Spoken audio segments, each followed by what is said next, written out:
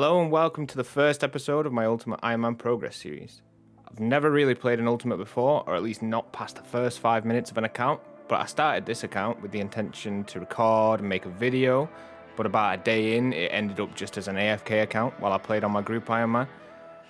In the background, you'll see that I mostly just logged on to just do agility with the goal of getting 70 before really getting into the game mode, simply because of how crucial the run energy is at the start of an account.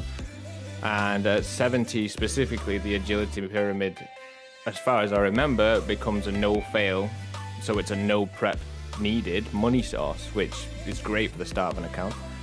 I did end up with just a few starter clips that are running down below in the right-hand corner, but there's nothing really too noteworthy apart from simply a couple of starter quests and one beginner clue before I started on agility. The first main goals for at least the first few episodes will be to unlock full graceful on our way to 70 agility, probably move our way onto what you'd normally do on a starter Ironman, and maybe even shoot for 8300 if we can manage to stay focused for that long.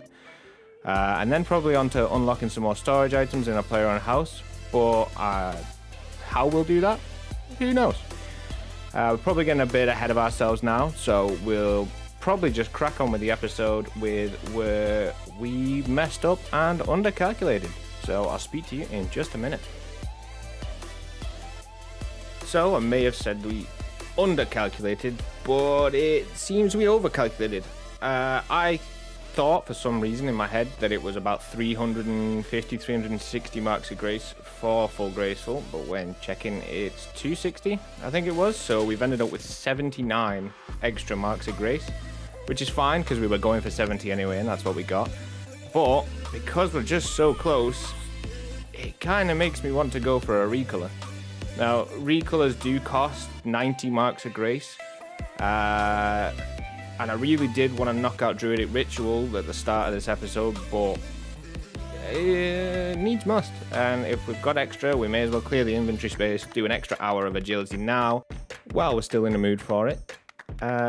As you can see in the clip, just got a cheeky little woodcutting level. Normally when I fall down, I'm going to regen health, as we are still 10 HP. I just chop some logs, because at the end of the day, we are going to need some woodcutting, some fire making. I think we're at about 39 fire making at the minute, and for some reason, over the last month, while I've been doing agility on the account, I dropped my tinderbox at some point, and I'm too lazy to go and get another one.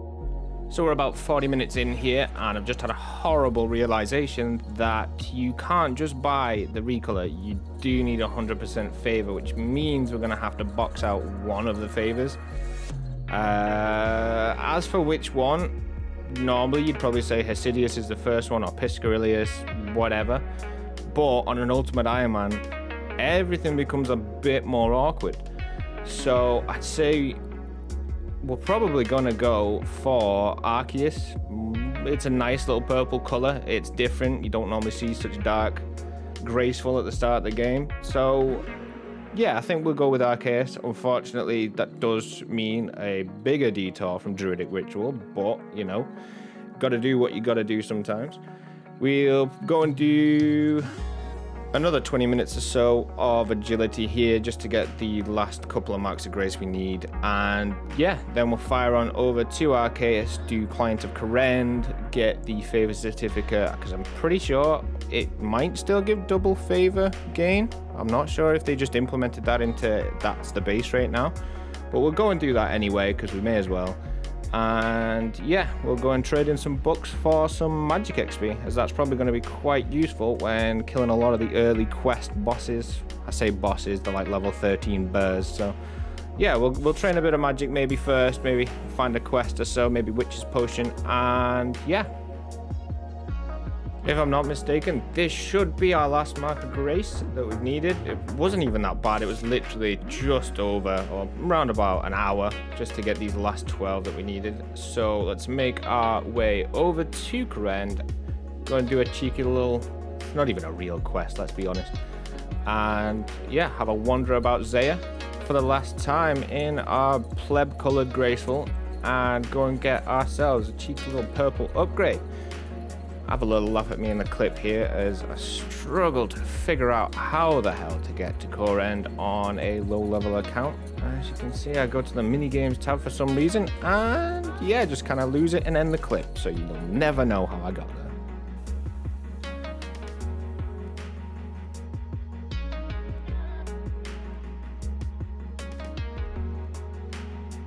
So anyway, here we go, starting off the climb to core end mini quest.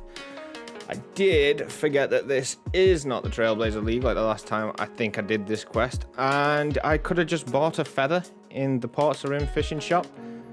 No spoilers, that is how I got here, but yeah. So we're gonna walk over to this chicken pen here, kill a chicken, the first kill of anything really on the account.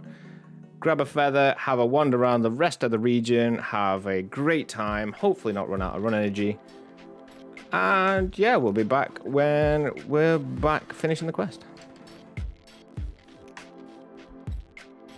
Okay, I lied. So the first kill of anything on the account, we get a beginner clue scroll. Hopefully it's better than the first beginner, which made me log off for about a week because it was a cowl and I think it was an oak longbow. I won't lie to you, I do forget to do this until the end of the episode, so feel free to glance at that thing in the inventory for the next 5 or 10 minutes, however long this episode's going to be. Yeah, let's go and actually do the quest this time. Definitely not getting sidetracked again as I spy an orange dye in the clothes shop where we're going to end up recoloring our graceful. Probably a good idea to pick it up. I do pick it up now, but then I pretty much immediately drop it. Just for the Goblin Diplomacy quest, save us messing about a little bit later on. I do swear I don't steal that wizard hat at any point and then drop it again. I honestly must have depleted that shop's stock of wizard hats by about 6 every time I've run past doing this quest.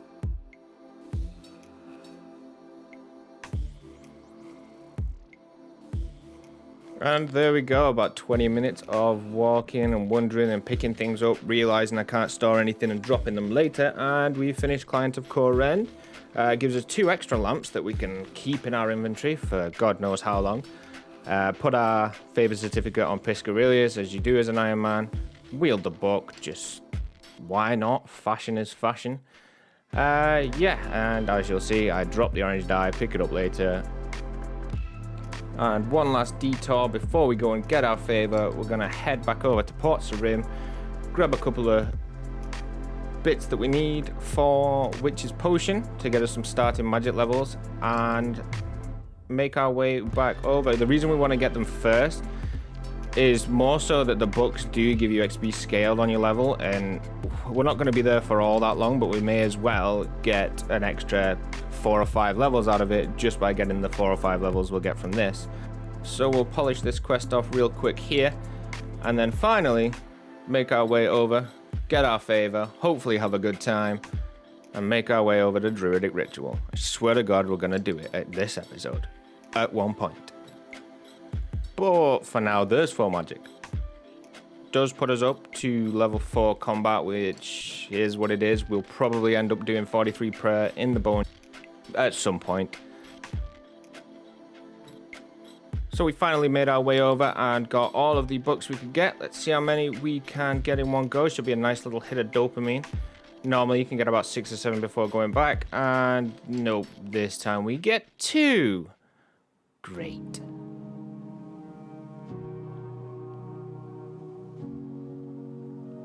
Okay, let's try again. We've got everything back again. Let's get more than 2 this time, please. That would be nice. 1. Never any run energy. Oh, you are taking them. Oh.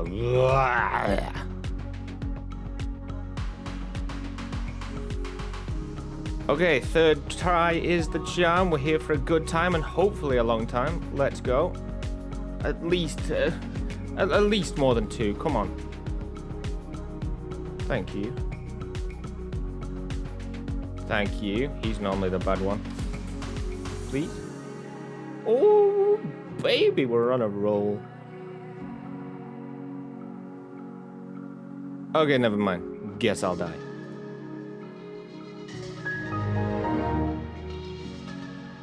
I don't know how many times I might have done favor this way, but I don't think I've ever had such a bad start as I do here.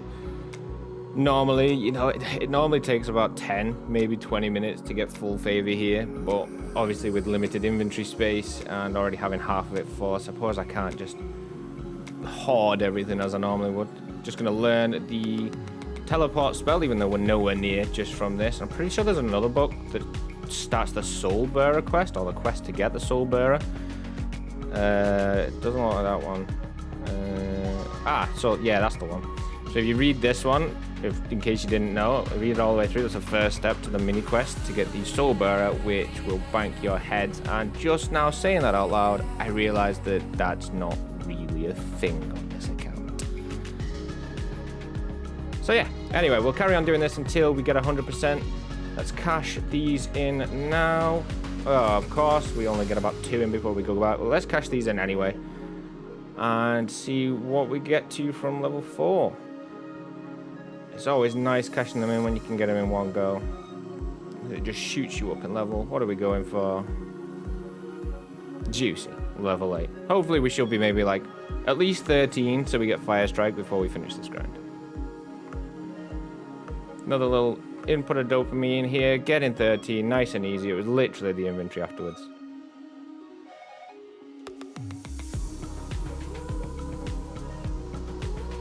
And last but not least, this should be the last book. It's not the last book. Okay, hold on. Okay, so that's the last book that we need for 100% favor. Buzzing that we can finally cash them all in, go and get our Graceful, and definitely not get distracted along the way and go and do Druidic Ritual. 100% not gonna happen. So let's cash these in, see what we get. Hoping for anywhere around 20 would be nice. What we get? 21. 21. Okay, decent. Not so bad. Let's go and recolor our Graceful and look fly while we do everything else in the game. I always forget that this is one at a time. It's always a pain, especially on a late game Ironman when you come back and decide I'm going to use all of the Graceful and get all the different colors. Which is, yeah, not the greatest way, Jagex. Not the greatest way. But you know what? I think that'll look pretty damn good. I don't think I've ever worn the purple Graceful before, but I like it. So let's go and finish off Druidic Ritual. It involves a little bit of killing things, so we'll just scout around the map, go and find a bear cub and a rat. Maybe buy a couple of Fire Strike casts with the little money that we've got. Go and finish this off so we can use these 3 lamps and get nice and clear. And I didn't forget the orange dye, and I'm definitely not stealing that wizard hat on the way out. Honest. Don't look. Suckers.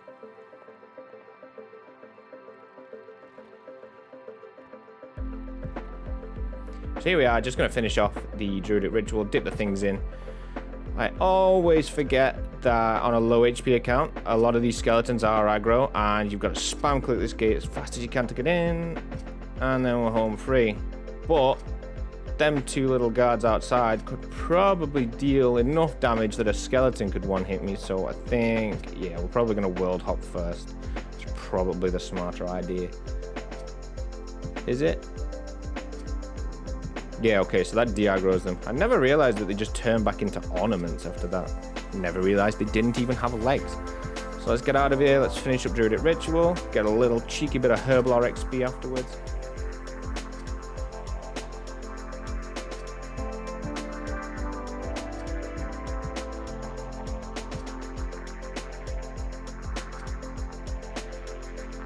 And this should be it, our first goal on the account. 70 agility and Druidic Ritual, which took all of 2 months to complete. So with that done, let's cash these lamps in that I've had in my inventory. Well, I've had one of them in my inventory forever. And what do we get from them? Thank you for that, right? For dancing as well. 11 Herblore is not bad. That is a lot higher than I thought we would end up getting.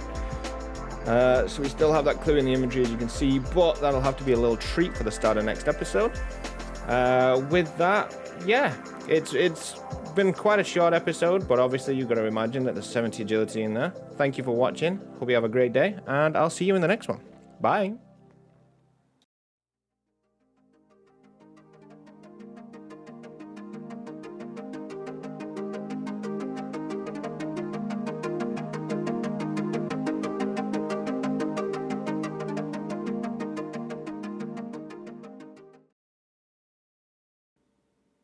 Hello and welcome back to the second episode of the Ultimate Ironman Progress series.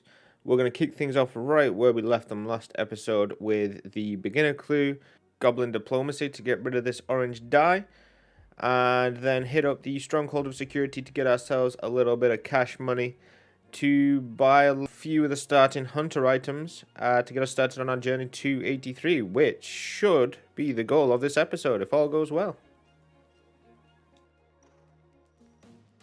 And there we have Goblin Diplomacy finished, nice and quick and easy quest for a few starting crafting levels.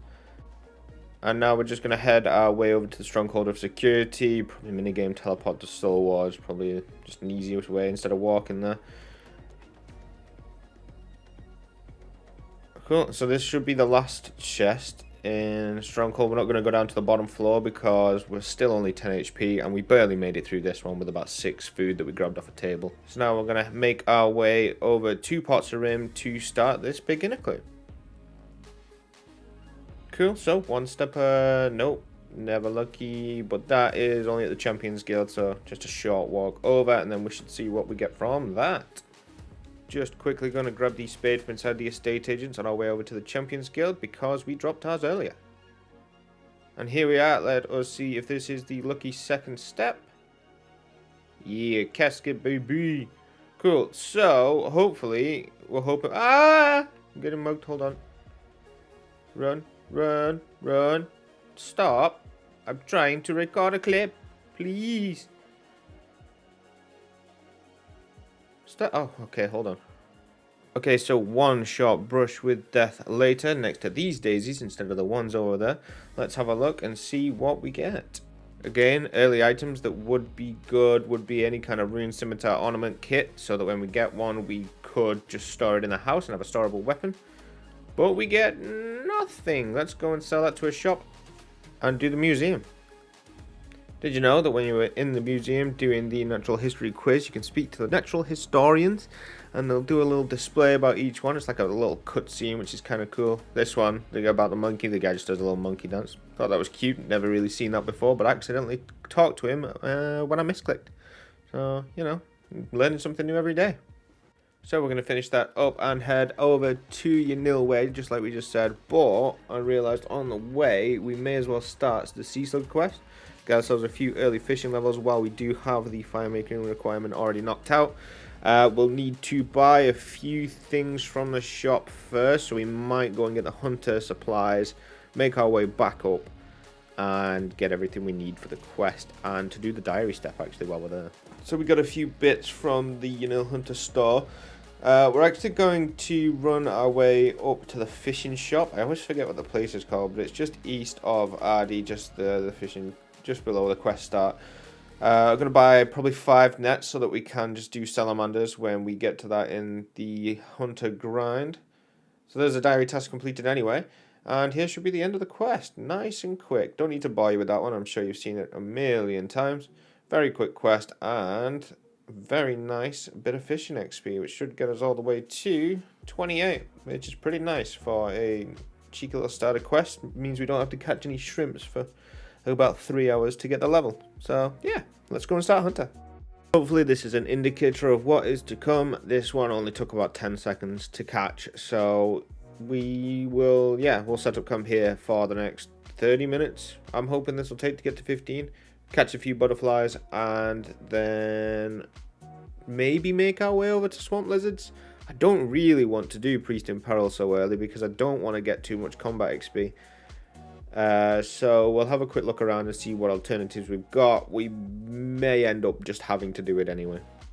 So we hit 15, no problems there really. Can't really complain with catching birds apart from how slow it is.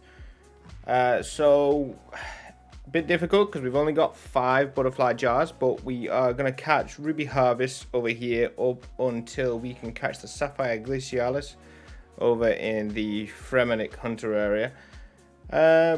I'm thinking possibly about staying there and just catching both types, so catching the Snowy Knights as well, and using that to get us, well, as high up as we need to go, really. I'm thinking probably the level 4 Orange Salamanders. We might end up coming back and doing falconry. Knowing me, we probably will. It's not... I really don't mind catching butterflies. It's nice and chill, really. Can't really do much apart from clicking one space, but it is very, very easy and very, very quick. So I think what we'll do, we'll probably shoot over to Yanil and pick up a full inventory of butterfly jars. Head our way, well, walk our way all the way up to the Fremenic Hunter area. Till 47, or like I said, until we get bored, and then we'll come back and do some falconry, but the walkback's a bit wild, so I don't know whether we'll actually come back and do it.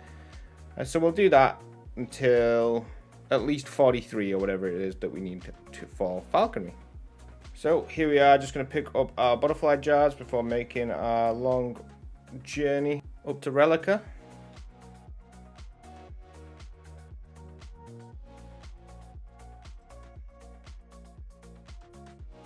And while we're here, we just sold the silk that we had in our inventory for the RD Easy Diary. So that's one step of that knocked off later on. Right, so it is a very, very long way, and there is a couple of enemies along the way, but I don't see us having any issues. They're only bears. I don't think we've been hit more than like a 2 so far off anything. Just making our way up here, and I never realized just how many tracks you actually open and you actually unlock when you're just wandering through the lands. I always forget that there's like 800 or whatever songs in the actual game, because I don't think I've ever had them on, which is a shame because some of them are quite nice as background music. Why do I always get attacked as soon as I'm in the middle of a crypt? So this is going to be our home for the next few hours. Probably a little bit more than a few hours. We'll go until the end of tonight, so we've got a good bit of time in us here. Shouldn't take too long to hit 35 for Snowy Nights, was it? So it shouldn't take too long to do that at all. So good morning. We're gonna eat our breakfast of this baguette. We're gonna carry on catching Snowy Nights for another hour or so. We were getting between 25 and 30k an hour yesterday, which was pretty damn good. And then we're gonna go and do Eagle's Peak to unlock box traps. Cause I'm pretty sure it gives a nice little bit of Hunter XP to go with it. So we're gonna go and do that once we've almost got 47 after an hour or so here, or once we get bored, whichever comes first. So nice little morning grind there, no real issues whatsoever. We're going to make our way back down to RD Zoo and go and start Eagle's Peak. Have a little bit of a break from Hunter because the big grind is yet to come. So we're going to have a break where we can. Go and do a little bit of questing, a little bit of walking around. Should be. Why do I always walk everywhere? Yeah, so we're going to make our way down to the zoo and start Eagle's Peak as soon as I figure out where we're going. Fishing trawler. Okay, so we're just going to start Eagle's Peak quest. At least I hope this is where it is. Yeah. So we're going to start Eagle's Peak quest here. It's going to be my first real walk across the map, have a bad time session. On the UIM, at the minute we've just kind of stayed in the same place a lot for hours at a time once we've got there, so it's not been too bad. So this will be my first experience of where the graceful can come into play, which will be nice. I don't trust myself to know how many onions I need for yellow dye, but I'm just going to pick them all. It's not like Fred's going to stop me. He can't even see me. He can't even see me. I think it was literally 1 because I just ate 1 by accident and I've still only got... Oh, maybe it was 2. We're going to go with 2. That makes me feel a bit better. Any other slots we've got? Quite a nice scarf. There we go. Oh, baby. Look at that man. Look at this dude. I'm a bird. I'm fucking bird. Bird. I'm a bird. So it's Friday night. We've finished a little bit of our hunter grind. I'd say we're maybe a quarter of the way there. We're probably not even that, are we? Yeah, I'm ordering pizza. I'm editing the video. First video's just gone up. Yeah, we're having a good time. So we're going to finish up here. Finish off this quest. It's genuinely pretty nice and easy once you get into it. Graceful is an absolute godsend. I don't recall having to walk very much in this quest so far at all. Honestly, I reckon it was definitely worth our time going for it first, rather than having to walk through all the starter quests. It's always good because you do it at some point anyway. So yeah, we're going to finish off this quest. We're almost there now anyway. Then we will go and have our pizza and get ourselves set up at Salamanders. Unfortunately, I'm away for the weekend, so I won't have much, if any, cover of catching Salamanders. I'll try and get a little bit for the thumbnail and might try and make a little video edit out of it. But yeah, as for actual coverage, there won't be a hell of a lot for Salamanders, depending on how much I actually get through this weekend while I'm away. So we'll see you with the end of the quest, and then I'll see you after the weekend. Happy Friday, boys. I never realised this before, but these stone gates, look, it's a little eagle in the wall. It's a little eagle.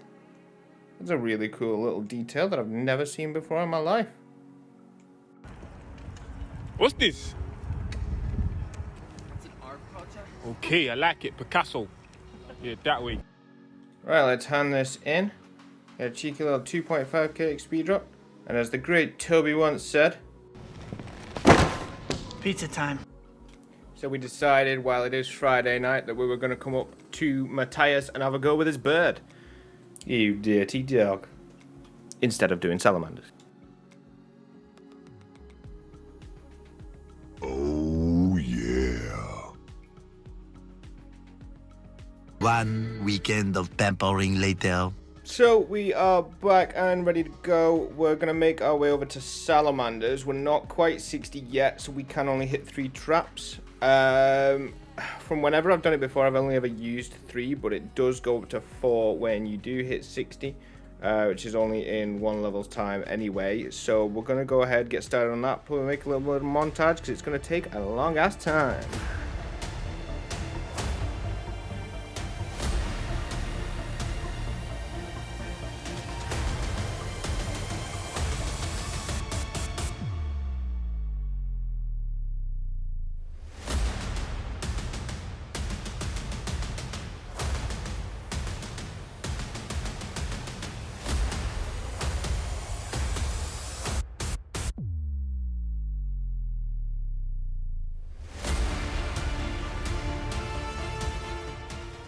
So after all them salamanders, we got the level for the black salamanders out in the wilderness.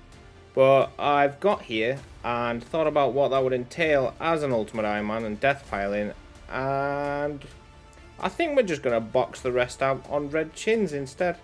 Yeah.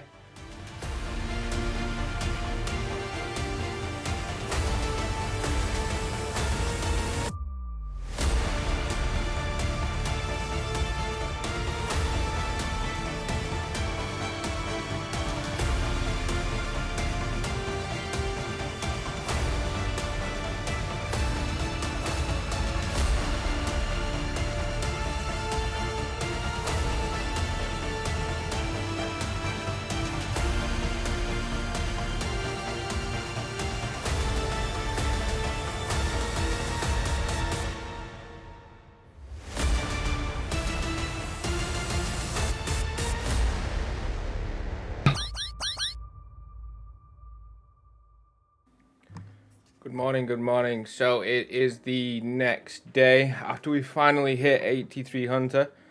One thing I will say is that if you are starting an Ultimate Ironman, don't do this grind. I realized halfway through it was pretty pointless. I'm not sure how much of it I'm going to actually use in the video because it was very, very boring the entire way through. However, it did give us a bit of time to think about what we were going to do afterwards.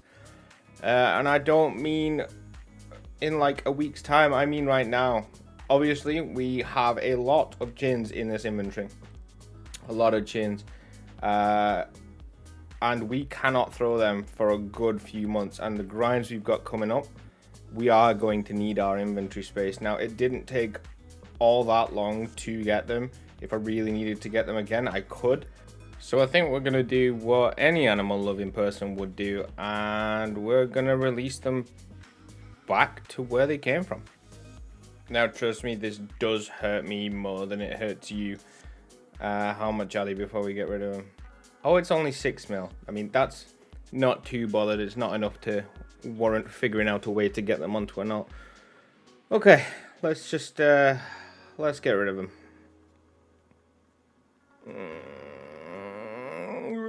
Oh, I feel sick. Oh. Well, at least it's done. But like I said, I wouldn't recommend this if you're starting an Ultimate Ironman. I think we all know what's coming next.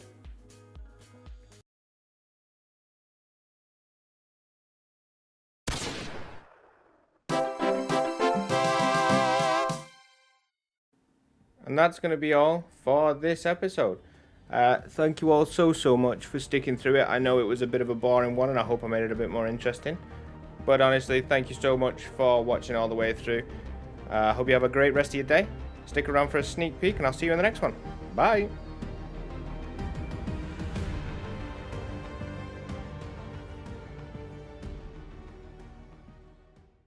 Hello, and welcome back to the third episode of the Ultimate Ironman. So we're going to start off, we're in a bit of a non-skilling mood. We're going to go and do some quests. We're going to start with Rune Mysteries, do Enter the Abyss, and the new Rune Crafting mini quest, Temple of the Eye, I think it's called. So we'll start on them, and eventually end up making our way to Wintertalk this episode, should all go well. What are the chances that for the first time ever, being on a low account, that there's going to be someone here to PK me that's not one of these skeletons? Very little, but I'm always very scared that there is going to be someone just sat there with that mage ready and waiting. Every single time. And every single time, there's never anybody there. Just like now. Smashed it.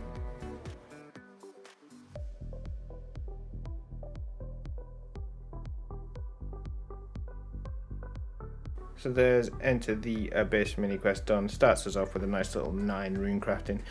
However, for the Temple of the Eye, you do need 10 rune crafting to start, so we mined a little bit of pure essence by hand, and then went and made some actual runes, and then started the Temple of the Eye quest. I do kind of like how much hand holding this new quest does have. It literally just teleports you to everywhere you need to go instead of actually having to walk there. You can tell it's more of an intro to the mini game than a quest itself. But we took a little shortcut going through the water altar inside of the abyss just to get back to the part of the quest that we need to be up to, completely forgetting that the fire altar is about 10 tiles away. But we finished it nice and easy. So good for early rune crafting levels. 5k XP for a 5-10 minute quest, if that. We threw a couple of games just while we had the pouches in the inventory. Might as well, because we were just going to destroy them after this. And the mini game itself does give some nice XP. It gives like 80 crafting XP for making just one of these little things. Next up, we started and finished the Restless Ghost quest. Nice little early account quest to get done. Gets you a nice juicy amount of prayer XP to start off with. I think we got about level 10 here. After this, you will see us rapid firing through quests, but we started and then finished Misthalin Mystery, started Vampire Slayer, and then walked our way over to Port Sarim just to grab a few supplies like a sardine for Gertrude's cat, and then walked our way over to the shop here to get a red berry for the red berry pie for Thurgo in the Knight's Sword. Mined the few bits and pieces we needed for Doric's quest, walked up to Falador and started the Knight's Sword. Made our way up and finished Doric's quest, and then walked all the way over to Gertrude near Varrock to start that quest. Finished the quest and got ourselves a little cat. Now the downside here is the amount of stuff we'll be doing. We can't actually keep the kitten on us So, like the monster that we are, we like to release our animals back into the wild. So, unfortunately, we shooed away this poor little kitten. Horrible, horrible human beings. So we had to shoo it away, and it makes a tiny little meow. Made our way to Draenor Manor and killed Count Draenor himself. Nice easy little safe spot for this if you didn't know. Just start the fight, run right over to here, just behind these stairs. Right click the tile in front, and when he stands there, walk on top. Hopefully he walks in there, if not just retry it, and then just attack him from next to the skeleton. Nice and easy, no issues. Got us all the way up to 21 attack, which is the first of the attack quests. While we're here, we did Ernest the Chicken. Again, this is the stupidest puzzle ever, but we got it finished nice and easy. He's a bird. He's a freaking bird. And now he's not. Quest complete. Fun little fact about this clip here. I had a hardcore once, and I was grabbing this snake grass for Plague City. Never disconnected in my life. And right here, right on this tick, I disconnected. And that's how I lost one of my other hardcores. Died picking up snake grass. So came over and started Sheep Herder, one of the more horrible quests in the game. These sheep just tend to have a mind of their own. Picked up a cheeky implant and got an easy clue, which we'll do in a bit. Here is a prime example. I'd got this one all the way over to the gate, and he just decides to go back to where he's at. He's had enough of me putting him around, and he just decides, no, I'm going back. Going back, there's nothing you can do about it. So we got him trapped in this little bush, and we had a bit of a standoff. I wasn't going to move, because I'd already spent 5 minutes at this point. Not moving. Not moving. You're not going to catch me moving. But anyway, yeah, I did give in and I did move, so he just pissed off back to where he came from. But yeah, we eventually got this one in. This is the first one, by the way, and we're already about 15 minutes in. And yeah, they just decide to do what they want no matter what way you're putting them. So for these ones, we are not going to release them back to the wild. I've never been so happy to cruelly poison a load of sheep and then burn their bones, because these definitely deserved it. Must have taken about half an hour to finish off this quest. It's a horrible quest. Every single time I've ever done it, I've never had a good time doing this quest. Oh, it's done. It's easy. We don't have to do it again. On this account.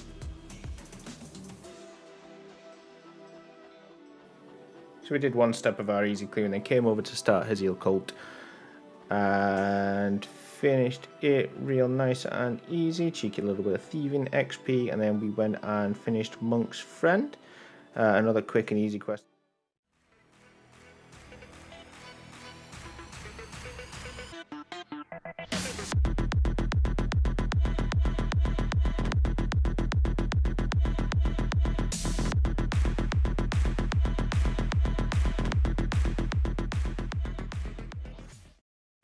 Anyway, after getting a bit carried away there, we came and finished our easy clue, and it might look bad at first, but it's actually double of our cash stack right now, which is pretty damn good, especially when we've got a couple of things we need to buy and a couple of things we need to level up. The king took us down into his dungeon, and we started the Grand Tree, and then straight away afterwards we started Dwarf Cannon and went and picked up a random body.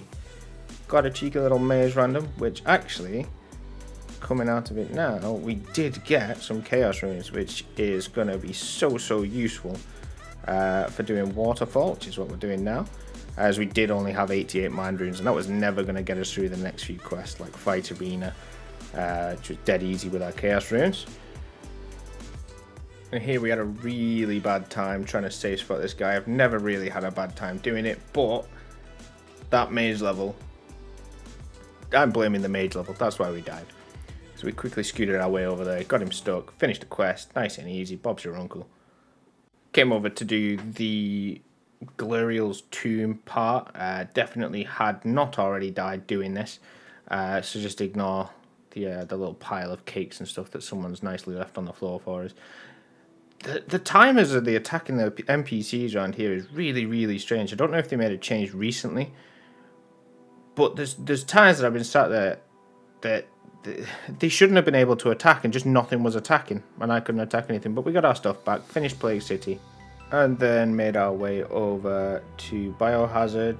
We learned the ID teleport on the way, and this is where it all started. We minigame teleported up to the Ferox Enclave to grab our iron bars for the Night Sword quest, and decided to take a little shortcut through the Abyss again to come out the Air Altar, to come out the south of Falador. And that's when we died in the Abyss with our full coloured Graceful. And UIM mechanics are a little bit different when it comes to death. So we had to race to get everything back with nothing to start with. So we came over to Draenor, we bought some wines, hopped worlds, bought some wines, carried on doing this. We met a UIM in Lumbridge who was dead nice, who reassured that we were going to get up there, we were going to get it together, he was going to come and help. So we made our way over, we had a grueling walk all the way over, got food, all the way up to Edgeville, and tried to get everything back. But it's not quite as simple as you would expect it to be. For those of you that do know, the base is multi-combat. It's absolutely chock full of NPCs. They range from being able to hit a max hit of 2 for the little ones. I think the medium ones hit about 7 as their max hit, and the big pyramid head ones, which is the same transmog as the new pet, they hit up to 11, I think. So we got a few bits and tried to go and get our stuff back. The guys you can see on the right of the screen is a friend of mine, Mark, and the UIM we met, who's got a pretty sick UIM, Panguli. So we all raced up to try and get it together to get into the Abyss. But as you will see, there's multiple different places that you can actually spawn in the Abyss. So we got in there, tried to spam eat food to try and get around. You'll see some of the little ones hitting 2s, a 7, a 2. Literally in seconds, you just dealt with. So we changed up our tactics a little bit and decided that we would all try logging onto multiple accounts to try and, splash on all of the monsters to try and keep them occupied. So we grabbed the pickaxe and we made our way back up, completely forgetting that we needed any kind of food. Again, UIM mechanics, we have an hour to get the stuff back off your death pile. 1 hour to get everything, otherwise it's all gone, it's a complete wipe. So we pickpocketed some men, used the lever to get over to Ardy to go and thieve some cakes. Luckily didn't die again there, which would have sucked, but wouldn't have set us back all that much. On the plus side, that's an easy task, so we got that out of the way. So we stole some bread and some cakes and made our way minigame teleport to Ferox Enclave and ran down from there. We met up again. There was a few accounts here, so I myself was on my main account, and yeah. Alright, don't stress yourself, mate. We've got ages. This is where things started getting quite tight and quite close to the wire, because it had already been half an hour at this point. We were already halfway to losing our full Graceful. So we got in, we spawned on the right side, which was good. You can see the accounts. Unfortunately, there are still a lot of NPCs not covered down here. We managed to grab one piece of our Graceful and our cash stack and a couple of bits, but then instead of clicking the pile, I was spam clicking food to try and keep alive. Now I had no escape. I couldn't have tallied out, so best case scenario there would have been our death pile would have stayed for an extra hour, but no, we started again. We came over, we hopped, we bought wines, we went over to the ship over in Rimington, we took that to Ardy and decided, right, we need to tally out. What's our quickest way to get a tally out?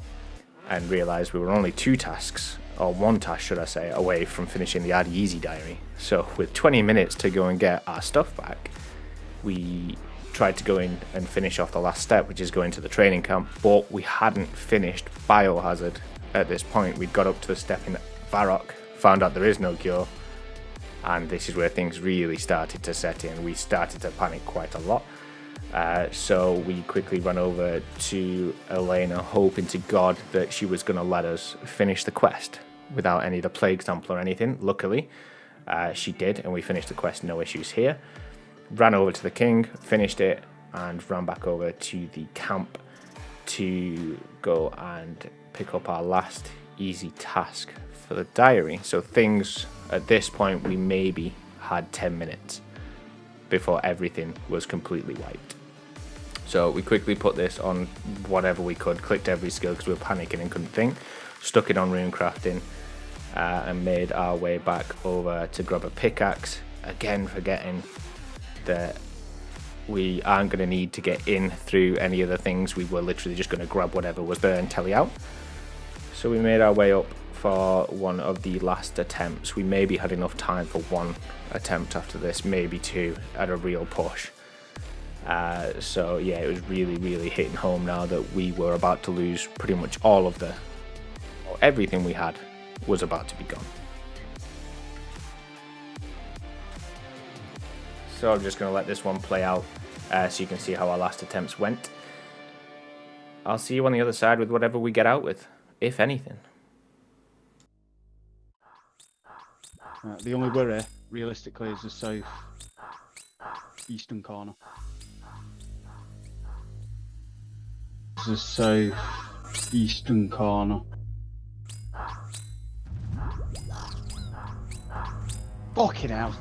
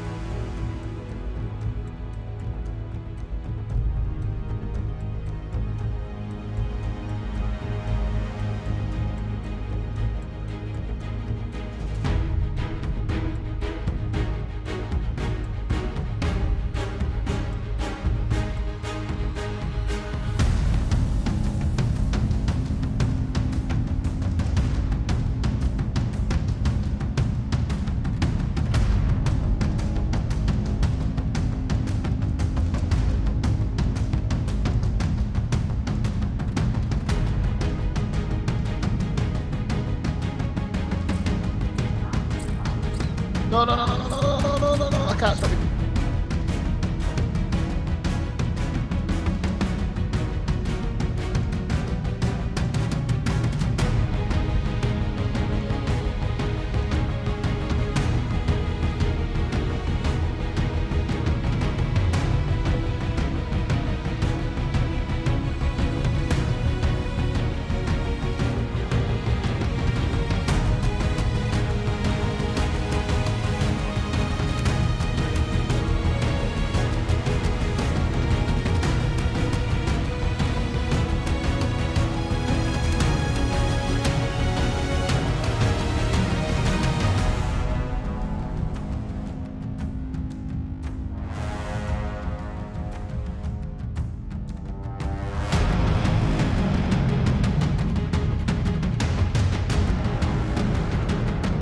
Come on, you fuckers. Go. Which gun? Right, I'm ready.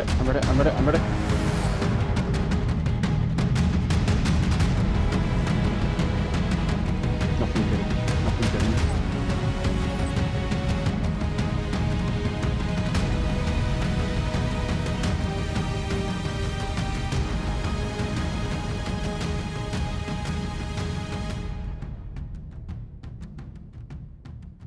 So as you can see, the only thing that we made it out with was our graceful HUD, which we did actually pick up in an earlier clip with our cash stack and a couple of Lorians, and that was all that was gone. We were literally a minute and a half too late, but I'm counting this as a win. We got one piece back, which is a lot more than we would have got on our own without the help of friends and people we met along the way. So massive shout out to Mark, thank you. A massive shout out to Panguli, the UIM that I met in Lumbridge, who told me to be careful when I was thieving from men as the man was killing me. So thank you, both of you. I wouldn't have got this one piece back without you. And with all that excitement out of the way, that's where we're going to end today's episode. Thank you so much for watching. We're not demotivated in the slightest. If anything, this has given us a newfound love for the game and the people in it. So we'll get everything back starting next episode. See you there.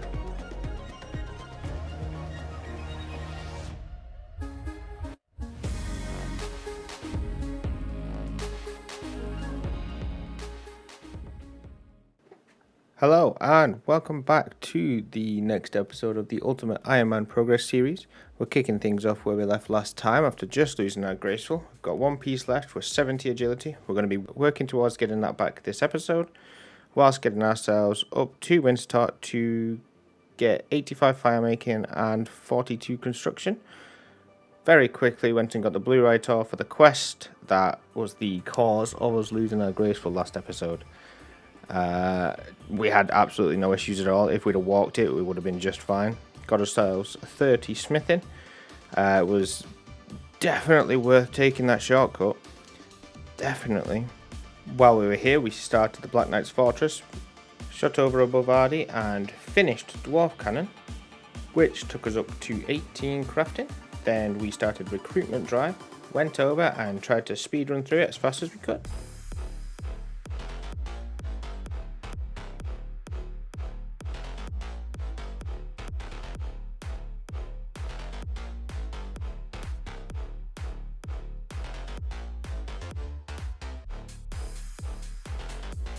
Finished it with no problems at all with the fight inside there with no gear. 14 prayer, 15 herblore. Started Portion of Interest, a quest that I've never really done on such a low level, low HP account before. Definitely didn't die. But it was, once I got the hang of it, it was pretty easy. The only reason I died was because I was trying to tick eat at 1 AM. And I'm sorry for this.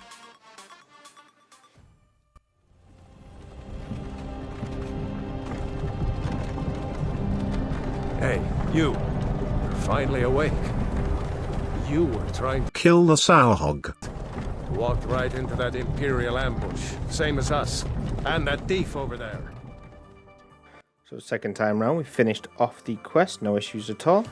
Got ourselves a starter Slayer task from Spreer while we were here, but kind of wish we didn't. Got some Crave Crawlers to kill, but that's a problem for another time. Got 13 Slayer, and then raced on over to Alcarid to start the Tourist Trap. Now, Tourist Trap is a weird one. Normally, we use the rewards on agility, but this time we went ahead and did fletching. So we safe spotted the guard behind this mercenary here, real easy to set up.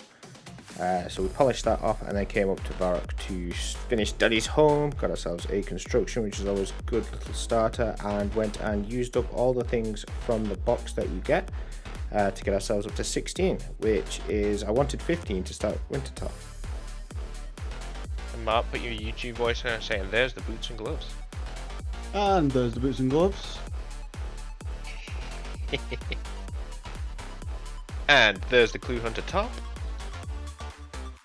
So we came over to the Isle of Souls to get our 50 fire making. The tea trees here aren't very contested compared to the one at Castle was.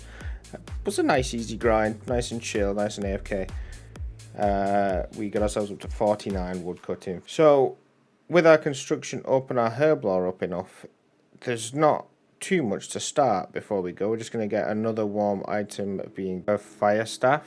But we got ourselves an Evil Bob random and got ourselves a few cheeky fishing levels. Got ourselves up to 29.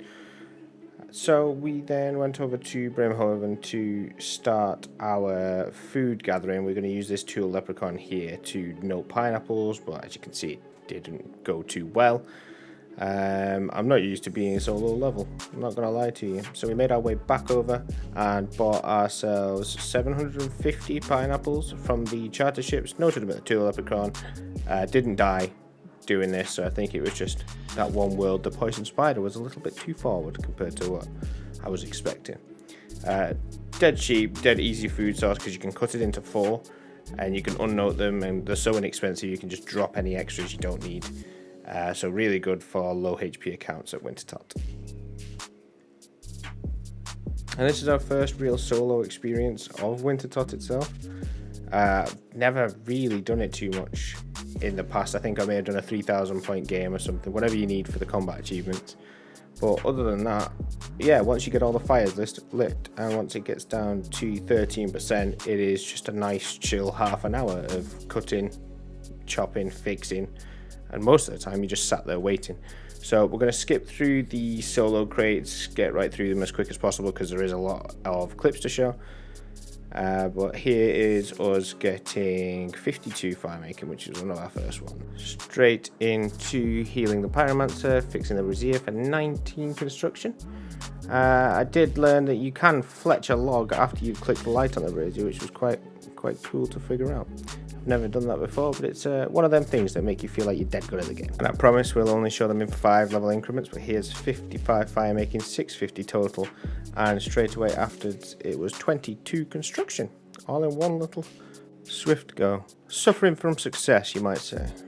And here is finally the end of our first game. Had a little trouble actually finishing it off at the end, ended up going to like 14.2k points.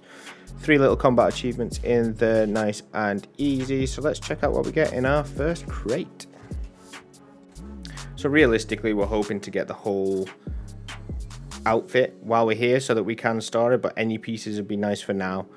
Bruma torch, tome, pet, you know, we're all going for the nice things. So let's see what we end up with.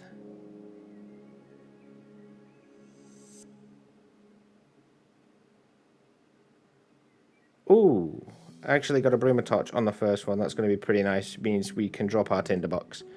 But it doesn't really save us an inventory space, as we do now have to keep the steel axe in there. So, you know, it's still cool. Still a cool item. It's individually storable in the house as well.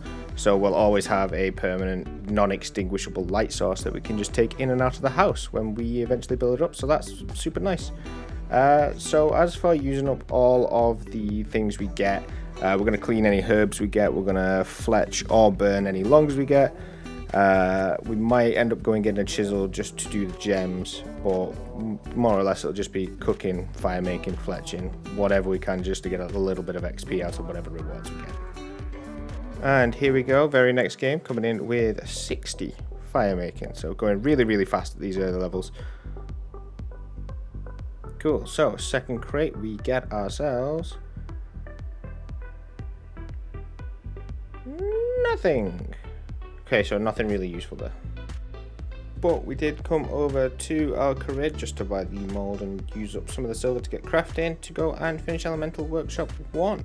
Got ourselves 26 crafting, 33 smithing, then went over to the dig site to start Elemental Workshop 2.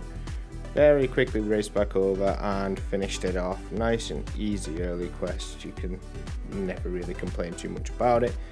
But we ended up getting 36 smithing and 32 crafting from those two, so real nice start. Quickly came over and got some more construction levels for doing the getting ahead quest. It's always nice to get a little bit more XP with higher construction, so just had a little bit of a break before carrying on with the top. Finishing off the quest got us to 34 crafting and 32 construction, and then we made our way back up to Wintertop for a few more games. Started off with 65 fire making right here. We did then go ahead and corrupt the rest of the save files, but we ended up with 4 crates from, they were only small games, they weren't actually all solos, so not expecting too much from these here. Nothing really. Burnt pages, coins, more coins. Here is one last supply crate before bed, one full one. Oh my god. We actually got a Tome of Fire. That's good. That's really, really good, obviously. But at the same time, we can't wield it. So it means we're going to have to carry it around with us until we get 50 magic. But at least we got it, which is pretty nice. We can store our pages in there. And yeah, eventually when we get 50 fire making, that'll be pretty nice. So before we went to bed, just finished off with the logs we got from that and got ourselves 75 making. So it is the next day, we got ourselves 3.5. The half I've already accidentally opened while trying to check how many was in it for the clip. Let's see what's in these 3 solos. Ooh, winter, the top. So that can replace our Clue Hunter top. Okay. Drop.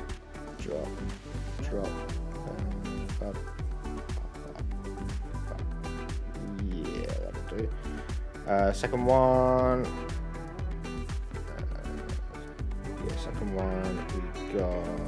I feel really bad leaving all these things on the ground, but we can't use them. Anything? Oh, another Bruma torch. You shouldn't have. That's pretty gross. So let's just drop these. Let's see what's in this last one. Doesn't look like too much. Oh, warm gloves. Where are they? One pages in. Warm gloves, warm gloves, warm gloves.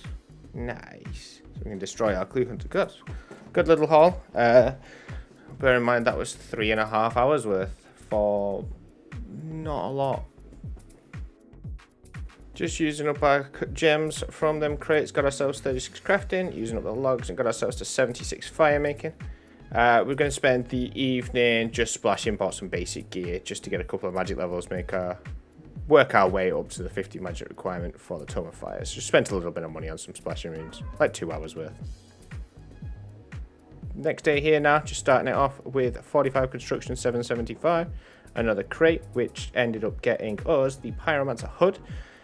So always nice to get another one. However, it did mean that we needed to train a bit of construction up a little bit earlier than expected. Got our oak logs and came to our house to make ourselves the storage for the graceful hood.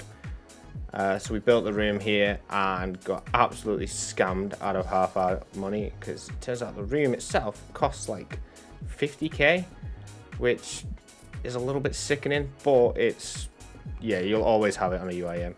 So we built ourselves the oak wardrobe. I don't know if that's the right one, but we'll build everything else here and then we'll get back in a second. So here we are in our magic wardrobe. As you can see, there's a lot of stuff we can actually store in here. The warm gloves are storable, which I didn't know they were individually storable. The Bruma torch is storable somewhere as well. But we are going to store our graceful hood in here. Now to get it back out, it does mean we have to get the full recolored set again, but it is something that we are going to be working on in between like evenings and stuff this next week anyway. So whether we go for the full purple or whether we just go full normal, we'll see what happens. I've not decided yet.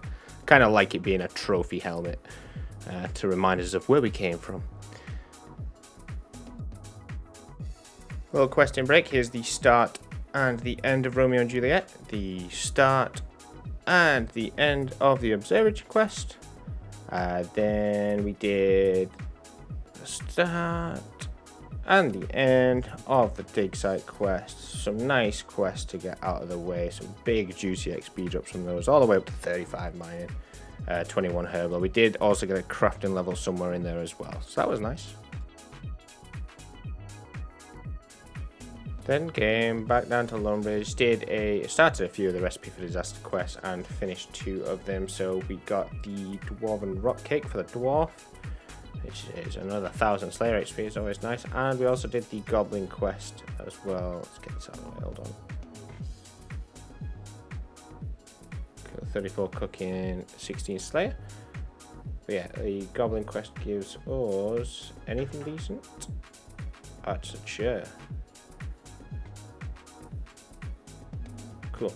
Yeah, so 1000 farming XP, always pretty nice farming level. 17 farming to start us off, and we've not planted anything. And that got us to 802. It got us all the way over 800, but still pretty nice. Would have been nice to have a broadcast. Built the stash unit in Varrock. Ignore me a sec. Built the stash unit in Varrock because it's always annoying to get these 2 items back. You'll remember from the first episode, we got the hat from Shazian and the cape from, I think we just bought it from this shop this time. But it means we can store it, so that's our first stash unit ever built, which is pretty nice. So let's finish off this clue and see what we get.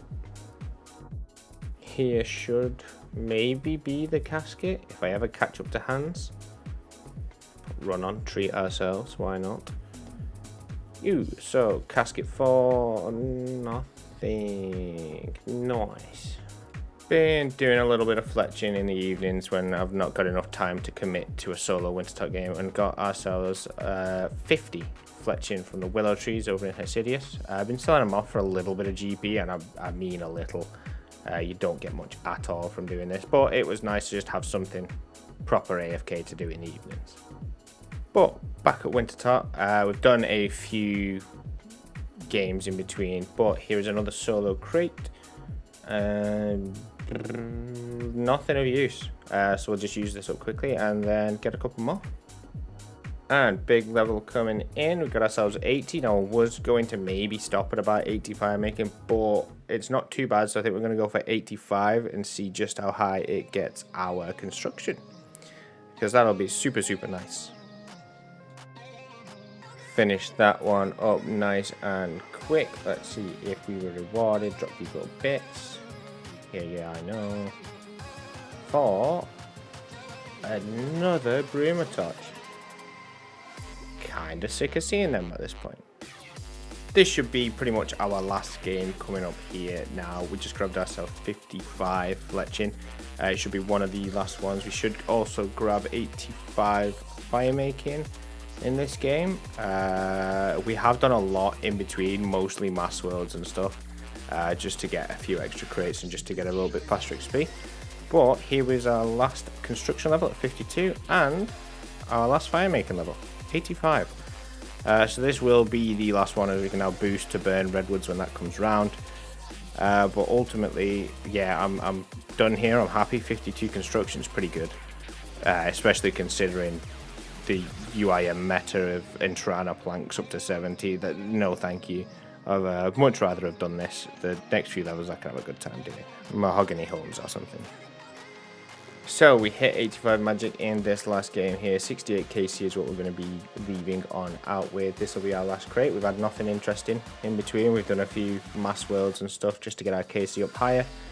But we're finishing off on 85. We actually got a few constructions. But let's see if this last one holds the boots and the trousers.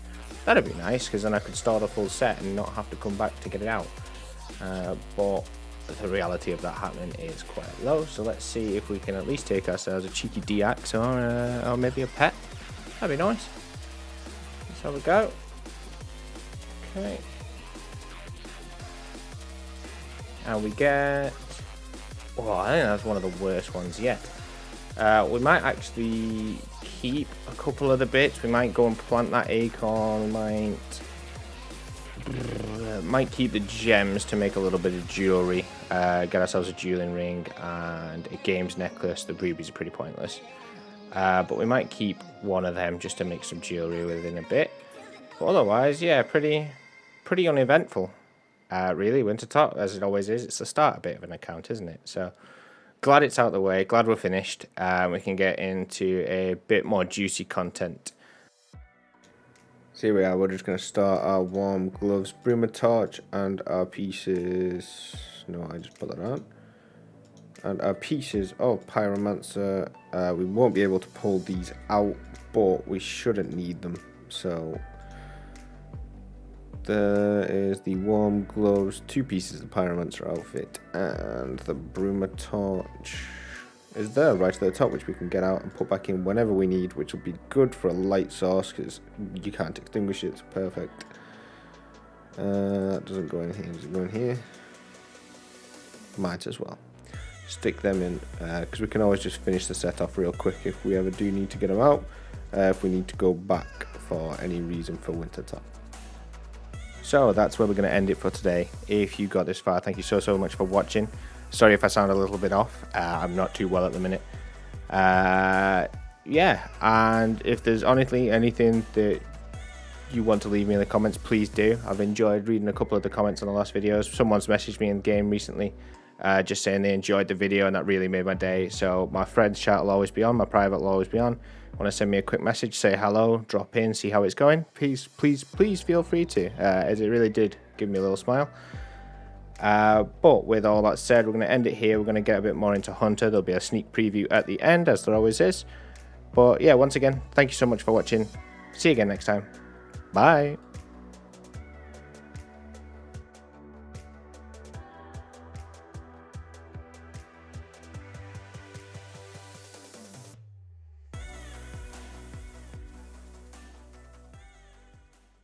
Hello and welcome back to another episode of the Ultimate Ironman Progress series. Today's episode is going to be focused on catching a load of dragon implants, mostly to get our glory, which is the main reason we got 83, but also to get some dragon bones and baby dragon bones along the way, get our prayer up so that we can start questing.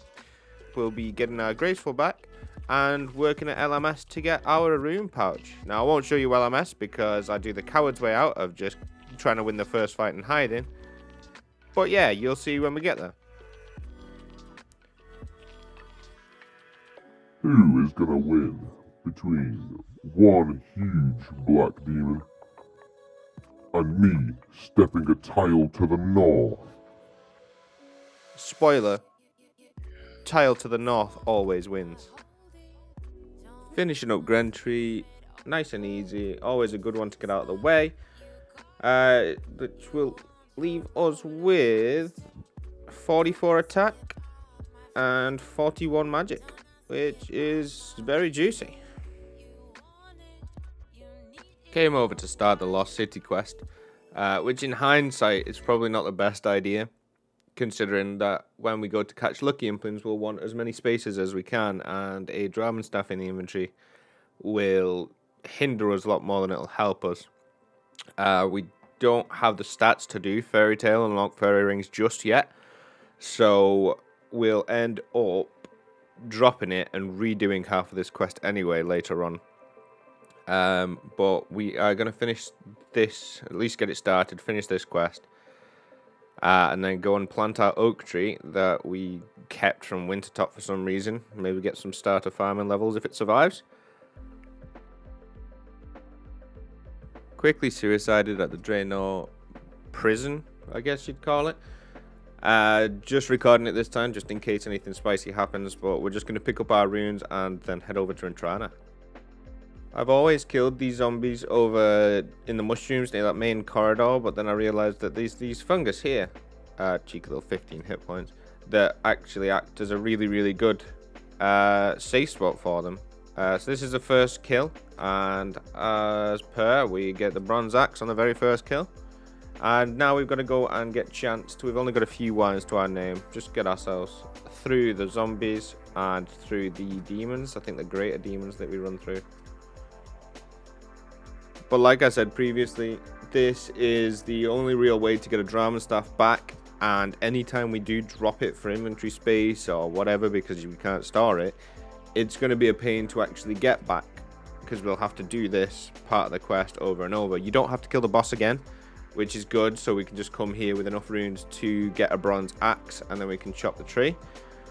But yeah, this is one of the pains until you get the lunar staff from Lunar Diplomacy, which you can buy back from Purdue, the little guy with the backpack at respawns. I think it costs about 60k to actually buy it back, so it is it's not cheap, but you know, money's disposable. You can come and get money from anywhere. You don't have to suicide and come back to Intrana.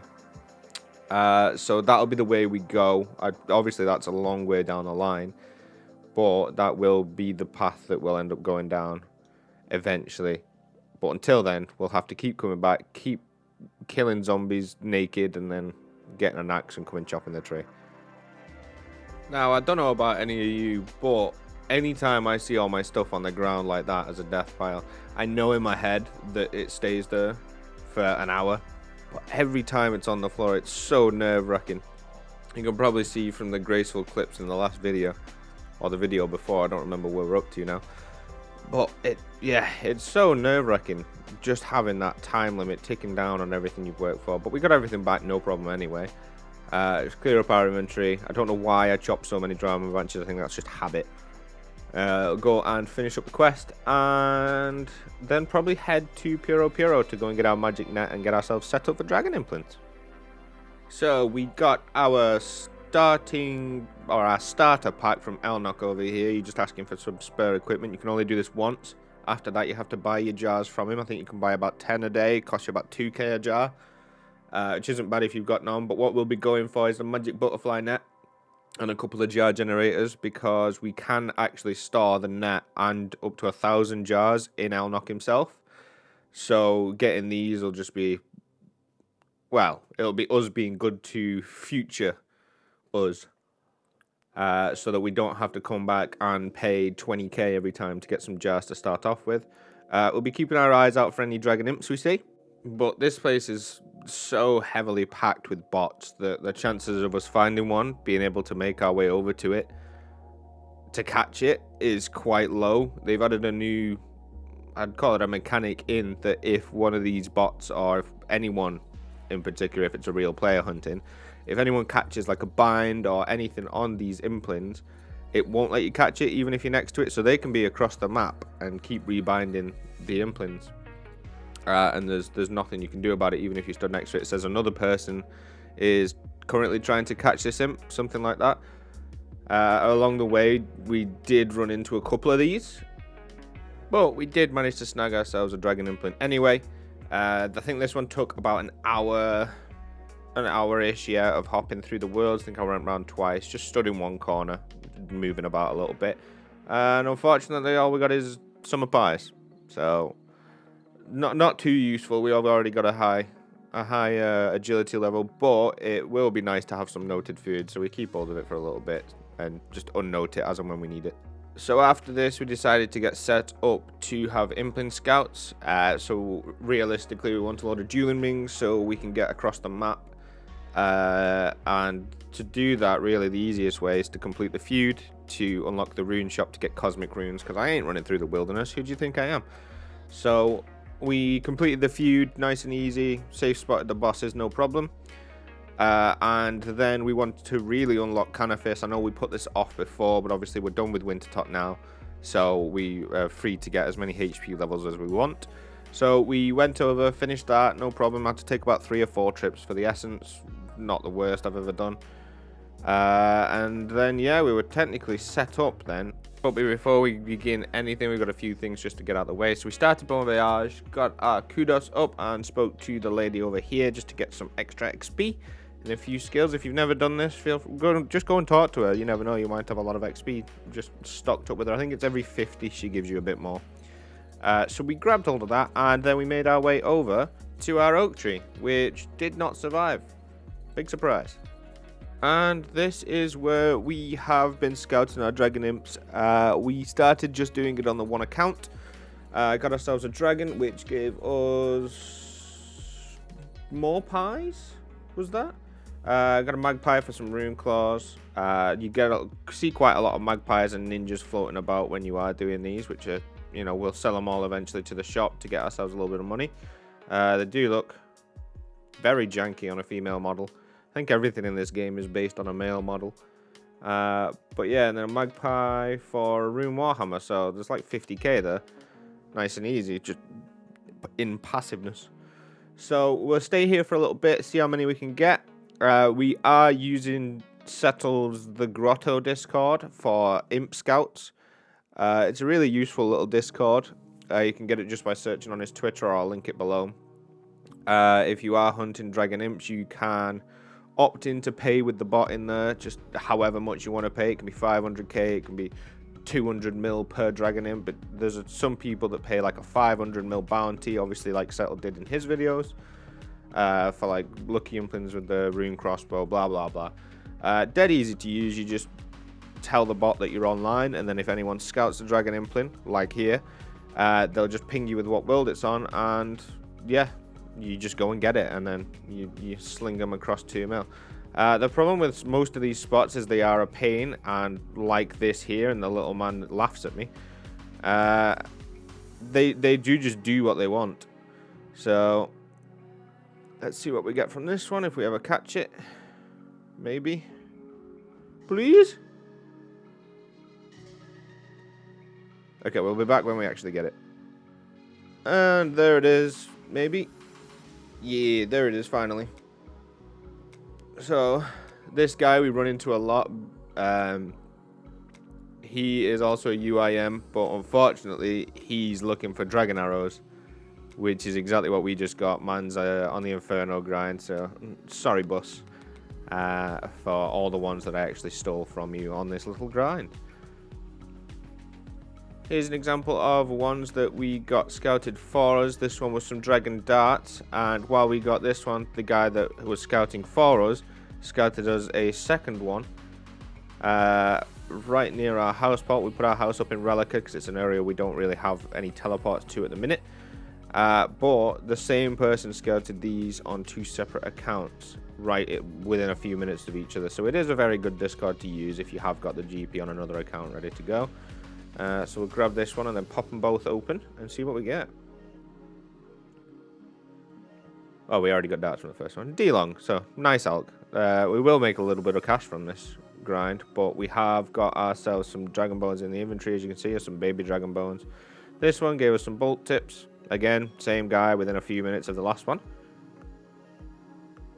And then again, another one at the Jewel Arena.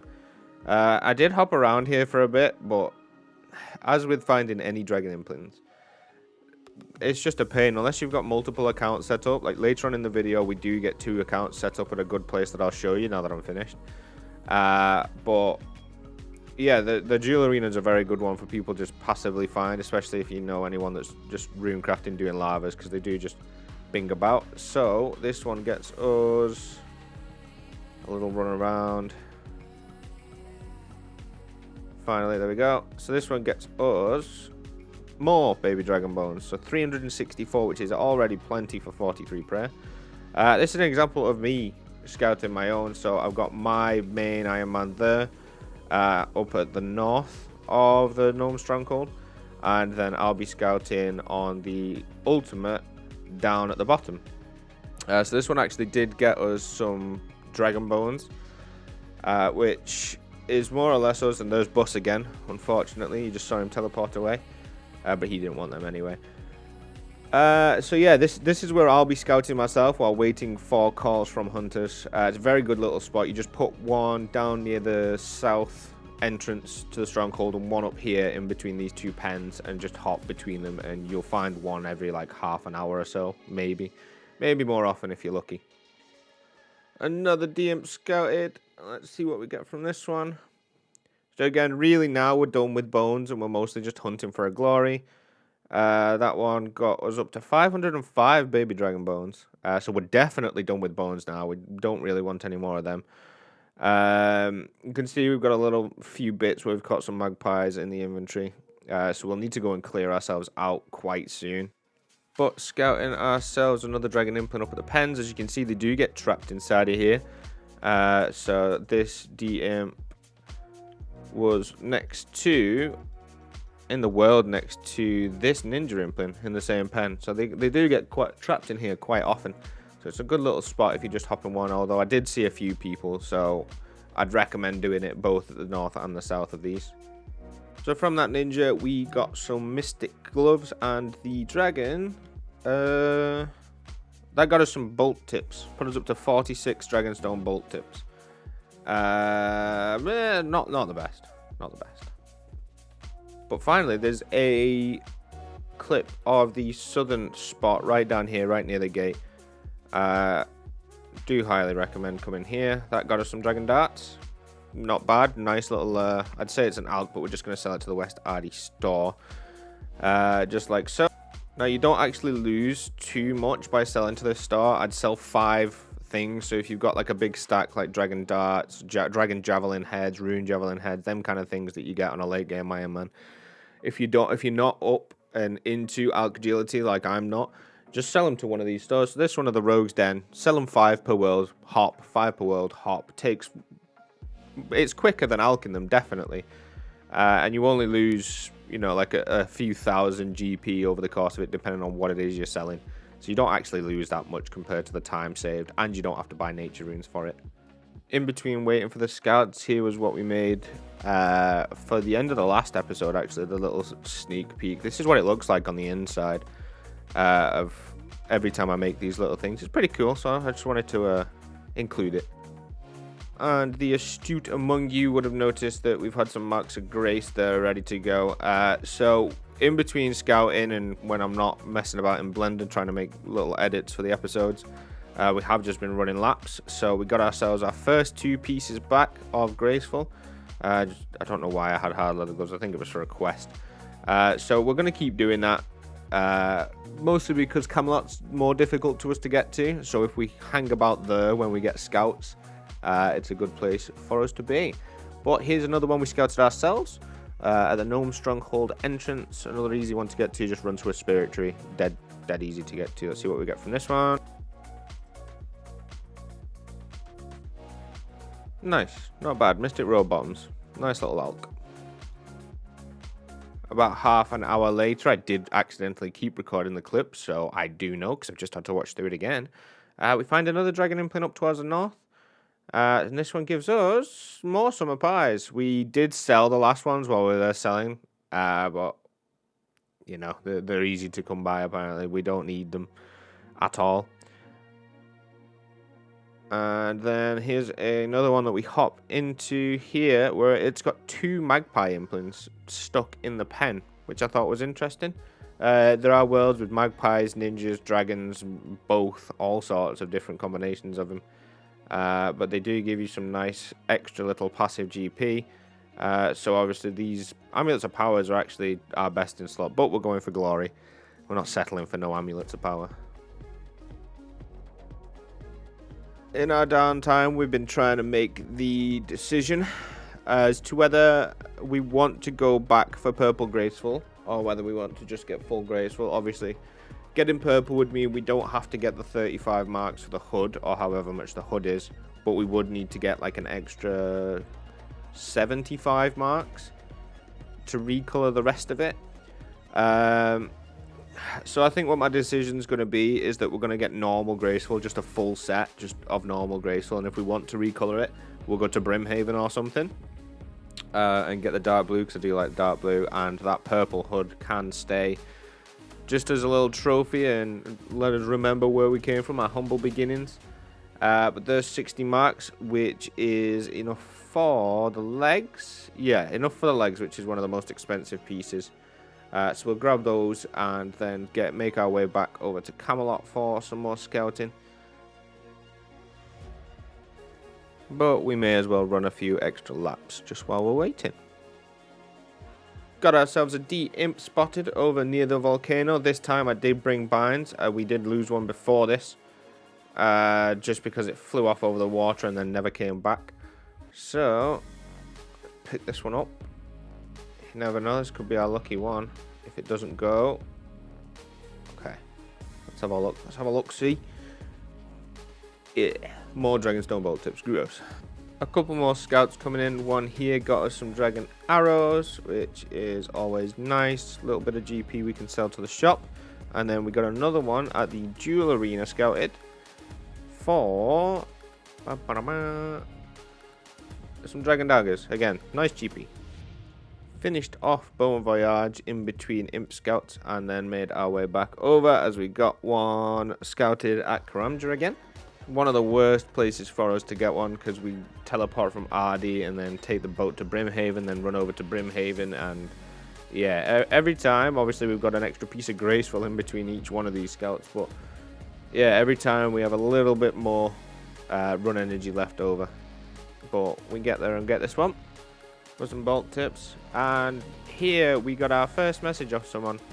This was the reason I made the clip at the end of last video. It honestly did make my day that someone I didn't know had actually watched the videos.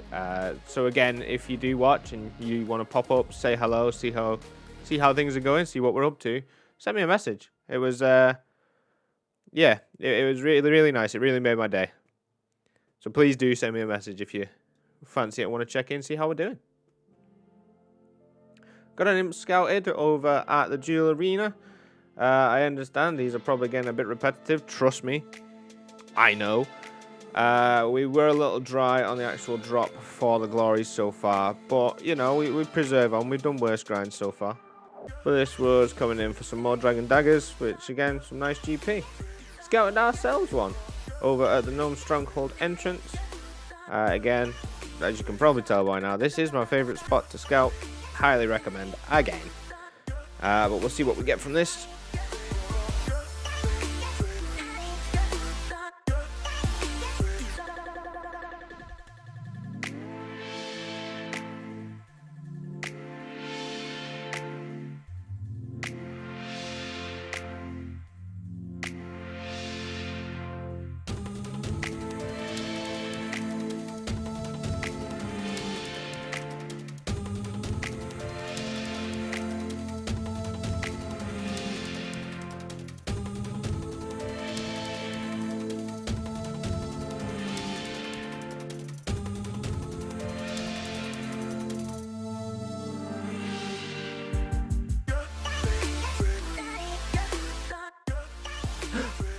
No!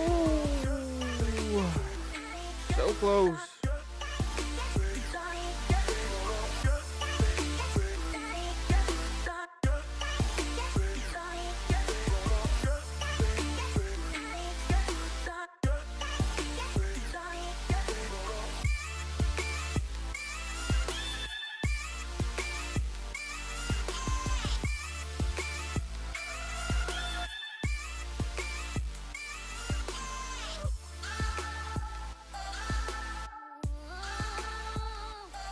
Yes! Yes! Finally! Finally! God damn! So finally finished. We've come to our house to actually make the mounted glory, which will be unreal for starter of the game. Obviously, we can't charge these too simply without going off into the wilderness and unlocking hero skill, blah blah blah. So we've come up, and there it is. There it is. That is what we got 83 Hunter for. So that's unlimited charges on that. As long as we can actually get to our house, we will always be able to do that. We've got one to wear, and then the third can be stored in Sophanum. But here we are. We've got 2 pieces of Graceful, well, 3 pieces including the crate left to get. We will destroy this from the Easter event. So there it is, mostly full Graceful. We've just got the cape, which will be our last piece. Obviously, we didn't want to be carrying around the cape in our inventory while we were doing imps. But with all that said, I do think this is a good place to end the video, as it's getting quite long. So thank you so much for watching. We've got our bones for next time. We've got our glories. We've got everything we were going for. We're going to clean up our inventory, get stuff sorted, and then move on to the next grind. So thank you so much for watching. Stick around for a sneak peek, and I'll see you again next time. Bye.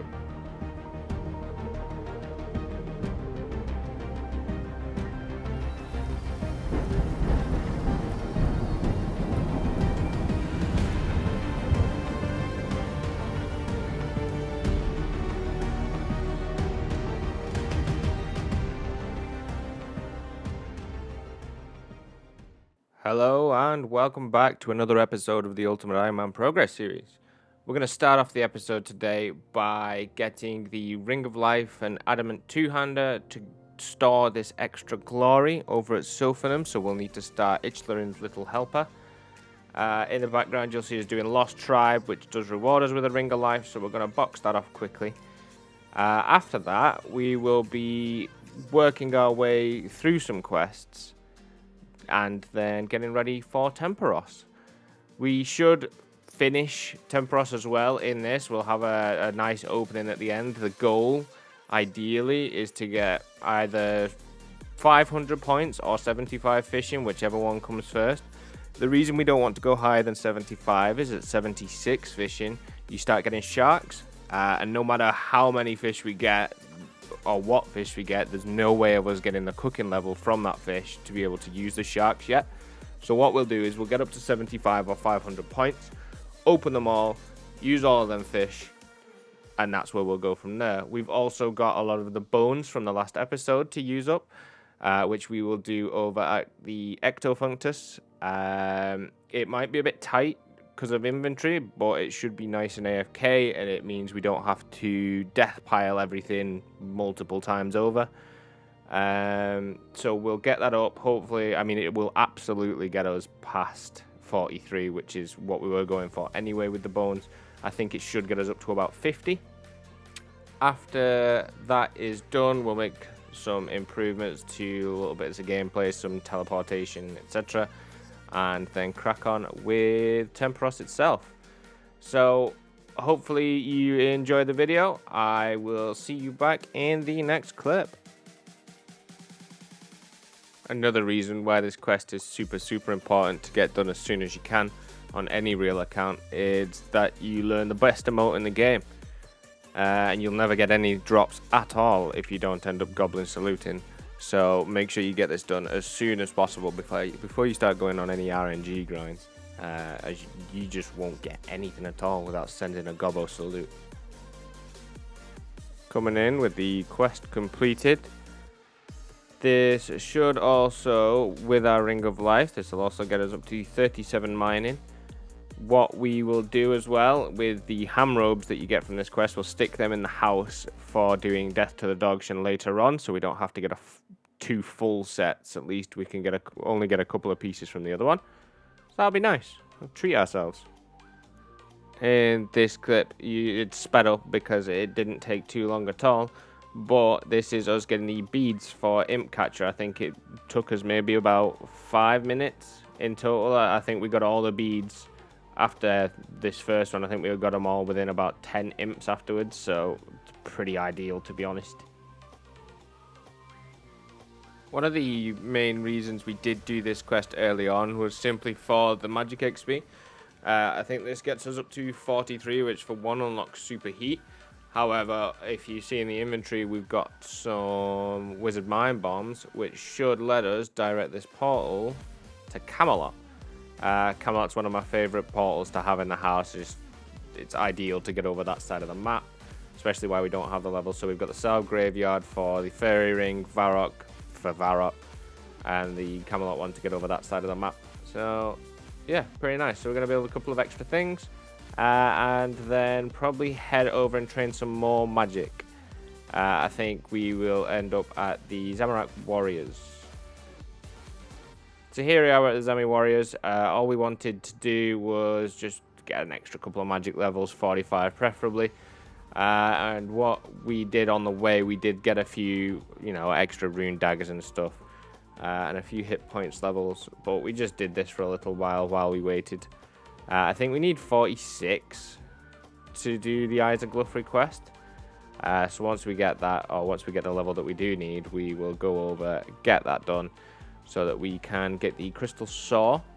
And with the Crystal Saw, we can actually build a few nice things in the house. Got a little bit bored over there at the Warriors, so we came over to do Witch's House. Completely forgot it was a quest we still needed to do. So we've come over to start that. Got it into the safe spot, no problem. And this should get us up to where we need to be once we finish the quest. We will end up with quite a bit of HP XP, which will mean it's a lot safer for us actually running around the map and doing things and doing quests. Being low HP is only really useful for Wintertot, so getting a few more HP levels just secures us so we don't end up wiping again like we did in the Abyss, so that's always going to be nice. So this does get us up to 29 HP, so again, it'll just help us out wherever we're going. Then we came over and started and finished the Eyes of Gluff request to get the Crystal Saw. Now, the Crystal Saw ideally is going to be dropped and picked up a lot, so we'll always have to keep coming back for it. But alongside the 48 magic and the 37 runecrafting that we get from this, we will be able to go into our house and make a cape rack, the next tool store, I think the last tool store, and that'll end up being everything really we want to make in the house. We'll make a few upgrades and a few extra rooms, but it does give us everything we need. Came over and started H-Learn's Little Helper. Look into my eyes, look into my eyes. The eyes, not around the eyes. Don't look around the eyes. Look into my eyes. You're under. And even though I was talking about how we won't end up dying anymore, in here, because of that message on the ladders that I didn't go through and check, we did end up dying in here. So that, yeah, worried me for a little while there. But we managed to get back with some food and stuff. I managed to do it. I don't know why we didn't just build the storage while we were outside. But we did die. We made it back. No real issues. We had to do it a couple of times because when we came back, the Crystal Saw had despawned on death, or destroyed itself on death, should I say. So we had to go back and pick that up. After coming back with the Crystal Saw, however, we forgot nails this time. So we went back again, got some nails, and then made our way back to the pyramids one more time to actually build the stash unit. And with that finally built, it was time to move on to prayer. So we made our way over to Port Phasmatis to do the Ghost Ahoy quest. The Ectophile's not really necessary for this, but it does save a bit of run energy on the way back to the Ecto, so I thought it's worth doing while we're here so we don't have to, for one, pay every time we get in with the tokens. We would have a lot of them, so it wouldn't be an issue if we did, but it's not a hard quest. The hardest part is fitting all the dyes in your inventory. But one interesting thing to note is that this giant lobster actually drops an ensouled scorpion head, which solves the conspiracy that lobsters are just the scorpions of the sea. But anyway, that's the quest finished. The ectophile's in the inventory. We're going to clear ourselves up a little bit and then get to bones. I'll show you the method we're going to use, and then I'll show you when we get it. So what we do is we have 7 buckets of slime that we buy from the charter ships, 7 pots, and 7 bones that we unnoted. We'll use these all up here. Get ourselves 26 prayer. And what we'll do, we'll run back to the town. We will buy 7 more buckets of slime from the charter ships. We'll just buy all. And then sell the buckets back to the charter ships. With the 7 empty slots, we then just use the dragon bones on the bank. Here it was still early on, so I'm still figuring it out. But we'll use the bones on the bank last. And then ecto back up. Grind the bones, let them AFK because I was working, so we just use 1 bone and let it do it. And then that's how we ended up getting a level. So here's 43, the first goal that we were trying to get, which unlocks us all the protection prayers. At this point, we still do have hundreds of bones left, like 500 and what is that? About 530 bones left. So yeah, there's a lot still to come. The baby dragon give you a lot less XP. But it's still absolutely worth using them while we've got them noted. Not going to pass it up. As a little break from the prayer grind, we did also come and finally get our last piece of graceful that they were missing, which is the cape. This does mean that we can now store our graceful and get it back out whenever we want. We've got the stuff in the house to do it, so ideal. We should never lose it again, and we should never have to risk it again. But we'll get back to the prayer. That's not saved us any space, but it was just a goal to get out of the way. So we'll get back to prayer. We're at 46 at the minute. And hopefully we should end up with about 50, 51 by the time we're done. So we finished off our prayer here. Finished off all the bones that we had. Oh, why am I hiding behind a wall? Finished off all the bones that we had and got ourselves up to 51 prayer. We're only 5k away from 52, which is pretty nice. Unfortunately, we've not quite made it to smite, but I can't think of any time we'd ever bloody use that. So yeah, 51 prayer is pretty nice from all them bones.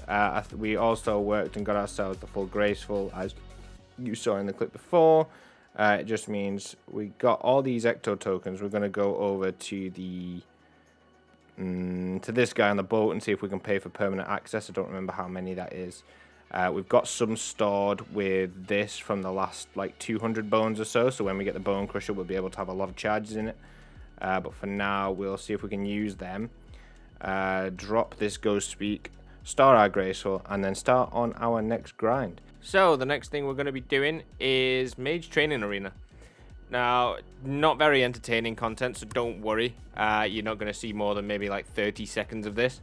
We're coming here just to unlock bones to peaches. It's ideal to get this out of the way earlier on rather than later, just for the magic XP. It probably was going to end up taking us maybe about 4 hours. It's not very long. It's not a long grind. The worst room for us, considering we're only 30 HP still, is going to be the graveyard room.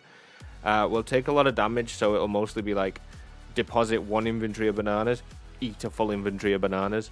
So that one will take us a little while, and personally I do hate the telekinetic room, so that one will be a bit of a mental grind, but I can get through it when it's only for an hour. So here we are. We're just about to get our bones to peaches. Now it's not useful, we don't even have the level for it yet, so we're going to go back in and use up these cosmic runes shortly just to get the level. And then we're going to move on. The enchantment room's actually quite good for training your magic up. You just get yourself a staff, an elemental staff, to do the highest one you can. I think from diamond onwards, it is 1 cosmic for 1 cosmic. So it's really a free training method to just go sit in there and just enchant all the orbs. Next thing on our list is to come over and get full angler. We realistically want this before we start Tempros, just for the extra XP. And just as a byproduct of going, we'll get a load of spirit flakes. It'll just be nice to recolor it, as I like the way the new spirit angler looks over the way that the old angler looks. However, this quick 2-hour grind maybe ended up taking me about 2 days in total. We got really, really, really unlucky with the actual angler pieces themselves. I think at one point we were 110 games in. Bear in mind they're about 5-6 minutes each. So we were about 110 games in with just the boots. Now, I've got a loot tracker, but it includes about 40 games and 1 extra pair of boots from the last leagues. So I'll pop that up on screen, and then I kind of just caved in and quit for the day. The next day I came back, and the second loot tracker will be up on the screen. We did manage to finally actually get the whole outfit. We were very close to just binning it off. But, you know, we stuck to it and we got it in the end.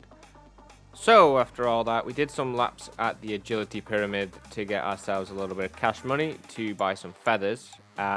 Because we wanted to get 60 fishing before starting Tempros, just so it's not as slow and so we're not getting like 1-point games.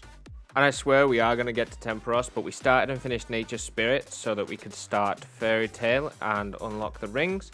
Our items were Valencia Moss, a Snapdragon that we got from Brimhaven. We did the Jungle Potion quest for the Valencia Moss, and instead of just doing compost, we caught Earth Implants for about an hour.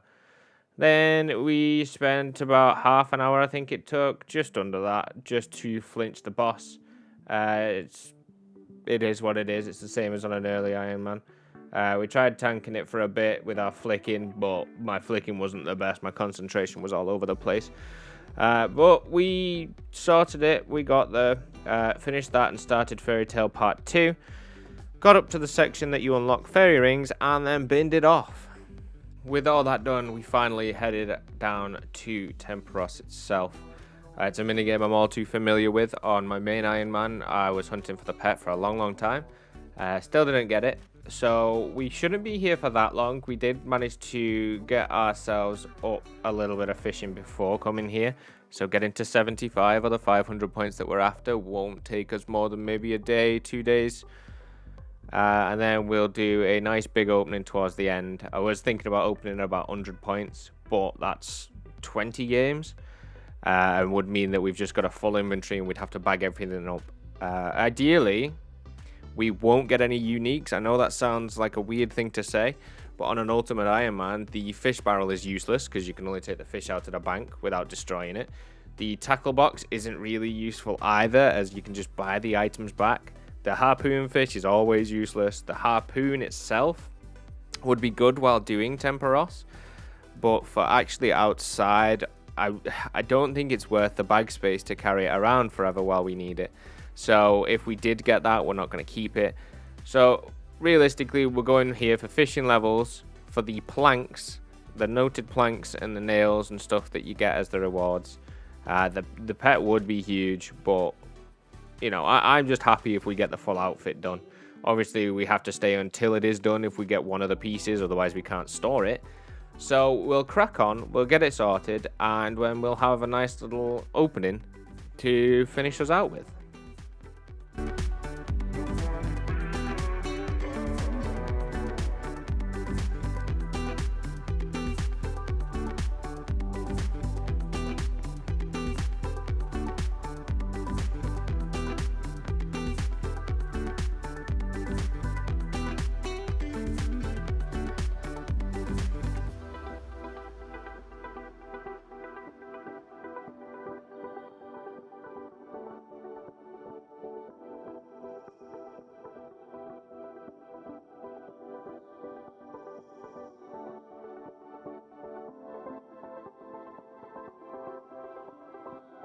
So most of these clips are the same.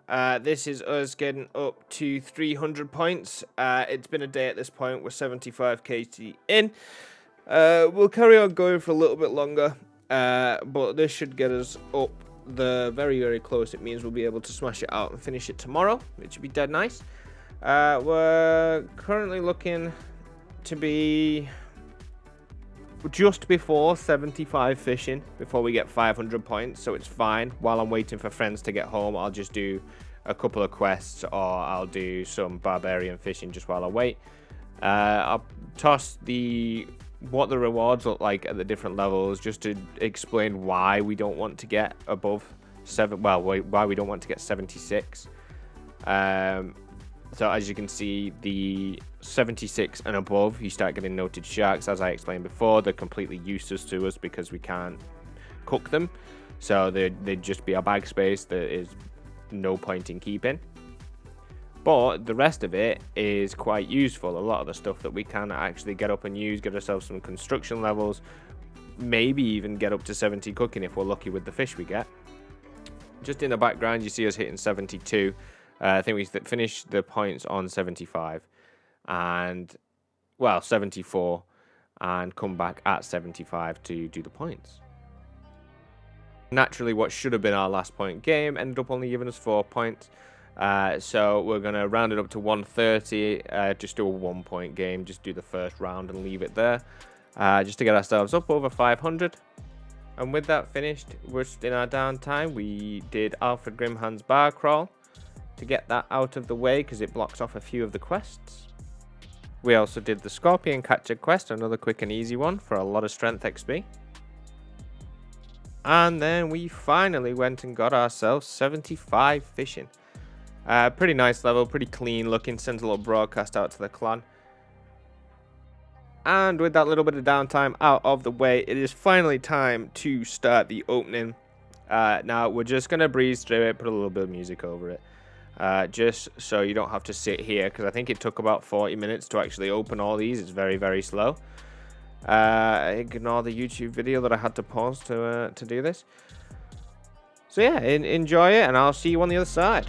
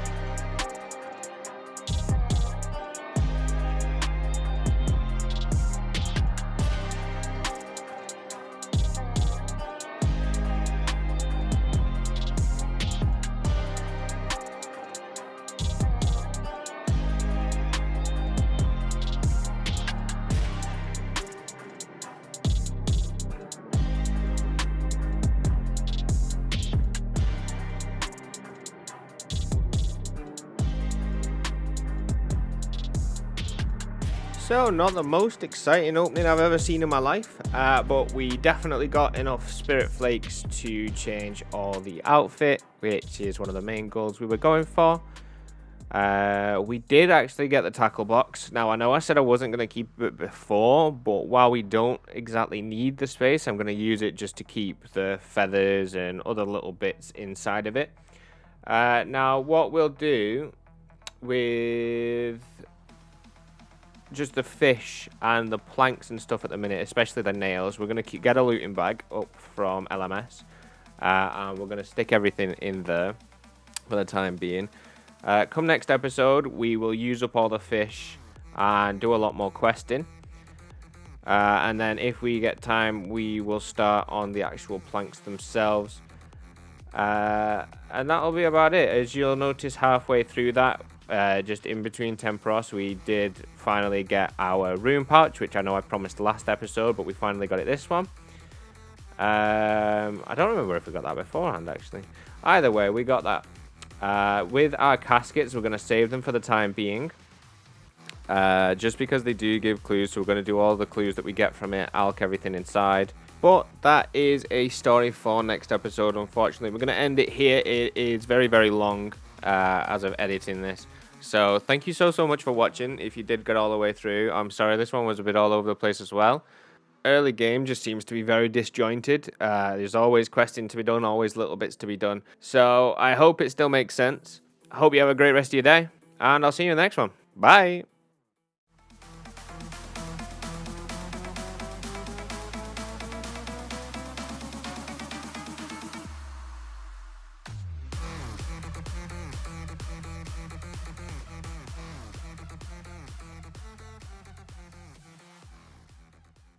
Hello and welcome back to another episode of the UIM Progress series. In the last episode, we finished our little Temporos journey that we were on. Got ourselves some nice juicy loot. This episode, we're going to start off just by opening the caskets that we got, using up anything inside of those. It should give us a few clues. I'm hoping for maybe about 4 or 5, but better than we would have had. So we're going to do those like the one we're doing in the background. Once we are done with that, we have a lot of questing to do. I accidentally opened this casket here instead of opening another one and get some adamant. With this adamant, I've been thinking that every time we get a clue that we can build a stash unit for, it's probably better to just build them so that when we go on a clue grind later on, it's already done and ready. So here's us filling in the medium one from the north of the Shazian fight pit. It's just full Addy armor. If we ever do wipe, I guess we could use that, but we've got much better storables that we could just use anyway. And let's crack this easy one open for a unique at least. So it's always good, we can style that. I don't think we'll ever use it, but we may as well chuck it in the house. No point not doing. Let's go and build this medium stash unit, or an easy stash unit. While we're here, we've got both pieces of a crystal key. I do believe it's a task to open it. So we'll crack this open for our Dragonstone. Ooh, we might keep hold of that iron ore. We do have a smithing grind later on, so we'll keep hold of that and stick it in a looting bag. So, just using up some of the bars we got. We're going to make them into tiaras. Coming in with 40 crafting, get a little bit higher. We'll also have a 61 crafting grind to come up shortly once we get out over all of our quests here. But we'll use these up. We'll see how far we get along with them. I might just end up piling them and selling them to the general store. Probably won't get too much GP for them. Ended up alching them while we can buy our Naturians. Got ourselves 61 magic. And then we came over and did some woodcutting here at the teak trees.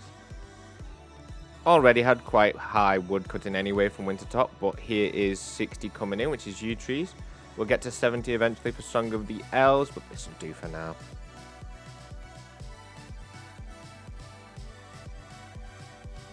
Got a series of the most boring quests coming up. We've got Forgettable Tale of a Drunken Dwarf, which you'd have to wait for like 15-20 minutes, like 4 different times through this entire quest. But it gets you such a nice little head start on farming that you really can't say no. After this, we do have to go and do Garden of Tranquility as well, which is pretty much the same thing all over again, just in a different location. Do gotta give this quest props where it is due, though. This is one of the best cutscenes, I think, in the quests. Just those two guards worrying about being killed every 30 seconds while I'm in the background just robbing. But then to contrast that, one of the worst cutscenes in the game.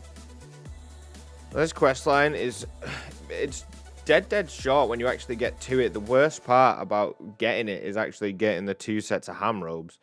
Apart from that, the quests themselves don't take long at all. Coming in as promised in the last episode, I did build another portal room and put the RD teleport in here. Left one clear for when we get close to 69 magic and we can put the Karen Castle teleport in. That'll be a good one for getting around, but what we've got now should pretty much get us all the way around. As soon as we can hit 69, we should be set until we can get ourselves a jewelry box later on down the line. So just going to use up all the fish that we got from Temporos. Hopefully, from what it looks like, it should get us just below 70 cooking, so we might need to do a little bit extra for the recipe for disaster requirement. I don't know if the calculator on Runelight takes into account burnt fish. If it does, then we might have enough. But we're going to use all these up. We might leave the lobsters or something. Just something we know we can guarantee and cook. Just as a little stack of usable food later on for when we start thieving. And we, instead of having to thieve cakes every 10 seconds, you know, we might end up just doing this and cooking some lobsters down the line. Getting a little bit of extra XP in. And here we are finishing off Merlin's Crystal, another quick and easy quest. Just run around the game a little bit. Can't really say no. And now we've come over and finished off Creature of Fenkenstrain. Straight into Flinching in the Holy Grail quest. I know it seems a bit disjointed to do the both in that order, but it is what it is. What are you going to do about it? So we finished this. It turns out it's not that bad. You don't have to actually wait for the HP to go down. You step out of its aggro range after one tile, so it's a lot faster than it used to be. But what isn't fast is the Garden of Tranquility quest, as I said before. We did finish it off. It was a little bit of waiting. I just ended up just sitting here and waiting for it to grow. I'd done a lot of waiting around that day, so I just used the time to get some stuff done. This quest got us to 32 farming, which is just 2 levels away from being able to start Tithe Farm. It's the morning after now. We just AFK'd a little bit of cooking last night after we finished questing. Hopefully, in the next couple of clicks, this will actually be 70 cooking coming in. So it looks like we did end up having more than enough fish to get to 70. So we're going to keep these lobsters and use it as our food source for thieving down the line. So we'll just stick it in the looting bag for now and carry on questing. Another full day of questing ahead of us.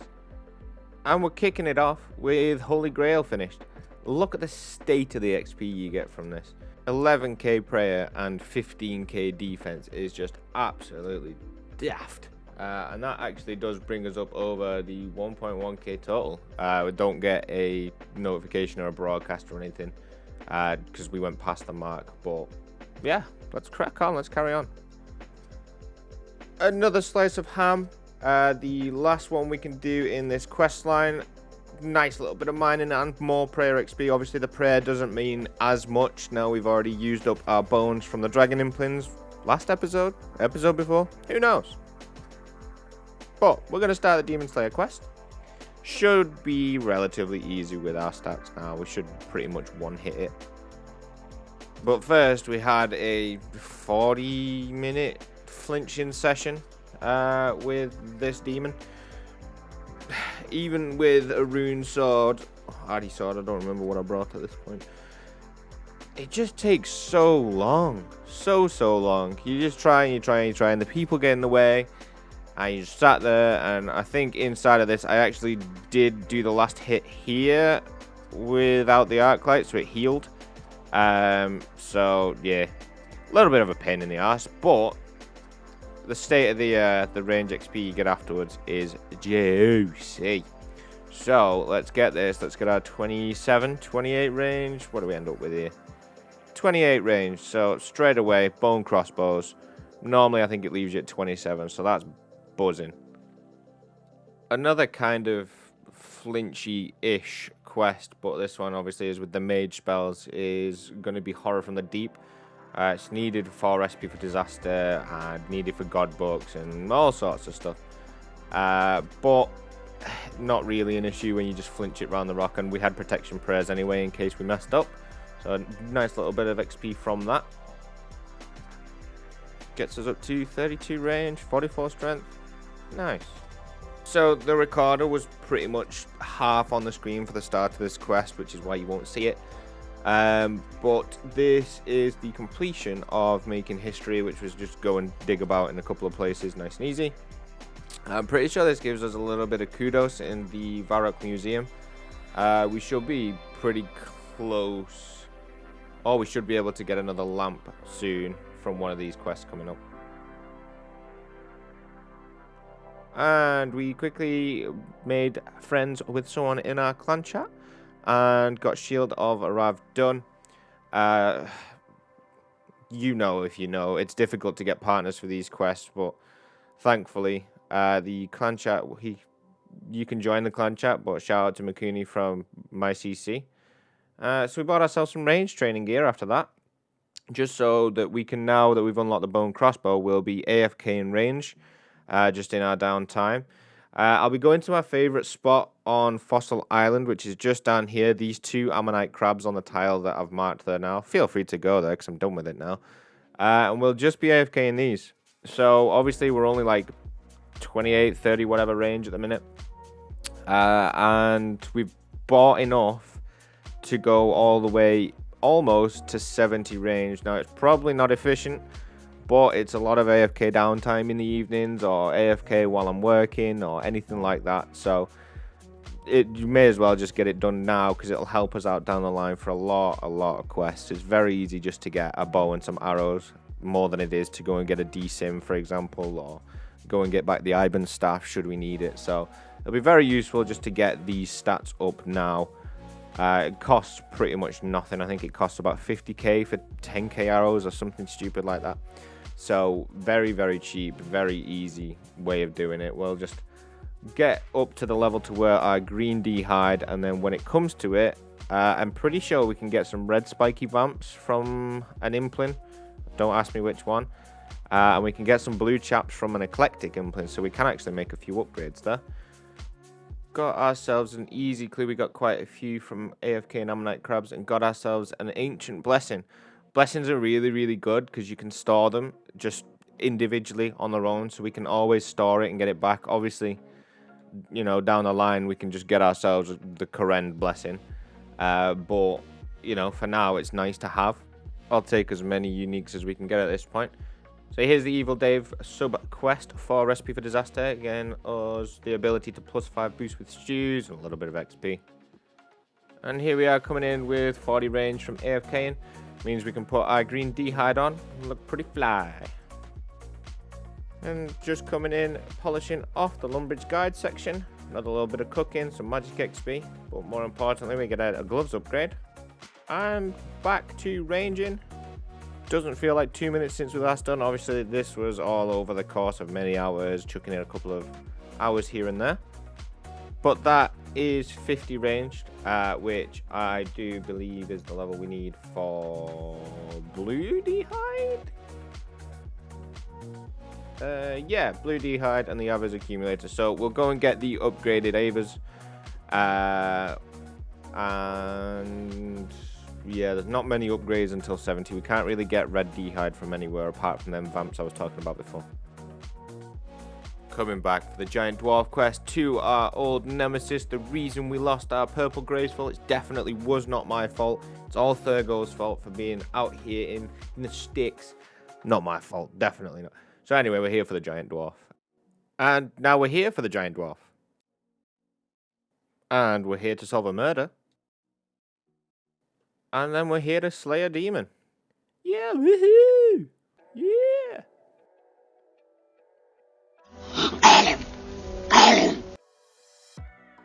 Congratulations on 99 crafting, lad. Well done, Grats. Good job, mate. Anyway, after our little stop at a party there, this clip is actually from before. I'm not sure why it's here, but we finished Animal Magnetism, came over, finished off Queen of Thieves. Nice and easy. And if anyone catches me doing this again and destroying my looting bag in the wilderness instead of just dying, please come and pick this stuff up. I don't deserve it. 4, 3, 2, 1. We're going on a trip in our favorite rocket ship, zooming through the sky. Little lights on. Came to try our luck on getting a ranged upgrade. Got it on the first one. And then came over and finished off the wanted quest. Nice little 5k Slayer XP. Big old chompy bird hunting. And here's that second range upgrade. We death piled again to complete Enlightened Journey on Entrana. Annoying quest because you have to wait for the branches to grow on the willow tree. But here it is, finished off nice and easy. Wow! Trying to pick her up and saying, "Girl, you're thicker than a bowl of oatmeal." Couple of nice levels coming in here. Just got 50 hit points from our AFK range training, and there's 60 range. So we're getting up there now, so we can put on our red spiky van braces. And we're going to keep going. We should have enough bolts left for 70, going off what we're on now. So, yeah, pretty good. Pulled some Bandos robe legs from an easy clue. Another nice god item to store in the house. Unfortunately, we won't be able to get this one back out without the full set, which is likely never going to happen. Really weird place to get a construction level, but there's 54 construction from building a stash unit for this easy clue. And from the casket, we get an ancient page and a steel full-elm tea. No, iron full-elm tea. Nice. Another easy clue from the Ammonite crabs for... Dun, dun, dun, dun. Ooh, Holy Blessing's quite nice again. Another blessing and a sour item this time. Juicy. Come over to catch some trouts for the Death Plateau quest. This quest for a UIM is quite annoying, as you have to bring 10 trout or 10 cooked trout and 10 bread to the guy, along with like having steel bar in your inventory and climbing boots and GP, and it's just very, very tight for inventory space. But while we've been fishing and while we've been hanging around, we've made ourselves a little list of things we're going to crack on with. But I thought instead of getting on with most of them, what we'll do is we'll just knock out Death Plateau real quick, get it out of the middle, and so that when we come to do all this next time, it'll flow a little bit nicer than this episode has. I mean, look at this inventory. We've already had to drop 2 bread because we couldn't fit everything in. So one of these people around here do pick up our bread that we left on the floor, so we do have to go back to Ardy and grab some more before coming back. Well, hopefully we can clear up an inventory space or 2 here. Yeah, there's 2 spaces, so that'll leave us with the 2 spaces that we need for the bread. And yeah, then we can finish off the quest. And there is Death Plateau finished off. We're going to go straight into Troll Stronghold. Going to treat you. Going to do one more quest this episode. Get Troll Stronghold done. We might need to go and buy some runes, but we're going to try it with this bone crossbow. See if we can kill Dad with the bone crossbow even. It should be okay. I don't imagine it being too bad.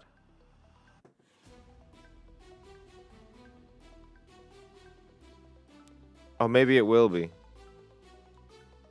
Nah, in all honesty, as this is a safe spottable boss, you know, you just sit there and just wait. So, not really an issue at all killing this with a bone crossbow. Did just flick eagle eye throughout it, but, you know, sick kid, good fight. Round 2, fight!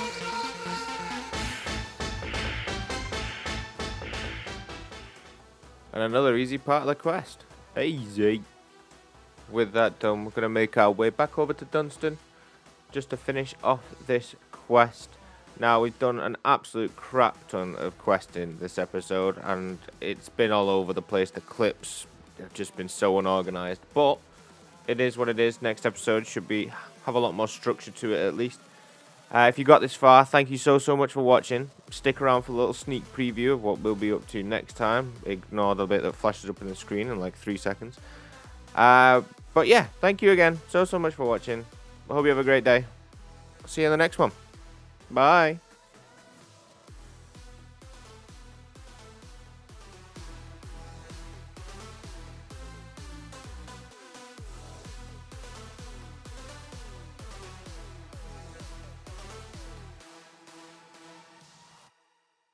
Hello and welcome back to another episode of the Ultimate Ironman Progress series.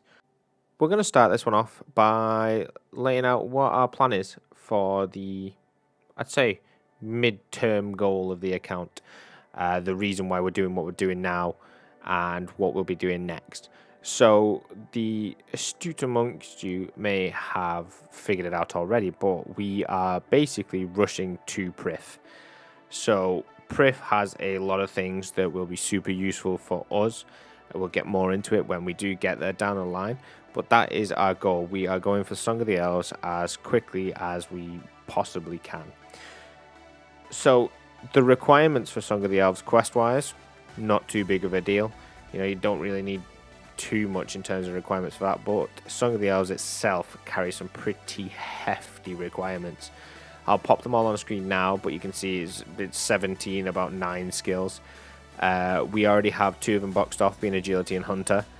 Mining and smithing will come hand in hand. Wood cutting and construction will come hand in hand. Farming and herb law hand in hand.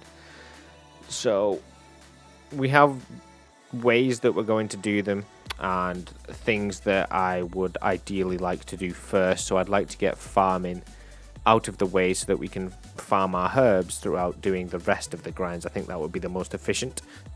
So our goal for farming will be to get ourselves up to at least 71 farming. 71 is kind of the tipping point for master farmers for better seeds. So that's going to be our goal. Obviously, with this list, we are going to add on like a high thieving requirement. I think my goal is going to be about 80. 80 on RD Knight should get us, I'm hoping, about 2.5 mil in just pure cash. With that cash, we'll be able to buy iron ore, gold ore, whatever we want for the smithing grind. Anything we need for construction, all will be paid for from that.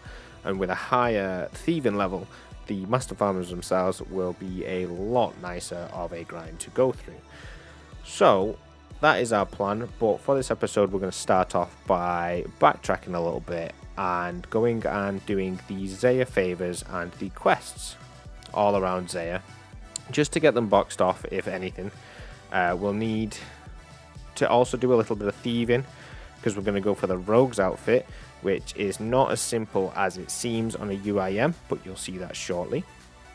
Once that's done, we can then actually get into the meat and potatoes of the quests that is needed. So the likes of Rovenels, Regicide, all that juicy stuff. So without further ado, let's get this one started. Sorry, this was a bit of a ramble to start us off, but I just thought it'd be good to lay out some points along the way, so at least you know where we're heading. If anything, you don't need to know how we're going to get there, as long as you know where we're going. That's fine with me. Cool, let's get this started. Kicking off the episode, we are coming in with 41 mining for a rune pickaxe and 1200 total, and very shortly after 42 mining, which is what we need for the sulfur for the Loverken's favor. In between the past episodes, we already went ahead and got ourselves 100% Hasidia's favor, so that means we can straight away just start the quest here. We have already got the Archaeus favor as well, but we are still going to do the quest anyway, which is what you see me starting right here. And not but a few minutes later, we have our first run in with a Zulrah wannabe, the Sand Snake. Everyone will know this from Nightmare Zone. It is one of the monsters that I know I've always had on when doing Nightmare Zone in the past, even if that is terribly inefficient. But that's the first of the 5 quests knocked out. We're going to go and finish the Archaeus one here now, and that makes it 2 for 2. So we can't actually start the Lovercane favor one just yet, because we do need to get our favor up with them. This is the method we'll be using. If anyone doesn't know about it, you can actually safe spot with this little spider here. You want to get him aggroed with a spell or something and walk him onto this tile. I'll just show you again so we can get him. So walk him onto that tile. Do not walk over the spider, and then walk to this tile here. Now, you want to make sure none of these clouds are around you at the time if you can, but if you do this right, the clouds can't pass through you or the spider, so you can stand here and just repeatedly mine this rock. You do have to wait a few seconds in between when it has to respawn, but you can just sit here forever and not die, and obviously the spider's not strong enough to actually kill you, so win-win. So with that 20% out of the way, we're going to start the Forsaken Tower quest. Real quick quest to get out of the way once you've actually got the favor. The favor took a few hours. It genuinely, I won't lie to you, it took a few hours. But you don't do anything, you just stand there and click, so nice and easy. But anyway, that's done, so we're moving on to the Shazian favor. I've always kind of dreaded this one because it's a lot of running round. But now that they've changed it, I know a lot of people said that it now takes longer, but I don't think it does. I find it's a lot less click intensive than it used to be. You just go one lap round, hop worlds, go backwards, hop worlds, go backwards. It's over in seconds. So I actually got the 20% and thought, you know what, I'm gonna carry on. So I did. And I actually went all the way up to 90%, well 91%. So starting and finishing this quest will finish Shazian favor for us, so we'll be able to come back and get our Shazian 5 armor at any time, which is a storable armor, and I do believe that the boots after the last update or the last equipment rebalance are better than, well, they're reobtainable and they're a good range boot. Mid quest, while we were over at Mount Quidamortum anyway, we decided to send a quick Chambers of Xeric and get a 1kc T-bow. No biggie, may as well while we're here. And as much as I would love that to have happened, no, we just finished the quest and went back to Shazian. This time. Next time, maybe different. You never know. I have pulled an early T-bow before. Nothing saying I can't do it again. We took a quick detour over to the bandits to get some starter thieving levels, and now we're here. Sorry for the scuffed screen. Obviously, I've got to mold my screen round to actually be able to do this thieving method. But there is 50, which is what we need for the Rogue's Den. Later on, I do find a better way to actually do this thieving method with the inventory flickering, so you won't see it scuffed like that again. But we're coming over and we are going to suicide our items here over at Lumbridge, and this is what I was talking about, how getting the rogues outfit is going to be a lot trickier than you would imagine. So you can't take any items at all, no items, into the little agility obstacle arena. So what we are going to have to do is die in Lumbridge, pick up our stuff to be able to get over there, and go and run a few laps in the hour before our stuff despawns. Realistically, the better way of doing it, which is what we do end up doing, is putting our house over in Tavali, so that we can just run down to our house and be able to teleport to come pick up our stuff, or to come get our stuff, or deposit pieces in the house. So that's what we end up doing eventually, but that's what I mean by things are a lot trickier on a UIM than I originally thought they would be. But our first attempt coming in, and we pull ourselves a rogue kit, get ourselves a rope, and decide that this grind is too much for us. But no, we go straight back in for a second one of fail. Got a handy dandy little timer up at the side. I've been setting it for 50 minutes, so that if that timer goes off, I still have 10 minutes to go and get whatever is left on the ground. So worst case, if a DC or if a power outage I'd be pretty buggered. But if I do DC, I can just go onto mobile data and be able to get stuff down. I'm always on the same world anyway. 9 out of 10 times it's 518. So I'm always there, so I can just log on mobile 518 and pick up the stuff if that timer does go off and the PC is unavailable. And as you can see, we managed to get our very first piece of the Rogue's equipment. So we'll cash this in and get ourselves the mask. We'll go from top to bottom. It's probably the best way to do it. Now, obviously, we can't go back in with this. So what we'll do is we'll go and pick up our stuff, because it's been like half an hour-ish. We'll go pick up our stuff, go and put this in the house, move our house over to Tavali so that next time we can just run down, dump it in and keep coming back, because it's a waste of half an hour with our stuff on the floor here now, and we'll have to re-death pile. So that's what we'll do here now. We also got ourselves a rock cake so that we can take our HP down a little quicker. And once we finally got that over and done with, we managed to pull ourselves a second piece not long afterwards. So just like before, we cashed this one in and came straight back.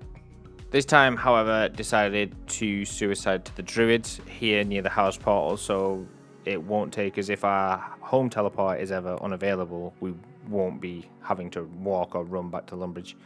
Luckily here, did end up getting the back-to-back, so out of 5 runs so far, we've had 1 kit and 3 pieces and 1 fail. So pretty damn lucky so far. So we'll run down, we'll pop these in the house, and we'll come back. And again, a back-to-back. So we're now 4 out of 5 pieces in 6 runs, which is unheard of. I have never been this lucky getting the rogue outfit. We've still got 35 minutes left on this timer. Like we've only been here for 15 minutes and we've already got 2 more pieces. So let's see if we can pull the last piece of the outfit back to back to back to back to back to back. No, never lucky. Maybe this one? Maybe give us a good time on our last one, please? No. Okay. I deserve this for bragging about how good it was before. Let's get straight back in. If I get the last one here, you have to like and subscribe. Oh, would you look at that? So picking our stuff back up, realistically, we could have actually done that in like one death pile if we'd have put any thought into how we were actually going to do it and got ourselves over to Tavali the first time. But that's not what this account is about. If I wanted to do a lot of research and get everything right first time, I don't think it'd be half as fun. And some of the best messages I've had so far is when people have messaged me and saying, hey, did you know you could have put all them red chins on a table and not had to drop them all like an idiot in episode 1. So yeah, I do appreciate you guys calling me out when I am being an idiot. And I even just like getting messages of people coming in to say hi and just chat and say they've watched the videos. It's always quite nice. So anyway, come down to Mauritania to come and do the Shades of Morton quest. Some very, very nice Herblar XP off this quest. It also gives us a use for our Taramins down the line. I don't think they're going to be a herb that we're going to end up keeping a lot of, because the ashes can be a bit of a pain in the ass to actually get hold of. So, you know, it's something we can do with Taramins. So if we do have a big stack of them, we could go and pick up ashes at the GE, but I don't plan to do that. But here's the quest complete for, I think it's about 2k crafting, 2k Herblar, pretty nice. The next one on our list is Zoga Flesh Eaters. The boss itself shouldn't pose too much of a threat to us. We're just going to crumble and dead it down. It does tend to hit if I take my prayer off, but then if I leave it up, it doesn't hit at all. So I take it off, but then it hits me. So I don't know how this one works. So we just kept it up this entire way and ended up flicking it a little bit towards the end. But we got it done. With that quest completed, we came over to Karanja and finished off the easy diary. Just to get it out of the way, the gloves give you a discount over in any of the star shops, so that's going to be useful down the line, not so much now. But we'll use this lamp on Herblar as that's kind of the main focus of what we're doing at the minute. We also finished off the Shiloh Village quest. Get ourselves some crafting XP. Got ourselves up to 45, which is nice. And then we started everybody's favorite quest in the game, One Small Favor. Did take us a long time, obviously walking around everywhere. We also crushed a few of the gems during the quest, but we managed to big brain it and get them back just by cutting them one off the other side first and just getting lucky. All in all, I think it took us maybe about an hour and a half. But that's another 20k XP in Herblar there, 10k from each of these lamps, so you really can't complain at that. At the early levels, 20k Herblar XP just for an hour and a half of walking around, you'd be daft not to. The next quest, however, is Edgar's Ruse, and that, I can honestly say, is my least favourite quest in the entire of Runescape. It is not worth the XP. It's nice XP, but it is so much walking. But yeah, even with the tight inventory space and the walking, we did manage to get the gout weed on our second try of just running throughout. Nice little one click to get through here is always a satisfying thing to do. But with that quest complete, apologies, I didn't record the end of the quest. I was very fed up with it. We came over and did some agility pyramid just to get our cash stack looking a bit more beefy, because the next quest is Underground Pass, which will give us the Ivan staff. So you get a free broken one at the end of the quest, and there's a diary step, I think it's the medium diary for Ardy, that actually you need to upgrade the staff, which costs 200k. So instead of us dropping it and coming back later for that, because we will do that before we start our thieving grind, we're going to buy it now, and then we might use it a little bit, but then we'll end up alking it. So I'm also going to record the maze here just to see the pattern, just in case I ever come back through and need it. So you can serve to be my memory. And with that quest completed, we get a little bit of XP to go with it, just some agility and attack, so nothing too important. But we do get our Iron staff. We can't equip it yet, but we might train up to use it. And while we're here, we're going to start the Regicide quest and probably see if we can get all the way through that. It can be a bit annoying with the coal, but we managed to make it with less than the 20 that it wanted. We didn't manage to bring that much anyway, so it's a good thing it bloody did. We'll need to come back and get another barrel of naphtha, whatever the first stage of it is called, for Morning's End Part 1. One of them quests soon, but that's not an issue for us right now. We can always just come back over here from Chartership. And now that we have violently murdered whoever was in this tent, we decided to flee the scene, come down over to Yanil and finish off Watchtower. Another good quest to get done. Gives us the Yanil, well, the Watchtower teleport, but it's pretty much a Yanil teleport, which is useful for getting down this end of the map early on. And we do have the magic level. Use that teleport, so that'll be good down the line. So 15k magic XP, you can't say no to that. We then came over and did some Tybro One-Eye favor, as you need 60 for the quest. But obviously along the way we were looking for a gout tuber. I mean, I don't want to spoil the fun, but you wouldn't exactly be seeing this if this didn't happen. So we got all the way up to 100% favor anyway after this, just so that it was done and out the way for the diary step. Got our 50 attack, so we can wear our Iben staff as the giant rock bird boss at the end of this quest. It'll just be nice for us to have, and why not? I needed to AFK anyway. But me being me, if you take a look at the inventory, you'll see we're probably not the most prepared as we probably should be for a boss fight. Well, two little boss fights. So we do actually end up telling out of this one. I'll speed it up just so you can actually see it. But we tally out, come back and kill it. No problems at all, no chances or anything. It's just, it was a bit close with no food. I think I got it down to like 20 HP or something, but wasn't worth having to walk all the way back here. We've done enough walking during Edgar's ruse. But my arm teaches us a little bit about herbs, and we come out of it with a little light bulb and another 10k herblore XP, and some farming XP to go with it. So yeah, nice one to get done, but you definitely take food with you. During the intro I talked about our herblore, and herblore we're going to be using the Guam Marantil method for a lot of our XP from Lunar Diplomacy. Obviously, Lunar Diplomacy has a 61 crafting requirement, so we are going to spend the next day or so walking back and forth between the furnace and the charter ships here in Port Phasmatis. It's the closest one. What we're going to do is we're going to blow our glass on the way back to the charter, sell it back, but hop worlds, buy more, and we're going to do this all the way up to 61. It's a slow grind, but it's nowhere near as bad as I've heard and thought about before playing the UIM. It's like, oh god, I'd never want to do that method, but it was nice and chill.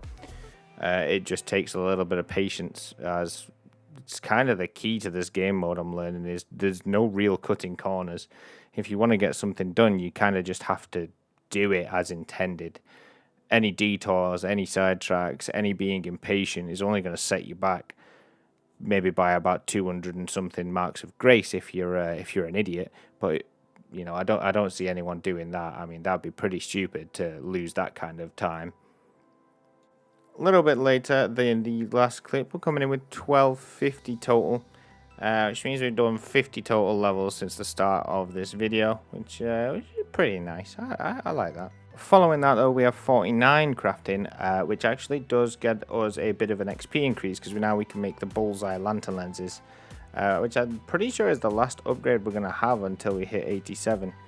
Little 50 coming in as a milestone, but the next time you see us should be when we hit our goal.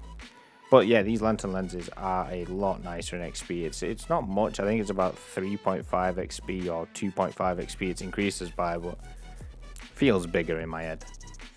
And I don't know how many people will have forgotten about our little antics down in this cave already, but we have still been coming here a little bit of AFK downtime, and we finally hit 70 ranged, which will do us. That's more than enough than we need for Song of the Elves. More than enough than we'll need for a long time. The next time we properly train range will be with chins, and I promise this time I'm not just going to drop them all, I will actually use them. So this does get us a lot of upgrades. It gets us like Blessed D-Hide and all that good stuff. Not that I see us having that for a little while. Coming in here with 55 crafting, which lets us make Dragonstone rings, which we might actually do with our Dragonstone and make ourselves a ring of wealth to use in the background. But with that out of the way, our next milestone is actually our end goal of crafting. So this grind to 61 here, grats, actually did take about 3 days of solidly doing walking back and forth while editing the last video. So yeah, it's our last thing that we won't get along the way of doing Song of the Elves requirements anyway. So with that out of the way, we're going to end it there. We've got a quest to start off next week. We'll do a little bit of melee training in the meantime. But with all that said, thank you so much for watching. I hope you enjoyed the episode. I will see you very, very soon with another episode out, possibly in the next few days. But with all that said, thank you again so much for watching. Hit me up in game if you want to say hi. But if not, I will see you in the next one very soon. Bye.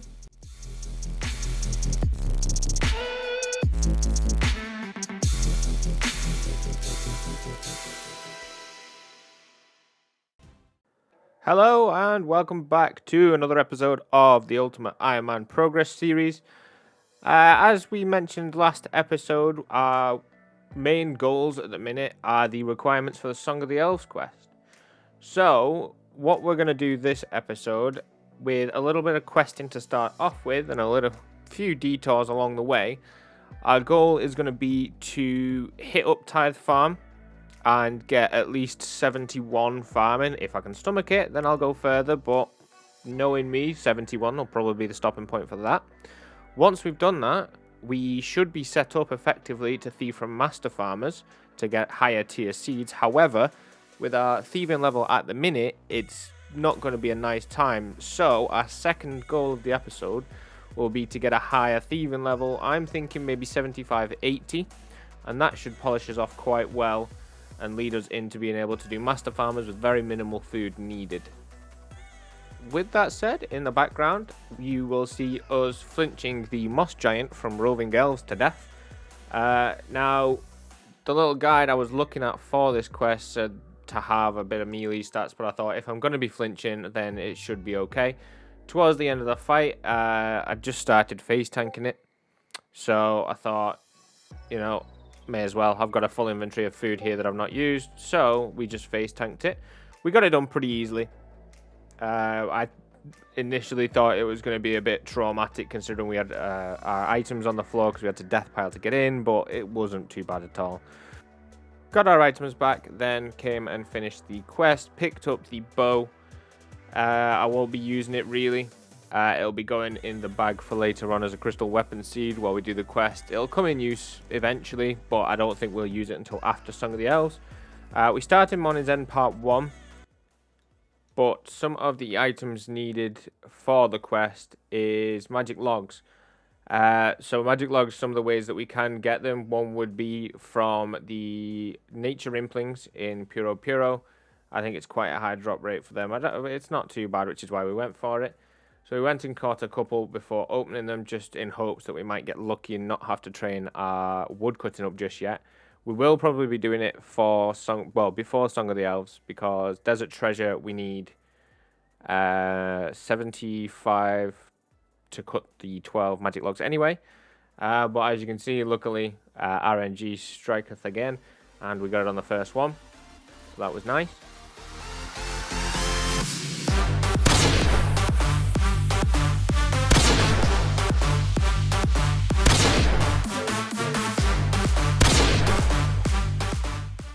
And with those two quests out of the way, we are now set to clear our inventory and get ourselves started on Tithe Farm.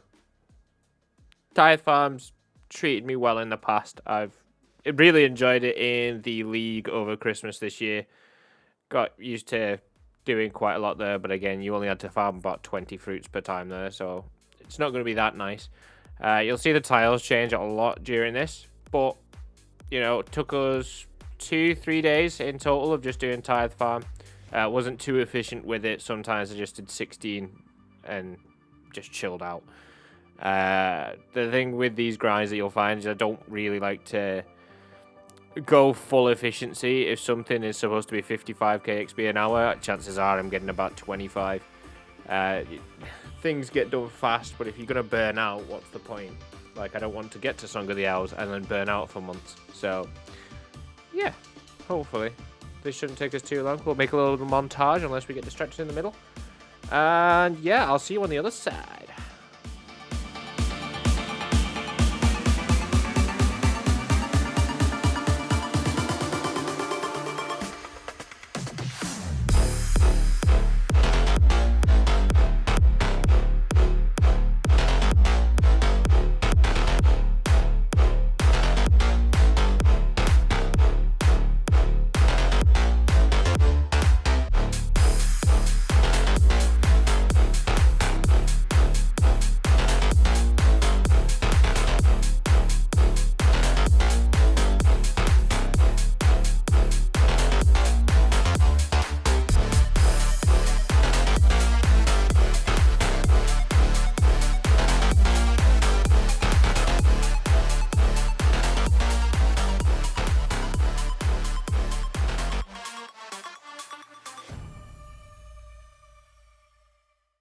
So, welcome back. As I said before, that did cost us a few days of time, but all in all, wasn't the worst grind we're going to do. We did buy the full farmer's outfit about halfway through. We also bought the auto weed and the seed box. Now, we will come back one day for the herb sack. However, you do need 58 or 56 or 58 herblore to actually buy it and use it, so we'll come back for that when we're mid herblore grind, more than likely, or maybe not, because I don't know whether you can store it anywhere, so it might just be left there. I'm sure we'll manage without it. So what we're going to do now is we're going to sort out our bag by reverting this crystal bow, get rid of our tackle box just so we have that extra inventory space, because our next grind is going to require a lot of our actual inventory. Because what we're going to be doing now is we're going to go and buy ourselves about 1,000 pineapples, probably more, probably about 1,500 pineapples, something like that, because we're going to fill up our tool leprechaun with ultra compost. So we will go around the game and just spend a day or so making ultra compost all around, thieving some master farmer in between, little bit of mining some volcanic ash, and just make as many ultra compost as we can. That way we don't have to worry about it when we're actually coming to planting and harvesting herbs. So we will get that done. We'll store our graceful away, and then yeah, we'll do a little bit of thieving while we are in between making all of our compost. So same method as before, well, without dying to the spider this time. We're gonna buy and note a shit ton of pineapples and then turn them all into compost.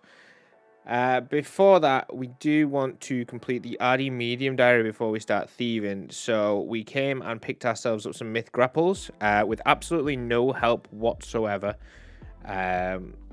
But while we had them, we knocked them all out. So here is the RD task, the Falador task, the Karamja task,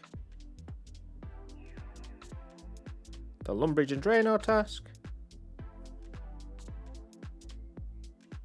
the Kandarin task, and this one's not a task, but it is very, very useful for the clue step that's up here when we do medium clues. So we stuck this one on too. We then unlocked the balloon transport to Castle Wars for that task. Always annoying, but worthwhile getting done. Completed Tower of Life, so we could make the sword chick for the diary. Whatever you'd say. Well, we did that one anyway. And that was our last task for the medium diary. Unlike last time, we actually do get a little bit of time to decide what we're going to put it onto. But, you know, it's a diary reward. We're obviously going to put it on Herblore. You'd be mad not to. Also mined about 2k volcanic ash. We'll come back eventually for some more ash, but for now I just wanted enough to make the ultra compost. We'll come back eventually because I'd like to use compost potions, which is Haralander and volcanic ash. I like to use them to make my ultra compost in the future, so I'll be doing a load of them with the Herblore grind.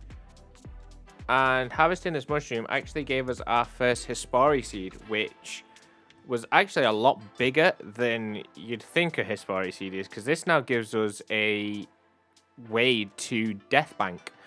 So when it comes to doing any of the activities we've got going, we can suicide our entire inventory, everything that we need, into Hespari and have all the space that we need. So when it comes to smithing and we need like 25 spots to make 5 plate bodies, there's no way of us doing that in our current setup, so we can dump everything inside a Hespari once it's grown. And yeah, as long as we don't die or AFK and die to a spider or something stupid, we should be golden.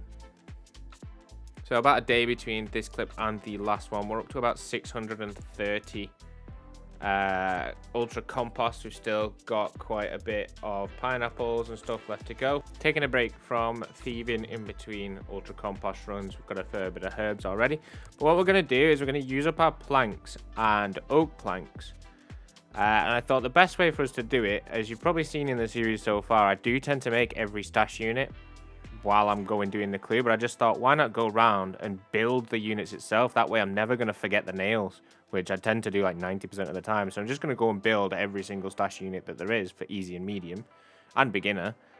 So with all the easies done, we then got quite a few planks left to actually use up. So we started off by trying to do it in a house, but it's like a fifth of the XP that you get from doing mahogany homes. So there's not really... we may as well have dropped them instead of using them like this. So we moved on to actually doing mahogany homes instead. Not great XP, but it gives us a foot in the door to construction later on. Once you see this, you'll never unsee it. You can't tell me that that house is not supposed to look like that. I'll never unsee it. So with all the normal planks used up, we came and built all of the medium stash units. Now, we didn't fill any of them, we just built the units themselves, so we will still need to get the items when it comes to it, but may as well build them so we don't have to go and make planks and use 10 teleports.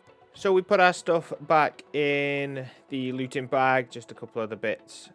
And this is where we are going to be stationed up now for... it's probably going to take us about 2 days, 3 days maybe, of foot pedaling Ardy Nights. Ultimately, we want to go for maybe about 2 mil, just in straight cash, but we are aiming for level 80, so we'll see where we end up getting to there. So I do use a little method with the foot pedal where you put yourself, or you put your inventory into like the modern view, and then if you place something on the escape key, because my key to open the inventory is escape, place something on there. I've got a little turtle. I'll pop a picture up on screen. I just put that on the escape key and it opens and closes it. That way you just spam the inventory slot where the pouches are, and as long as that is over the Ardy Nights, you'll continuously be opening and you can just pickpocket for the full 6 hours then. Took a break to do some iron ore superheating and smithing because I cannot stay focused on one task for very long, and got ourselves 40 smithing, which is the requirement for gold ore.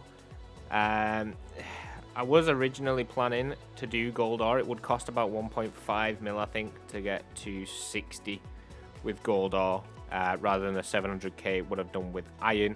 But ultimately we decided to go with iron anyway, just because I'm impatient and wanted the grind done a lot sooner. And by sooner, I know gold ore would have been quicker, but it would have meant we had to spend a lot more time at Ardy Nights. So it doesn't make sense, but it does make sense. You get me. You do get me though. You get me. You do get me. It's of paramount importance that you get me. You get me. You have me got. Good.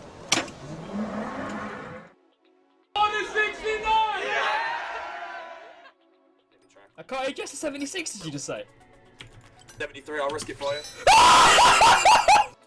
Ran out of our lobsters on our fishing grind, so came and got 50 points at Temperos to get a few little fishies just to help us on our way.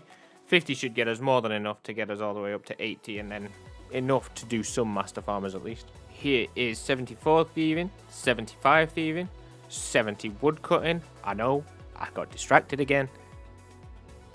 77 thieving, don't know where 76 went. 78, 79, 72 cooking from our food for our thieving. And finally, coming in here with level 80 thieving. It's been a good few days of thieving just to get up to this point whenever we get it. There it is. We're going to box off the Pickpocket a Hero, Pickpocket a Gnome, steal from this stall, that stall, the other stall, just before we move on to our next grind. So I'll quickly show us that. And with them out of the way, we did actually make just under 2 mil, which we're now going to spend for our next grind. So we're going to hop and buy about 7,500 nature runes to start with, as that's all the money we've got at the minute. We'll make a bit back from our smithing method, which I'll show you in just a second. But let's get this bought and see how much we end up with here. So that's the mall bought. We ended up with just under 200k. It's by a couple of law runes and stuff, so literally going to be left with pennies. But that's our 7.5k natures bought. That should get us quite a high magic level just from what we're about to do, and should get us all the way to 60, hopefully. So let's go and buy ourselves a pickaxe, and then I'll show you our mining.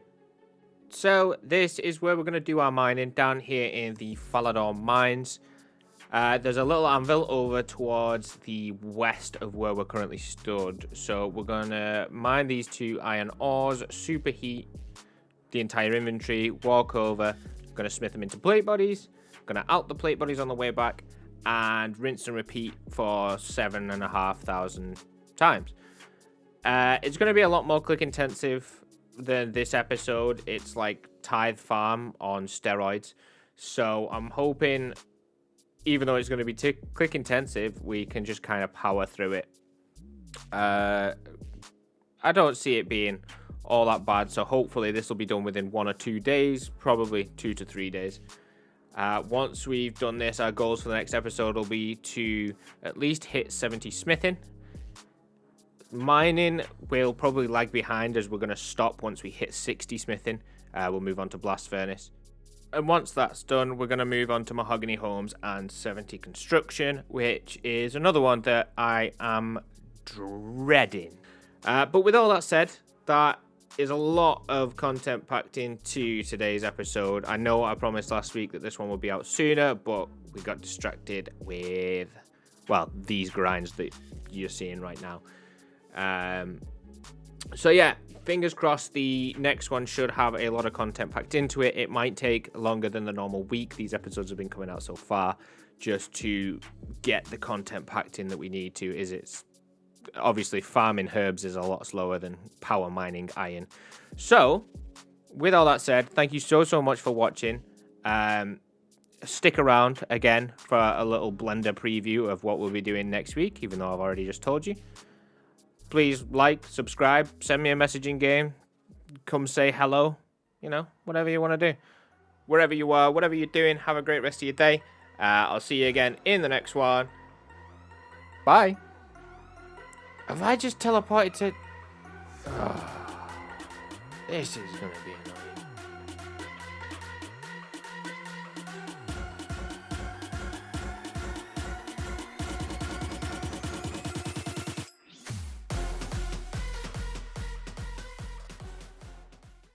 Hello and welcome back to another episode of the Ultimate Ironman Progress series. In the last episode, we finished off the 70 farming requirement. We got 71 for the better herbs from the master farmers. And we got enough cash to get us started on our smithing grind by getting to 80 thieving through the Ardy Nights. Our next grind, as you can see on the screen now, is going to be mining and smithing. Now, what we're going to do for 40 to 60 is going to be mining and superheating iron ore. Now, according to the wiki, the XP rate for this is about 27,000 smithing XP per hour, 25k mining XP per hour, and between like 37 to 45 magic experience per hour, depending on whether or not you alch the plate bodies. Now, we will be alching the plate bodies just because we need as much magic XP as possible, as we are trying to passively work our way up to 80 or 82 for the actual Seren fight at the end of Song of the Elves. So all the magic XP that we can get will be beneficial. With that in mind, we will only be going to 60 here, so our mining will probably end up about 60 as well. It is a little bit ahead at the minute, but it should even out with the smithing level when we get there. So we'll still need to finish off our mining at, well, we'll probably come back to the iron ore, but at 60 smithing, we're going to move on to the blast furnace, and at the blast furnace, we're going to do steel plate bodies to 58, and then myth plate bodies from 58 to 60.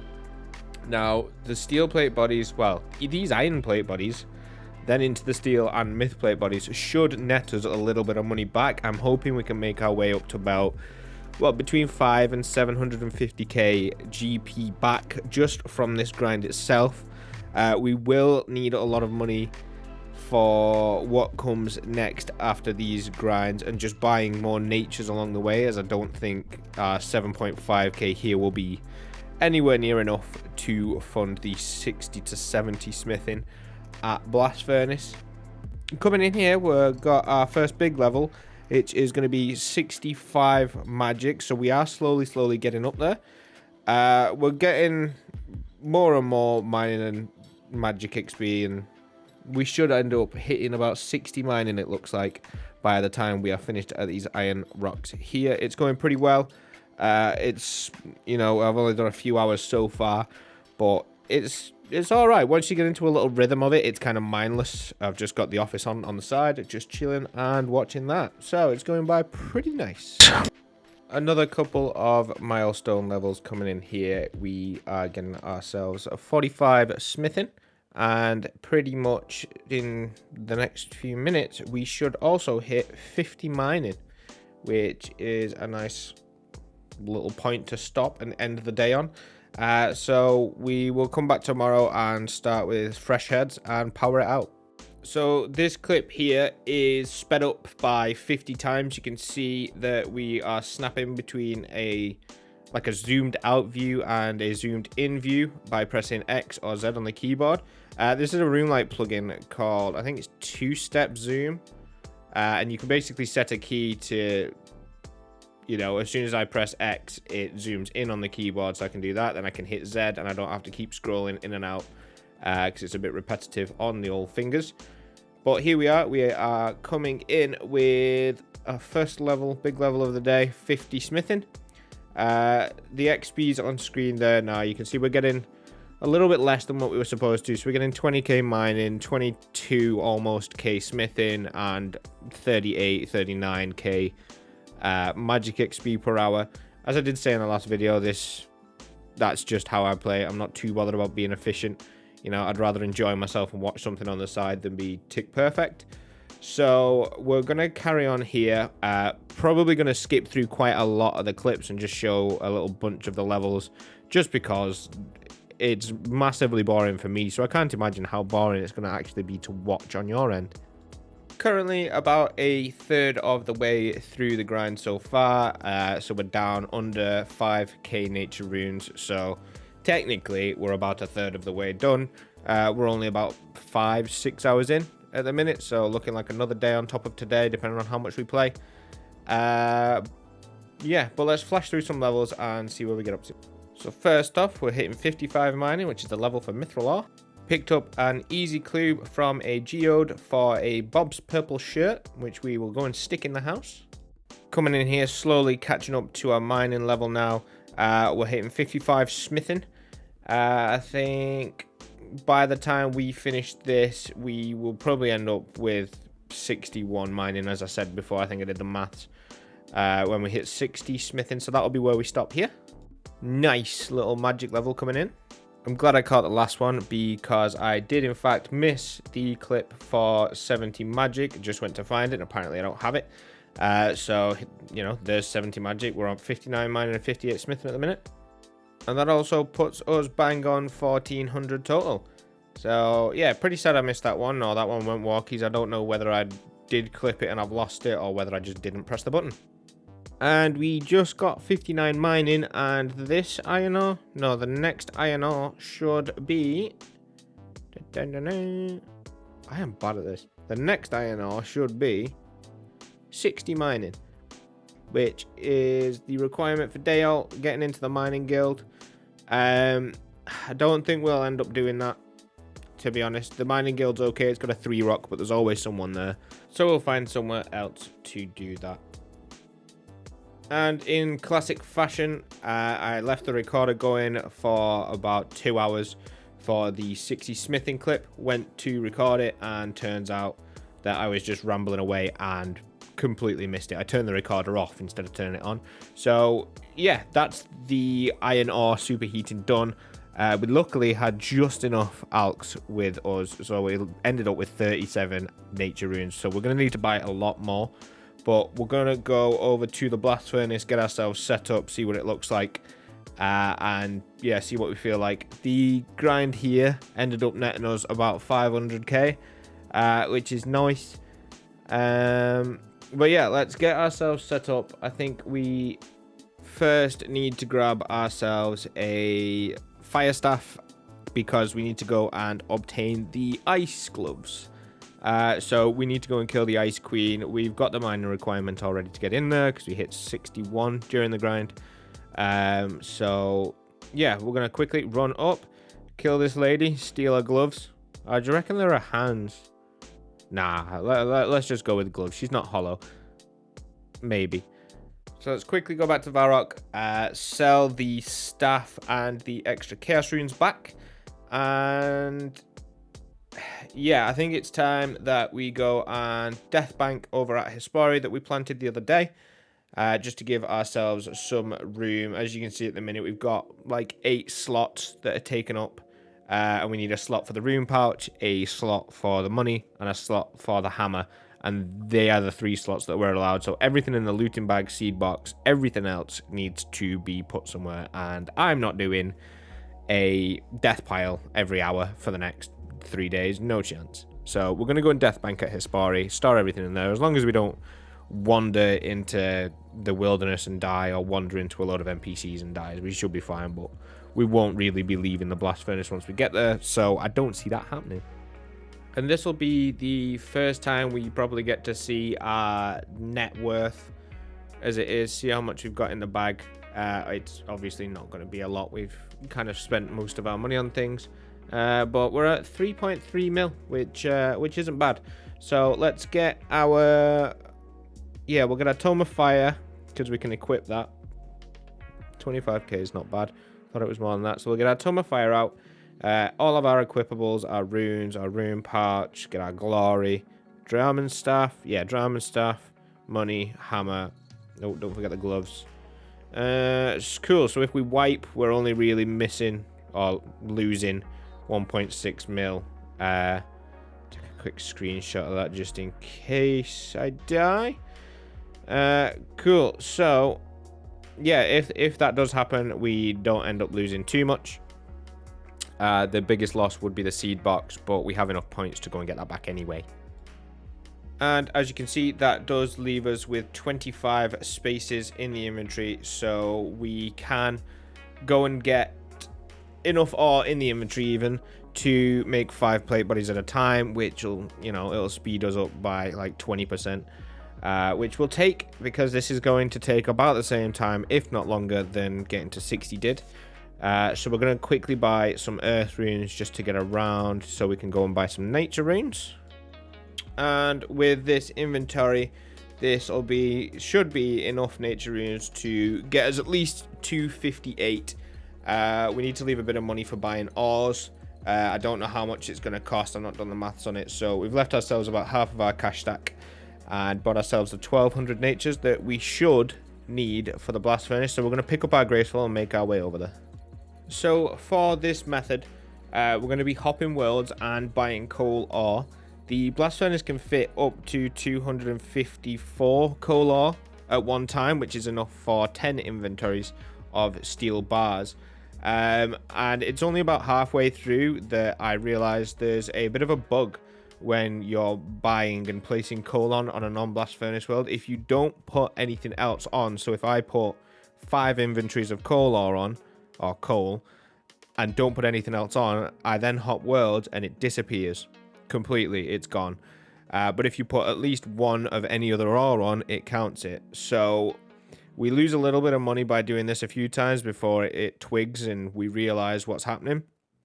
But yeah, as you can see, when you hop to a blast furnace world without paying anything, the ores automatically smelt. You can't put any more in until you grab them. So what we're going to end up doing is we're going to fill up the blast furnace and keep it as full of coal as we can just while we're hopping about. Once we are full of coal, we'll end up buying an inventory of iron ore, placing it on, hop to a blast furnace world, grab our bars, smelt, or smith the bars, should I say, alch them, hop back over to a non-blast furnace world, buy some more iron ore, stick it on, hop to the blast furnace world, pick up the bars, smith the bars, alch them, and repeat. It's very, very confusing, and it takes a little while to get your head around, but once you're actually into it, it's not as bad. The worst part of this method is hopping, because you can't hop between 2 worlds. Like, you have to hop between like 20 different worlds until they all fill back up. So yeah, it took a little while just to get used to the method, but once you've got it, you know what I mean. Didn't record too much of this just because it was a lot of thinking, so I just completely forgot about recording. But there was 65 a couple of world hops ago, so I did miss that one. We're getting through it pretty nicely. Our cash stack hasn't really gone down much. In fact, it's gone up by about 200k, so we've made quite a bit. Hopefully by the time we hit 68, should I say, and start on the mithril plates, we should end up maybe about 600k, I'm hoping for. I don't think myths are quite as profitable, or it might be just depending on how many you buy a world, but I'm not gonna mess about and have to hop and have to have 100 ores available before I buy it. If there's more than 50, I'll probably buy an inventory, so I might end up losing money doing the mithril. Actually caught this level 67 smithing, which isn't anything special, and this is 72 magic, which is pretty nice. And then finally, I know I didn't show much of this, but this should be level 68. We're going to celebrate by making our first inventory of myth bars. I'm hoping this should be real quick just to get 70 after this. Hopefully the XP goes up. We've been getting about 40k XP an hour, which has been a lot nicer than superheating. It's not as click intensive, but like I said before, the worst part has been the hopping worlds. If you could just do it on one world, just camp the blast furnace world, it would have been so much nicer, but you can already see that the XP is just kind of jumping up, so we'll see what we average out at. Completely didn't realize, but we only had 34 nature runes left in that last clip, so we're gonna hop and buy a few hundred more. No idea how many we'll need, but we'll need more after this anyway, so let's just buy a bunch with our money that we've got left. Straight back in, we managed to pick ourselves up about 400 nature runes. The myth ore itself takes a lot shorter of time, or a lot more effort put into buying the coal, as it uses 50 coal at a time per inventory. So it's not as easy as the steel was, but it's a lot nicer XP. And speaking of nicer, 69 smithing. And coming in here will be our last inventory. We averaged out about 60k XP an hour, so pretty nice. Didn't take too long once we hit the myth. This part of the grind was a lot nicer than the first half, but here it is, 70 smithing after this plate body here. Boom. So that's the level that we need for Song of the Elves. It does also let us smith adamant in the future. Once we eventually get to Song of the Elves and Volcano, we'll do a bit more smithing to unlock Addy bolts and all that good stuff. But let's finish up here so that we can go and make a little bit of cash. I think we're going to go and do some agility pyramid. as the money we've got now is... It's about 500k short of what we'll need for construction, which is the next grind. Completely forgot that I left the space free in the house for the Karen Castle teleport, but now that we've got a higher magic level from this little grind, we finally got this unlocked, which is going to be super useful later on down the line for getting into the catacombs, which I don't think I've even entered. No, not even entered that yet on this account. So I spent a few hours at the agility pyramid. Yeah, it's nice and chill once you get used to it. Once you get your camera set up at the agility pyramid, you know, it's like the whole reason that we did agility first was so that we always have this as a way to make cash. We don't fail it at our agility level. As long as you're wearing the 3 pieces of desert clothing, you barely drink any water skins. Like, getting 50 laps done literally took us, what is that, like 8 water skins? So yeah, you don't take very much at all. So let's dump our volcanic ash and stuff in the bag, and we can start off our construction journey with the oak planks that we had left over from when we did the medium stash units last episode, if you remember. So we're going to use this up first before we get into what UIM mahogany homes really looks like, which I didn't think was too bad for the first half an hour, but very, very quickly changed my mind. So part of what we need to do is move our house to Tavali, as that's where the hot air balloon is. And if you remember before, we unlocked the hot air balloon to the sawmill, and this is why. So we are going to be using our house teleport to get to Tavali, to use the hot air balloon to go to the sawmill. We're going to cut our oak planks outside of the sawmill, turn them into planks, and then go and do a contract. Until we get the plank sack, we are going to have to do this for pretty much every single contract. We might be able to squeeze 2 in per inventory. It depends which houses they are and stuff. But yeah, until we get the plank sack, which is 350 reward points. We're already on 100 with the noted. Hopefully, I'm thinking it might take maybe a day solidly of doing this to get the plank sack. But we're going to buy some rune arrows just to alch with these last nature runes, because I don't want to waste them. So we're going to alch a few of them just while we're running around. So it turns out we never actually unlocked the Varrock route on the balloons, so we're going to quickly do that now. We did have to death pile in Lumbridge. Don't worry, we got all of our stuff back after the smithing grind first. But we death piled in Lumbridge, which means we are a looting bag down after only just getting it back. So we're going to have to quickly go and get that back from LMS. But this is what our, well, how we're going to do it is going to look like. So the willow tree that we planted there for Garden of Tranquility is going to be what we use to pay for the transport. You can store up to 100 willow logs in the little box thing near the balloon transport. At some point we do AFK and put about 80 something logs in there, which is fine. So we're going to use the balloon, and then we're going to chop these 2 oak trees here. Once we've got a full inventory, we hit the sawmill and then teleport back to wherever our current contract is.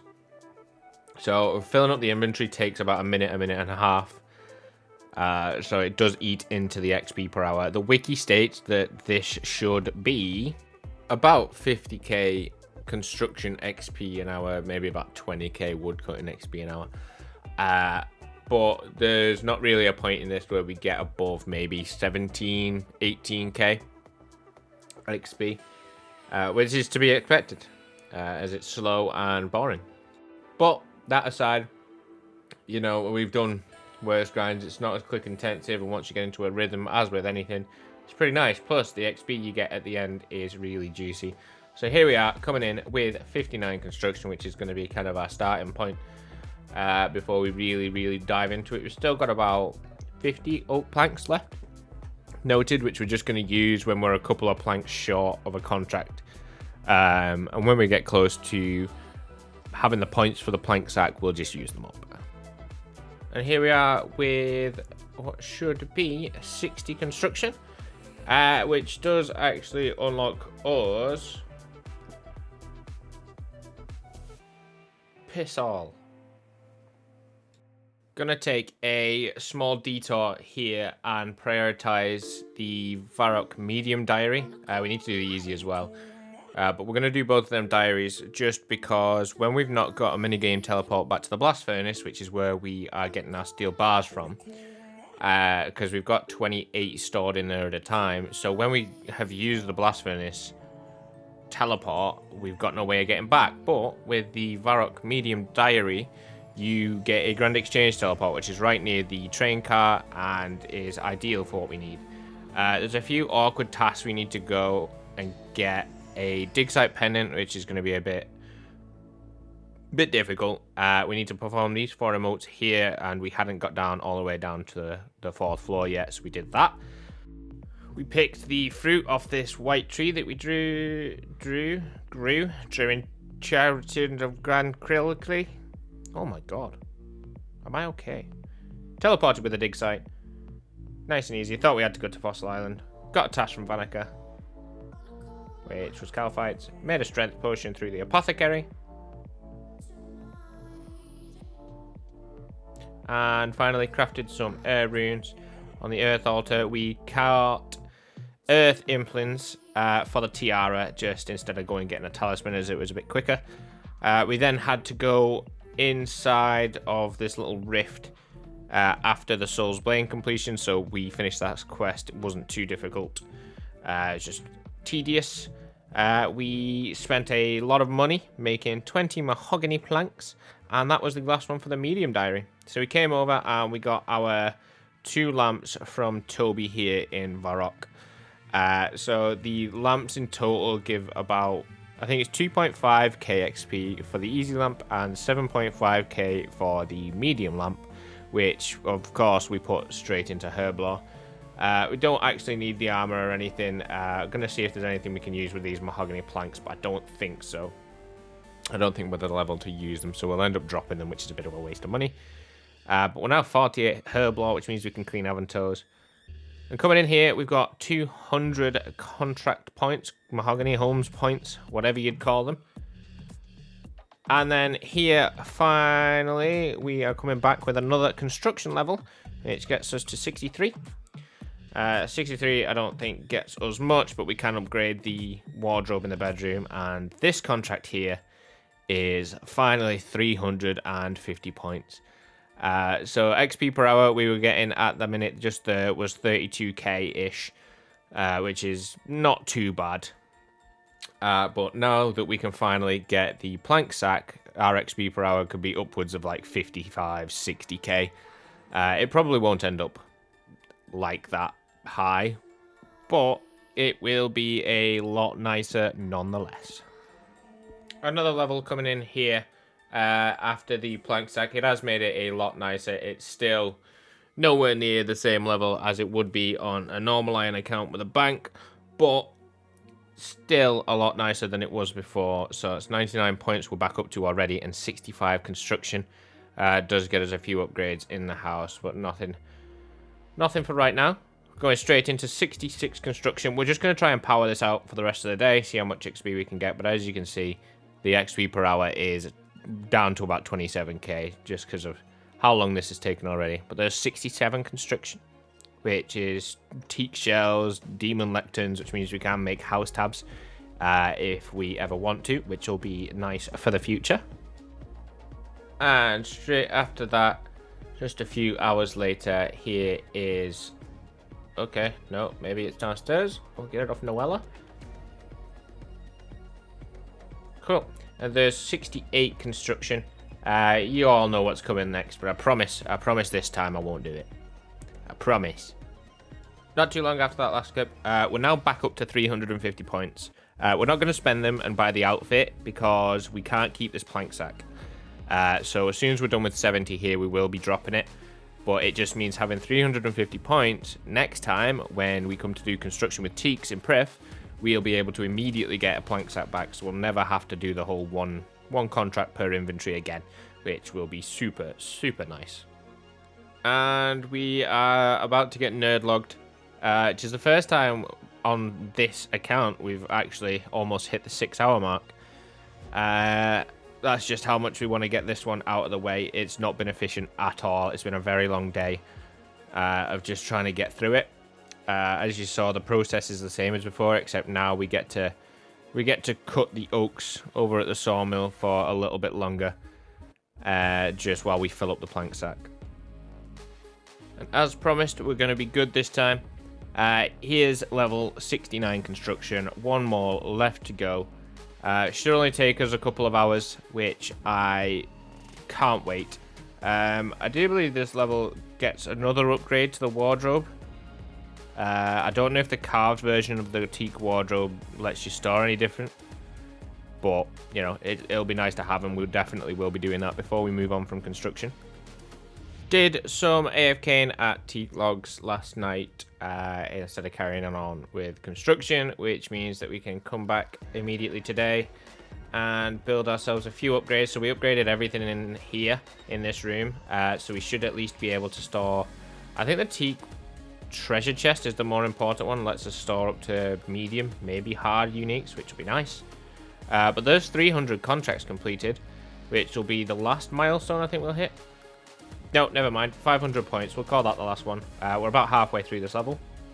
And now any of these furnitures here should be our very last thing for 70 construction.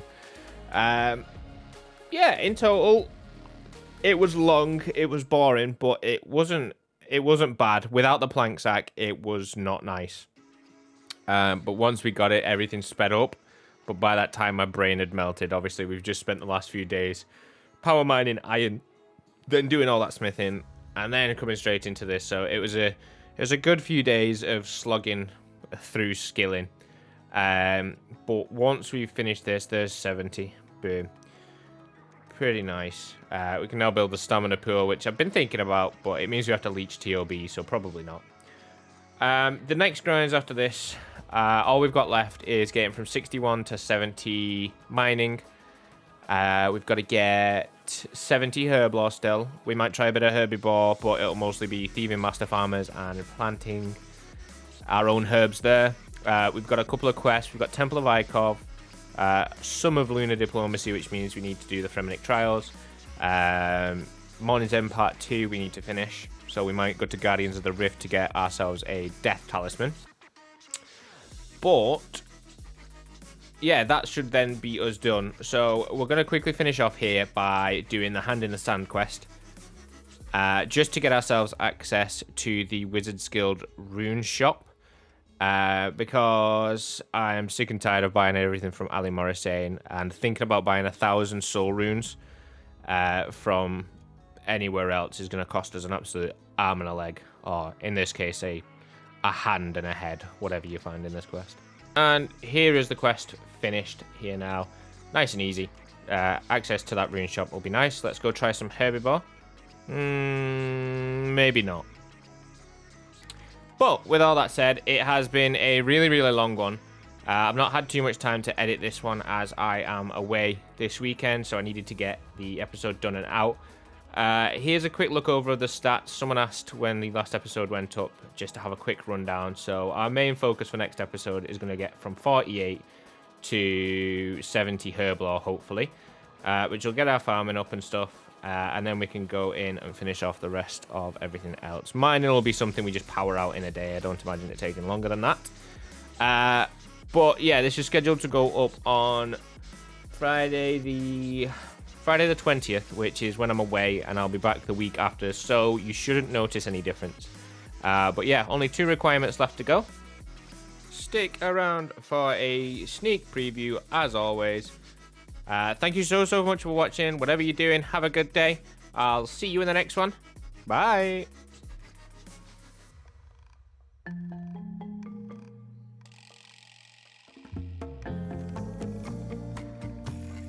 Relax, bro. I'm just training Herbler. Hello and welcome back to the penultimate episode of the UIM Progress series. This will be the last episode before the season finale. So we finished off last episode by getting our 70 construction. We got ourselves up to 72 magic, which we want to work on this episode to get up to at least 80, 82 preferably. Otherwise, we're going to be doing the Song of the Elves with the level 70 ice spells rather than the level 80 ones, so we'll definitely struggle there. Main focus of this episode is going to be getting our herb lore up and finishing off mining, doing a little bit of wood cutting as well. In the meantime, we are starting off with a good amount of seeds here, so we've at least got ourselves a little bit of a head start. We're gonna at least do another 4 or 5 hours of Master Farmer, I'd say. We'll try it out here while we're here. Quick look over the loot in the looting bag, or the herbs in the looting bag anyway. So we've not got a lot. We've not got much banked at the minute as it stands. So we'll definitely be thieving that this episode. We also have the UIM Springo Bingo. So you will see a little banner across the screen starting from about halfway through for that. So don't worry, pay it no mind. Don't worry about it. Yeah, so let's start off thieving here with 81 thieving. It's not great here at the Draenor Market. Yes, you can buy the wines, but it's probably better to just get some fish from Temperos. Like 50 points gets you a good amount. We actually got ourselves a ton of water as well, which didn't record. But we got ourselves some fish from here. Don't worry about the other uniques. I swear I'm not that spooned. We traded them in for some pages. We're going to keep the Tome of Water anyway for the time being while we've got the extra bag space, just because we can use it as an offhand for Song of the Elves, and it will count as water runes for the ice spells because it's not a water spell. And coming in with 82 and 83 thieving here. We did a lot of thieving simply just to get ready for Springo.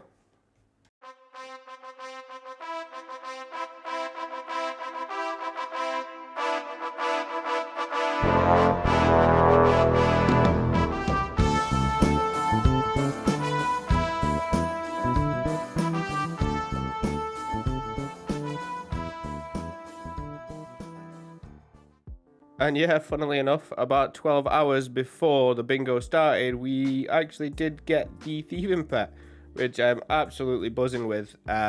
Recently just did 99 thieving on my old hardcore account and didn't get the pet, so I was very upset. I got about 4 on my main going to 99, so I guess it all evens out eventually. But yeah, really happy to get this just over 83 thieving. Look at that, 2.8 mil. So let's go recolor it, you know, priorities. I know we've got Herbros to do, but priorities. I mean, look at that, man. What a beauty. What a great pet. I absolutely love this pet. It's just, I'm not too fond of the Ziggy version, but yeah. Want to see me run to that mountain and back? You want to see me do it again? That's just another reason why I love this pet. Anyway, so back to it. Here we are, 84 thieving, quickly followed by a relocation. We got ourselves up to just under 1.2 mil cash from the RD Knights just before 85. So we're going to finish off 85 thieving here at the Master Farmers.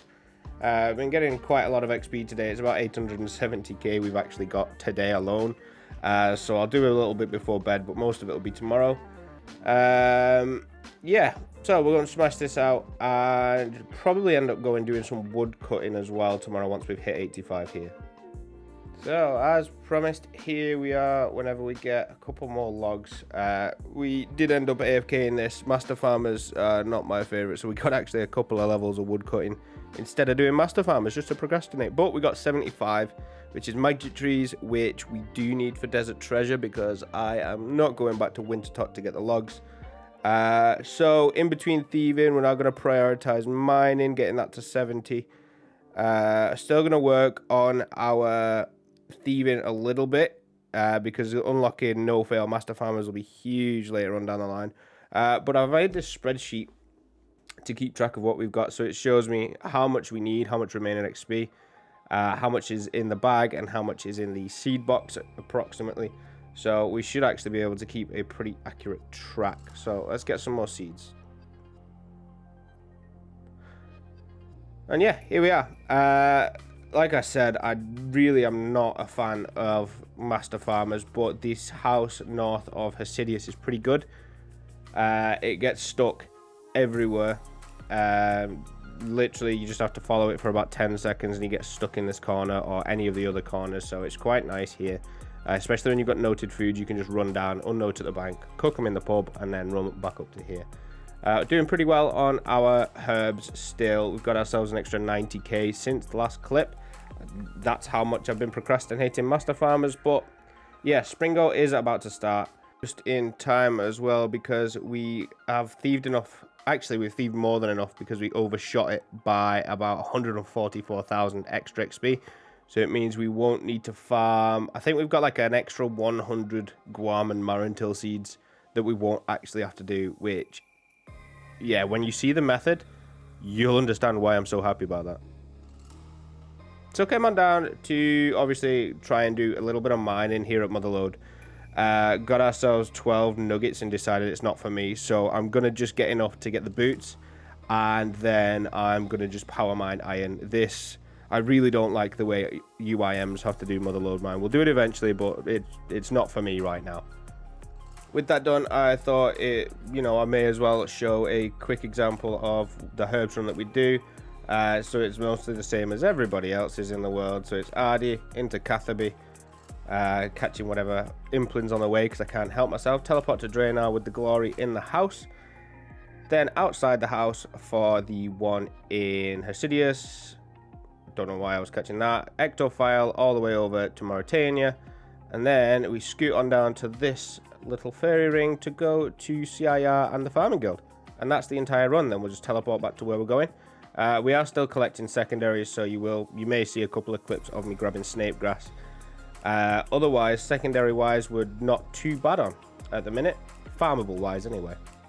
And then once the run's done, we'll just head over to Ferox Enclave and stash our herbs there. So 73 farming's one of the only real farming levels we get during this grind.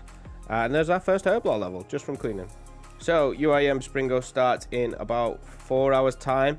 I don't have long because that's about 1 AM our time that it starts, but you can do a 6 hour XP into it. So we are going to try and get as much XP as we can to help the team out, because I'm about to go on a stag do until Monday night, so I won't be able to do much for the team. I'll be doing herb runs while we're there, probably a bit of mining just in the downtime while we're all sat being hungover. But this will be how we do the thieving. So we'll unnote at the bank, cook our tuners or whatever here. There's 73 cooking. Don't worry, I won't be doing that this episode, I swear. And then we'll run up and start thieving. Shout out to UIM Scythe for popping a message. Hello. During our 6 hour, here we go. We hit 86 thieving. And not too long afterwards, we got ourselves 87.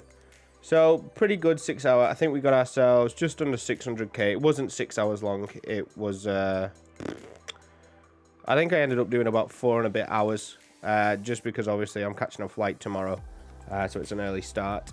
So you won't see much clips from over the weekend, but I'll do a little review of what we got when we're back. The goal is to just simply do as many herb runs as possible, try and crack out at least all the extra seeds that we have in the herb box, and then just be left with like Guams, Marantils, and maybe Harrowlanders by the time we're back. Hopefully I'll be able to power mine our way to 70 over the weekend, but I don't know how busy we're going to be, so I don't know what we'll be doing. I imagine I might not have time for that, but we'll see. You never know. So we're back. We had a good time. Well, once we got there, we had a good time. Nearly died on the plane on the way there, but that's by the by. Yeah, absolutely beautiful place, Prague. If you've never been and you can, I would go. It's super beautiful. Everywhere you look is just, all the buildings are really nice to look at. And yeah, it's cheaper to get yourself 2 beers than it is to get a bottle of water. So great place for a stag do if anyone's thinking. We got ourselves a crap ton of herb runs done. So you'll see there's a couple of double stacks in there as well that are still grimy that we'll need to get out and clean. But we'll do that later on. That's just what happened. So yeah, herbal wise, you know, we've not got a lot left to do. But here is something that I did leave myself to get on camera. Anyone know? Boom. There it is, 70 mining. Another one of our requirements for Song of the Elves boxed off. ready to go. So I think the only thing we've got now apart from questing is just 70 Herblore. So it's about time we start cracking on. Anyway, we've got a death pile here just to resupply and get stuff, and I thought, you know what, we might as well live a little. So we came up to Varrock, bought ourselves some runes, bought ourselves a fire staff, headed up over and deposited our cash because you don't want to be running around in the wilderness with that, and we actually came and boxed off Major Arena 1. Now my cojones aren't big enough to box off Major Arena 2, and I don't think my level's big enough to box off the second one yet. But yeah, we got the first one done just to get a cape so that when Song of the Elves comes around, you know, we've got Major Arena 1 cape, which is better than nothing. So yeah, it wasn't that bad. Obviously, we've got protections, prayers. We had no prayer pots, so we were just one tick flicking, but it was absolutely no difficulty. Grabbed all 3 in the hopes that we could pop them in the house, and got ourselves a genie, which we put on Herblore naturally. So it does turn out that you can put them in the house, and I thought, while I've got extra runes, I'm gonna grab myself a looting bag while we're here. If we lose it, we can just run back up and get it. So we'll pop them all in, and what we're gonna do is get our grimy herbs out here. We're going to go and clean them and note them, and now I was trying to think of the best place to do this. I'll show you in a minute, but let's put these capes away first. Boom, boom, boom. Yes, that's done. I don't know whether we'll actually bother going for the Major Arena 2 for the fight itself. It's a lot of blood runes, a lot of extra money, a lot of extra time, and if we're rushing to Prif anyway, I don't think we need it. Realistically, I don't think we need it. Our priority is mainly going to be getting up from using the 68 and 70 spell Blood Burst and Ice Burst to Blood Blitz and Ice Blitz. That'll be the biggest change for us. So you could argue that the blood runes and the casting might be good training, but there's better ways than that. So let's head over and clean these herbs anyway, so we've got a nice stack to look at. And this is where we're going to do it. Just in case anyone's not got access to the higher tier farming guild and want a nice bank close to a tool leprechaun, this one over in Hasidius Vineyard, where you grow the grapes from Tithe Farm, is pretty close. You do end up walking, so it's not as good as the high tier farming guild, but you know, it's not bad. It does the job. So we'll clean all these, and then we will get back to probably a bit more thieving, because we're in the middle of bingo now, and there is a thieving tile. Oh, 50 Herblore. Didn't see that coming. Yeah, so we'll clean these, and then we'll set ourselves up for herb runs, and then thieving in the meantime. We might get bored and do something else later on in between herb runs, but it's really just a waiting game now until we actually get to the point where we are ready to go. So let's bag these. Look at that now. That is a juicy stack of Herblore. And look at all them prayer potions, man. Just waiting. Literally, like, what's that going to turn into? Like 600 prayer pots, maybe? Whoa, bubba. Yeah, there's a lot of bagged XP. The worst ones, them toad flexes. We'll be making the fishing potions that need the toad legs for them. So that's going to be a bit gross. But the rest of them, super easy to get the secondaries for more often than not. You know, it won't take us that long. Maybe like an hour to grab the secondaries. We also planted a poison ivy bush. Just thinking down the line, it's always good to have this here, because this is how I get to Brimhaven. So if we ever get any Calquat trees and we want to plant one, we can just simply pick the poison ivy berries from here, note them or not note them, and go and plant and protect our Calquat tree over at Brimhaven. So, you know, big brain plays, and it is a hard task. So knock that out. So our focus, like I said, is to get the magic levels in between Herblore runs and thieving to get the money. So this is where we'll be doing our magic training. I don't know how much we'll exactly do here, but it is absolutely beautiful XP. I think it turns out to about 140k an hour when it's done efficiently. Obviously, we'll be doing a herb run every hour or so it's not gonna be. But I bought a couple thousand nature runes just to do a few runs anyway, just to get us up a couple levels. But look at this XP drop. As soon as you place them in, boom, 20k XP on top of all of the alks that you've done. So it's just bonus XP. So it is absolutely beautiful. And just in case you didn't see it, here's another one. Boom.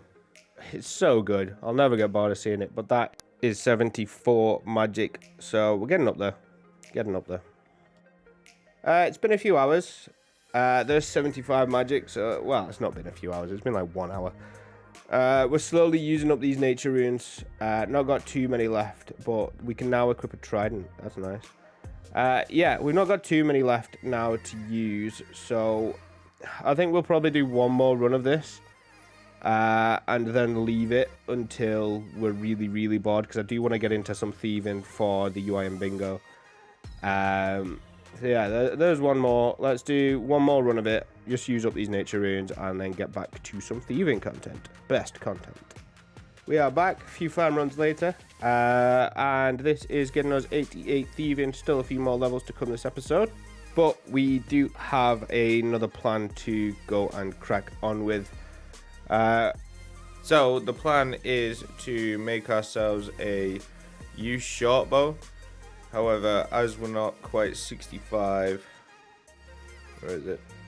65. What we're going to do is we're going to get our cat out of the house.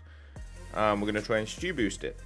We'll go and get the flax and spin it into a bowstring first, just so we're not messing about, running all over the map. There is a way that you can get a use short bow drop from Angry Barbarian Spirits, same place we got our myth grapples, but that takes a lot more effort. So we're going to try this first and see how we get on. So yeah, it only took us a few stew boosts to get the actual boost itself. Obviously it was only like 3 levels, so we weren't expecting to be here all day. So let's continue our plan. I know I've not said it yet, but we're going to knock out the Temple of Ikov while we are farming, because obviously you need 20 limpwort roots, unnoted, which is a pain in the ass. But we got them, we finished the quest without any major issues. So yeah, bit of range XP, bit of fletching XP, but it's one of the main requirements for Song of the Owls. So that is done and out of the way. And we're going to keep this U short bow as well, so we'll probably use that during the quest. While we're in a questing mood, here is Fremy Trials. This one turned out to be more annoying than I thought it would be. Because obviously you can't have any items equipped when you go and fight the Deathless dude underneath, and you can't have any for the Pier the Seer one. I think it's Pier the Seer, one of them you can't have any items. So yeah, we tried killing Lanzig, which is what I've always done, and then we just went and did the way you make it, and it took like 2 minutes. I don't know why I've ever bothered killing Lanzig before in my life, because it takes longer to hot worlds and kill him. Anyway, quest done, completed. Again, it was annoying to have to death pile and run about, but the fight wasn't difficult. Just got 3 rounds with Protect from Meleon, and then died. So, you know, chilling. Got a few juicy levels from it. And now back to everyone else's favourite content. It's not just mine. 89th even. So, hogging off. We've got a little bit left to go in Springo, so we're going to keep on. And by keep on, you can see the private messages are still the same, so I've smashed it, 90th even. And once we plant this last seed here and nip back over to Ardy, this is actually the last, well, not the last because we need 1 for the quest, but that's the last of our Cadentines, which brings us down to 2 seeds left to, let's have a look. Yeah, so we've got only Guams and Marantils left to actually do herb runs with now. So calculations wise, we need about 2k of each herb, something like that, to do the Guam Marantil vials from Lunar Diplomacy. So we've still got a long time to go on this. There's about 80-90 farm runs. And yeah, so here we go, another level coming at you. I think this is the same day as 89 and 90, so it's been a long day, but we're trying to make up for the time we lost from going away. I've been sick this week as well, so have not really had much else to do. So yeah, lots and lots of thieving, lots of foot pedaling. It's like the 3rd time today we have seen the 4-hour message in our chat box. It's just something so nice about foot pedaling. You don't have to look at the screen, it's like you don't even ever have to log out. So yeah, thought we would be big brain by coming to Guardians of the Rift to get enough pearls for a death talisman for Morning's End Part 2. We actually did get enough pearls to buy it, but turns out you can't even buy a death talisman here until after you finish the quest. So not great, but we did get a few rune crafting levels out of it. Nothing else really to note. Some nice law runes, which will keep us going on our farm runs, but yeah, it was more than likely just a waste of time more than anything. Apart from maybe if we get something in this hard clue, which is our first hard clue we've actually completed on the account. Had to kill one wizard, but ooh, a Bandos page and some alcohols. So we've run over here ready to sell the alcohols that we were going to get anyway. So let's sell them. Oh, shit in hell. Yeah, so I accidentally sold the page. Dickhead, man. After my little mess up there, I decided it just wasn't worth carrying on the account. So here we are. We're just going to get rid of everything because I'm obviously not cut out for this. But no, seriously, we death piled our stuff so that we've got barely any space and we can just clean everything up. Because we're going to start by making some of the potions. I thought it's about time, instead of just cracking on with thieving every time, we're going to start making some of our potions. So we're going to start with the juiciest ones, the nicest ones, and get these runners done. So first time ever doing this unnoted method at the GE. Did mess it up a few times, getting the vials right and getting everything set up. Still couldn't figure it out, but got a few levels.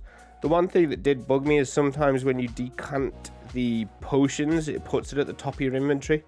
For the prayer potions, it stopped doing it, but then when I moved on to, I think irrits is when it started, or qualms, or whatever I was doing, it just randomly put them in different places. So let's go get ourselves a looting bag just to pop these in and then crack on with the next potion. But yeah, we're already at 55 herblore just from those, so very nice. So here's the Aventos. We are going to waste these Aventos, unfortunately. We can always go and get more, but we're going to make fishing potions and just drop them. So it's a bit different of a method, but there's not really any point us keeping them for super energies when we can just come back and get them. That 57 right there is the requirement for Fairy Tale Part 2. And then here's 58, which is a nice level, because we can finally use the herb sack that we never bought. So if we ever go on a nice hunter grind and want that, then we can go and get it for like herbivore and stuff. So we can now clean snapdragons with 59. So what we're going to do is we're going to do the snapdragons that I didn't expect to do yet, just once we finished all of our compost potions up. One of my favorite potions to make these compost potions, so I'm going to keep these. But yeah, there's 62. Now for the worst one, the toad flaxes. So this was our method, as you can see in the background, up at the swamp toads over in the gnome stronghold. We'd run and make an inventory of unfinished potions, come and pick up the legs, make all the potions, drop them. And just after we finished, my friend was like, I hope you've kept one of them because you've not done Tybor One Eye Trio. So shout out to No Help, thank you very much. I'll put his YouTube up. He's got a Chunkman series and a collection log, maxed Ironman collection log series. So go check him out if you've got time. But yeah, he told me to keep one of them and to do Tybor One Eye. So that's what we're doing. We're going to run up here and get ourselves an iron spear, and then go and bash that out while we've got it, because I do like a little bit of a questing detour. Everyone's seen the Tybor One Eye quest, so here is just the start. The more awkward part of this quest for us was gathering the items first, like the monkey corpse and stuff, and yeah, but otherwise we had all the levels already, so we could burn, cook, whatever the Karambwan as much as we wanted to, so it wasn't an issue. But yeah, finished off and noticed how close we were to 1,500 total. So we actually went over to Letia, got ourselves this tree checked, and yeah, 75 farming and 1,500 total, which is pretty nice, pretty juicy for the account. I didn't think we'd make it this far, but yeah, look at us now. Anyway, back once again at the Grand Exchange. The only things we've got left now are our Guams and Married Tails. We've got a load of prayer pots, a load of attack pots, a load of compost pots. Yeah, we're pogging off in the potion department. So we're going to stick these super restores in the bag as well, just over at the Wildy Ditch, just here. And then we're quickly going to get 40 defense over at the Ammonite Crabs, as that is a requirement for Lunar Diplomacy, which we need to start and, well, do most of, to be honest, apart from the fighting bit. Welcome to Jurassic Park.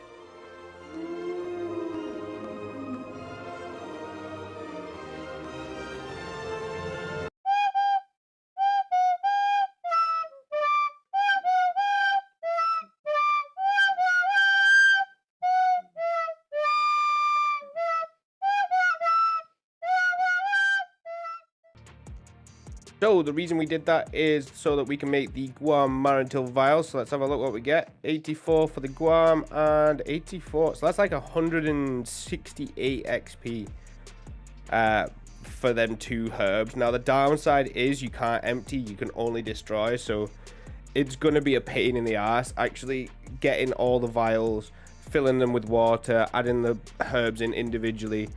But if we can get enough spaces, we should be able to get 20 or so and just use the bottom right-hand corner and just pa. So it shouldn't be the worst because it'll be nice XP, so it'll be worth doing. But, you know, we'll see how it is when we actually get all the herbs ready. A little bit of PTSD coming over to the abyssal area. So we've actually gone to get the elemental runes. So there's the earth, the water. So this is for the part of the quest where you need to go to each elemental altar. So obviously I tried to be big brain before getting ourselves a death talisman. But yeah, it turns out that the hour I've just spent killing them little abyssal creatures, we didn't need to, because I could have just come to Guardians of the Rift. Obviously I've just dropped the earth one outside. Let's see if it works. Boom, there it is. So it works. So we could have just come to Guardians of the Rift instead of bothering. The reason I didn't go through the abyss is because I am shit scared. Safe spotted and got our last piece here. So this should be everything we need to get up to the step. We just need to go cash this in and cash... Well, go and hand all the armor in anyway, because we've not really got much bag space at all.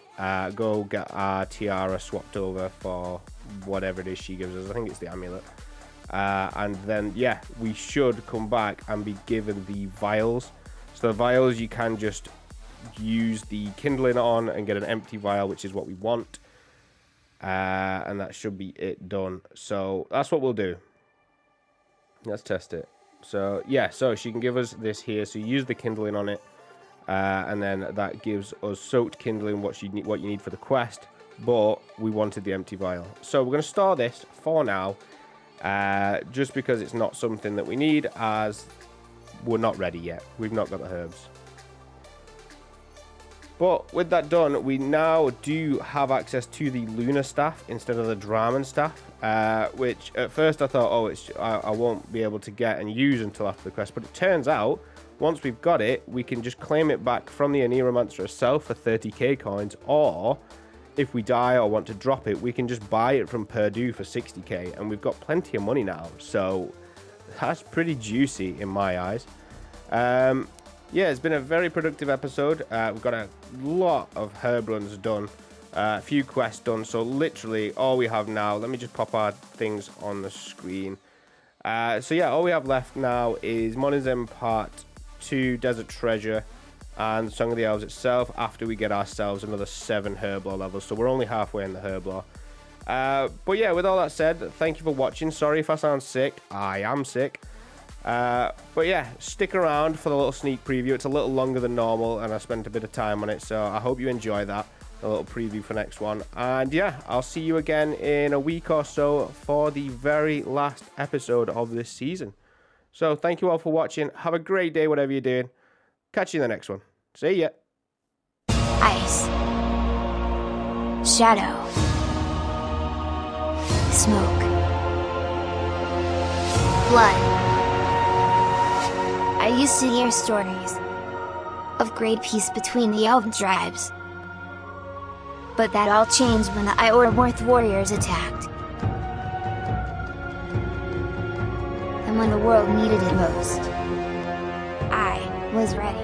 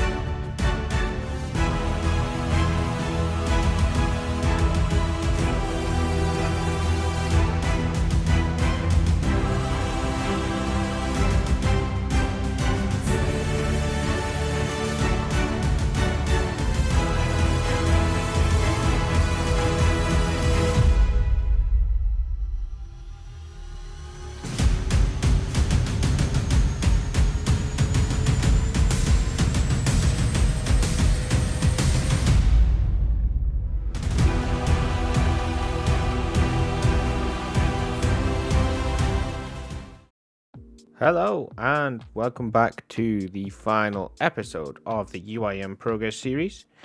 In the last episode, we finished off with starting and getting most of the way through Lunar Diplomacy Quest so that we could utilize the Marantil Guam method with the vials, which is what we'll be doing this episode once we finally get enough herbs. Stats still mostly the same from last time. We're going to work on a bit of magic this episode. We're going to try and get that to 82. But mostly it's going to be Herblore focused and quest focused. So we're starting off with about 600 Marantils, but you won't see much until we get most of the way through that. I'll just be thieving in the meantime in the middle of them. We still got a lot of seeds to get through. We should end up with about 100 seeds left of each. We've got our Cadden time for Song of the Elves. But yeah, that's about as far as we've got. Obviously, the goal of this episode is to finish the series. We're still doing bingo. But I think that is about to end, and we're just going to work on a little bit of thieving just to see it out. And as far as Song of the Elves goes, we still have to finish off Monizem Part 2 and get 70 Herblore, but Monizem Part 2 shouldn't be too bad. Obviously, we've got to get them 50 items, but it is what it is. So, as promised, we're doing a little bit of thieving, and there's 92, the obligatory, our first actually, halfway to 99, which is pretty nice.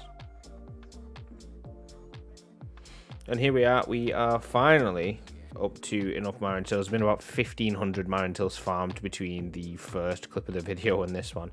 Like I said, there's not really much to see in between farming all these. So yeah, we're finally done with Marantils. We're starting to plant our guams. We've got a couple hundred already. I'm estimating it should take us another couple of days probably just to try and get this. But we might end up finishing up with thieving soon and moving on to magic training in between, just while we finish off the 2,000 guams we need. Boom, coming in with 93 thieving. This will probably be one of the last thieving levels, as I probably mentioned before. The spring goes ended, so we don't really need to be getting it anymore. It's just kind of a time waste. I might come back and do it when I've not got the time to do Mage Training Arena in between each farm run, so to speak. And so for the Mage Training Arena, we do need to buy a crap ton of natures. So we bought ourselves 3,000. Come over here, and we're starting off at level 75. Like I said last time, the goal is 82 for Ice Blitz. I know we could probably do it with lower spells, but I'd rather just not take the risk and get the higher level. But that's tomorrow's problem. One of the most stranger levels to get while farming Guams. We're actually about to get 64 Herblore from cleaning the Guams and Marantils that we've farmed so far, so nice little bit of progress there. Skipped a few, but here's 78 magic coming in, which means we can finally wield a Trident of the Swamp. And yeah, it turns out that last episode, or a couple of episodes ago, me was a... we could have stored the Mourner's outfit that we got and not had to go and get another one and repair it, so I'm not too happy with myself. At least it's not that difficult to repair though. So we've got it now. We can... This is just me procrastinating doing more Mage Training Arena, by the way. But we've got it, so we can go and do the Monizem Part 2. In fact, we might actually do it now, because I need an excuse to not do any more farm runs, because I'm going a bit stir crazy. So we've got our chisel, we've got everything. We'll go and see how far we can get in the light puzzle. We're starting it off, we're going to get a chisel here, make our way over to Letia, and then come back and do the light puzzle. I skipped this because obviously we're going to have a lot of light puzzles later on in the video, but as most of you Ironmen will know, you have to get 50 items at the end of this quest to get a death talisman. They're all relatively easy to get. Luckily, we already had a kebab and a wine on us for some reason, but I'll take the win. And yeah, don't forget to turn the crystal around, which is why I labeled 4 tiles saying turn the crystal, idiot. Yeah, so first inventory back. We got another, let's see how many of them take in. Whoa, quite a lot there actually. And this is me literally about to forget to turn the crystal after labeling all them tiles. So yeah, idiot. Another inventory here. Boom. And another inventory. This should be the last lot here. Boom, there it is. Nice and quick and easy. I was dreading this, but it wasn't actually that bad. So let's stick this in here. and then go and turn the crystal round, place it there, and then we can go to Letya and finish the quest. Boom, that's a big one out of the way. Let me skip about 3 herb runs there, so let's get back to those, I guess. Yeah, 20k agility XP, not so bad. Thanks, Mark. So, let's be a good boy, and let's actually store this time, because we will need it for Song of the Elves, and I don't want to have to repair that again. Procrastinating again, 94th even. And finally, we're going to stock up on a full Mystic outfit, because we can store it in the house. It turns out we already had the gloves. And we're going to start Desert Treasure. You know, it's about time we start working on the quests in between farm runs, because there's no point not doing. So let's start on Desert Treasure. Have a good time. Talk to this fella over here. And then we talk to this fella over here. And then all the way back to fella number uno. We've got most of the stuff we need for the guy just south of here, who you have to bring the magic logs and stuff to. We've got everything but the logs so far. So let's go hand these to this guy after buying ourselves a beer and finding out where he lives. And now that we've got him, let's give him all this rubbish. You could have brought it noted, but I don't think there's a way to get these things noted, so we're just going to do 2 trips. It's easy enough. Blood, steel bars, molten glass. If we check with him, this should be, yeah, there should only be 12 magic logs left to go. Let's go and get those then, shall we? Turns out cutting magic logs actually takes a long ass time. This is sped up, I think, 15 times it's sped up. And it took a long time just to get 12 logs. When we were trying to get our last 2, I looked down from the computer to watch a little TikTok and ended up getting like 3 real fast. So here they are, bang bang bang. With them finally chopped, we came back to our guy over here and handed them in. He will then go and build us some big old mirrors, which we are supposed to use to locate the crystals, but these days with Quest Helper and the fact that this is about the 19th time I've done this quest, we kind of already know where we're going. So we're going to start off with the smoke diamond, I think. That'll probably be the easiest one. Had to go and pick up a face mask, but then walked back over to conserve the run energy and managed to light all 4 in time. So we got this one. We're immediately going to go and place it on the actual pyramid. I've never had the stranger spawn ever when doing this quest, but of course, there he is. So this is why we're deciding to put the diamonds in after every single time, just because we don't want that happening when we're looking away from the screen and then dying, because it's just going to cause us a lot of pain and drama. The next one is the shadow diamond, I think. So let's see how many attempts this takes us.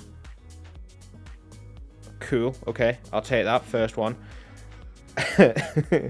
I'll definitely take that. I'm not going to complain.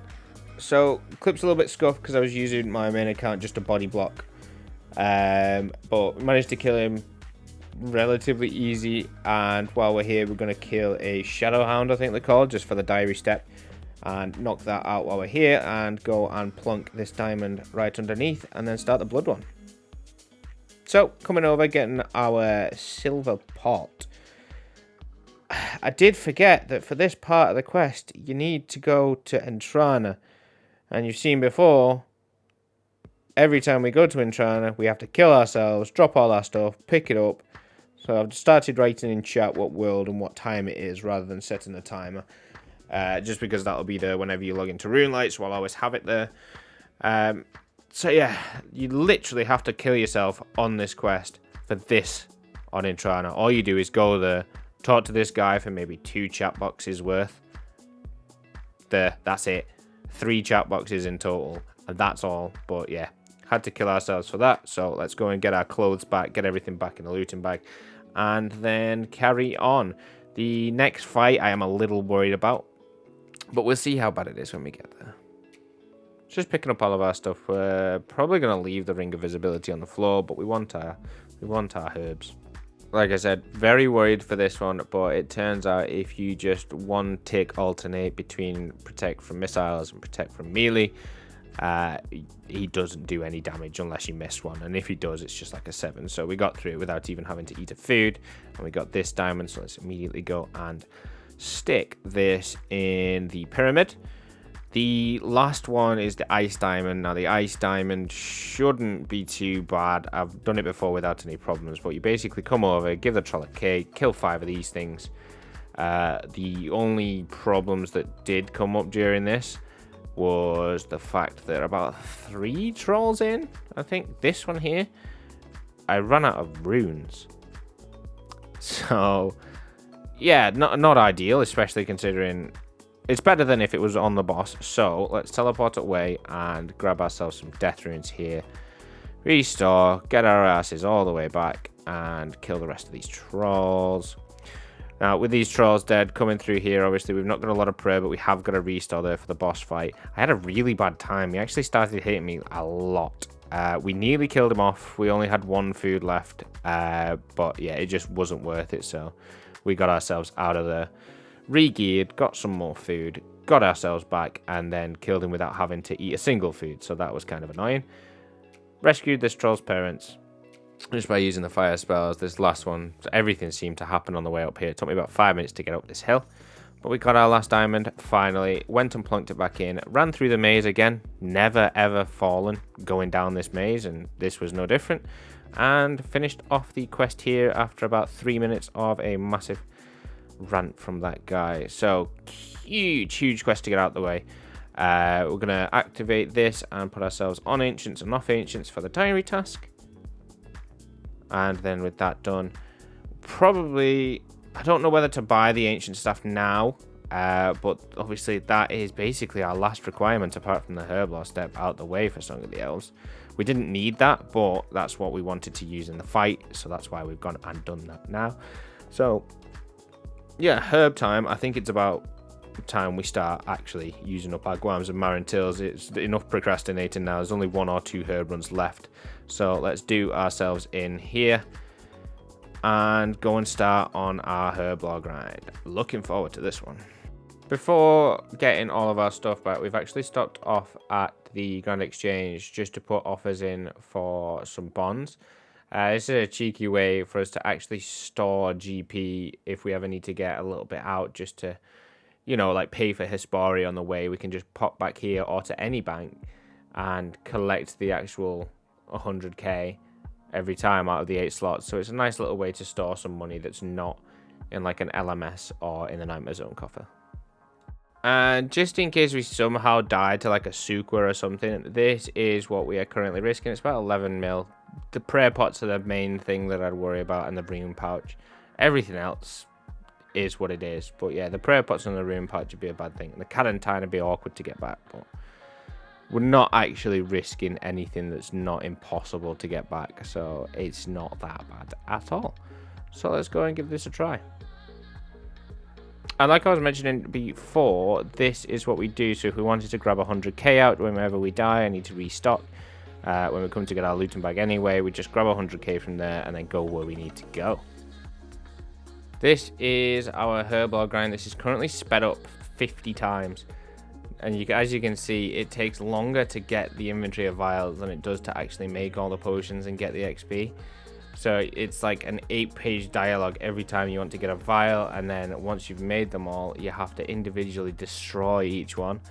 But you know, at the end of the day, it wasn't the worst. It was a way of us getting out of doing a lot more Master Farmer. And when you actually sit down and commit to doing it, actually come out with about 50k an hour, which for a UIM is pretty glonky. So here's 68 and 69 herblore. And if you remember our last clip, this is actually what it looks like with the roofs turned on.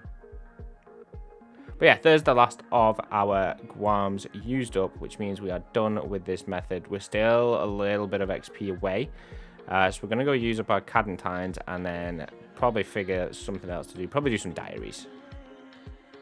Using up the last of our white berries here, this is what's kind of holding us back a little bit on these Cadentines. Forgot completely to harvest more white berries. Diaries, we're going to go and do 3 instead of the 2 that we would have had to. So we're going to do the Lumberjane Draenor, Falador, and probably Karen. The only problem is we need to go and get like 3 different talismans, so we're gonna have to go back to the Abyss. And here we are, a little bit of PTSD kicking out, not gonna lie. Heart was racing, but we've got protection, prayers, and prayers, so fuck these guys. But yeah, so we've come through here just to make the like water runes and all that sort of stuff just for the diary. We've killed a cave bug, even though it just seemed invincible and then disappeared, but we killed it, I swear. And then coming down to do the killer zombie step, we actually got 48 strength. We were 1 hit off because we'd already done it.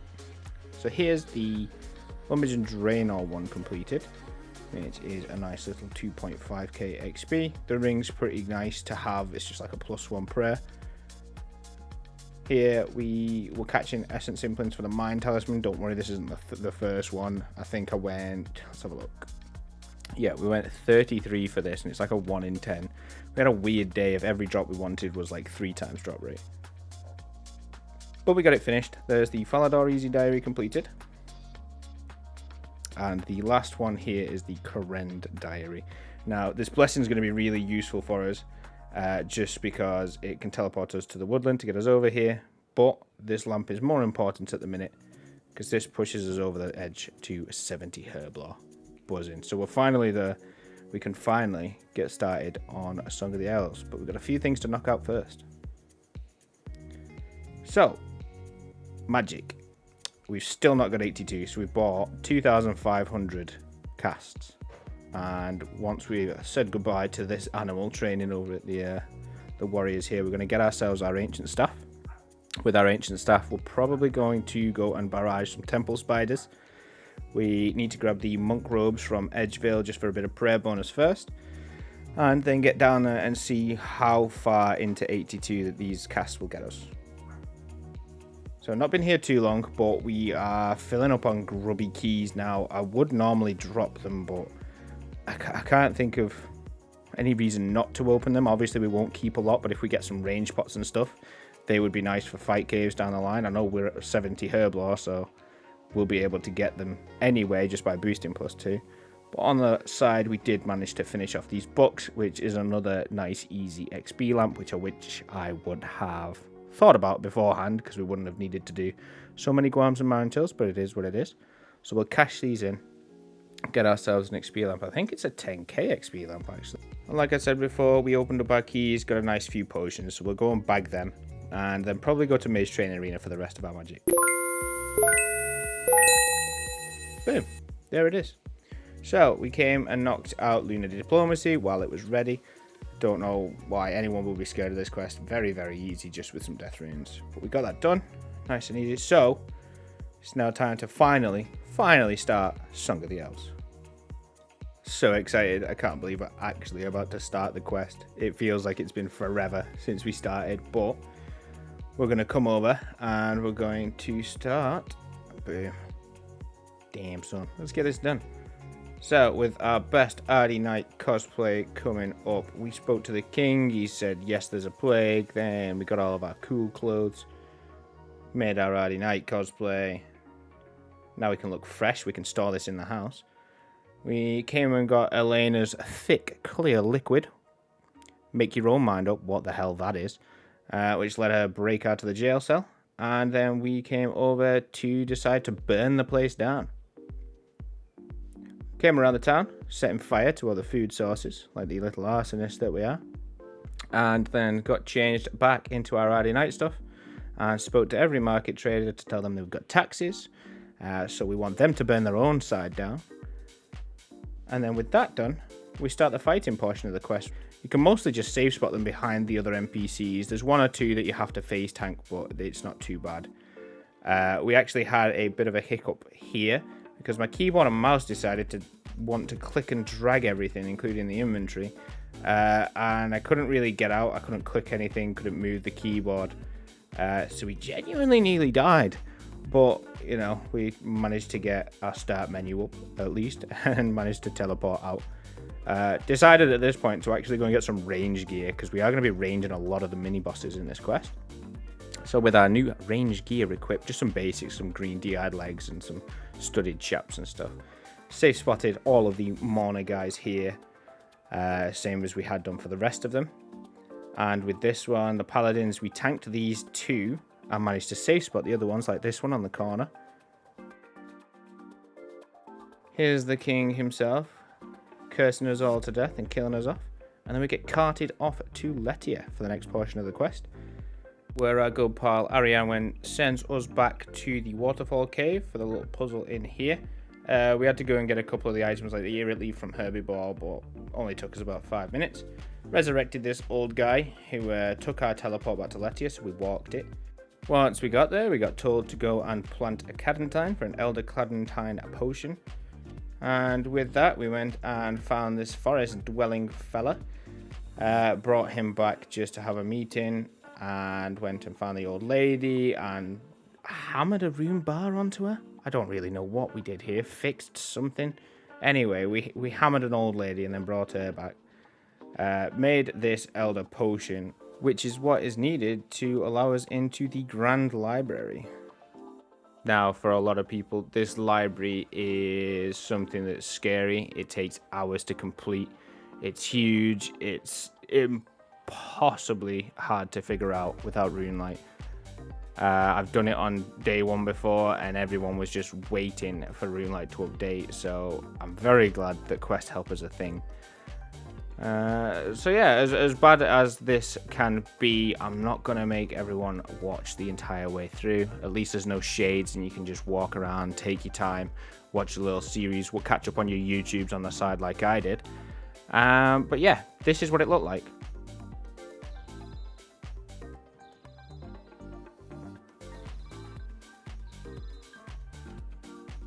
Agility puzzle 1.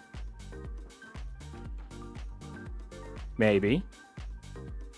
Maybe. Maybe.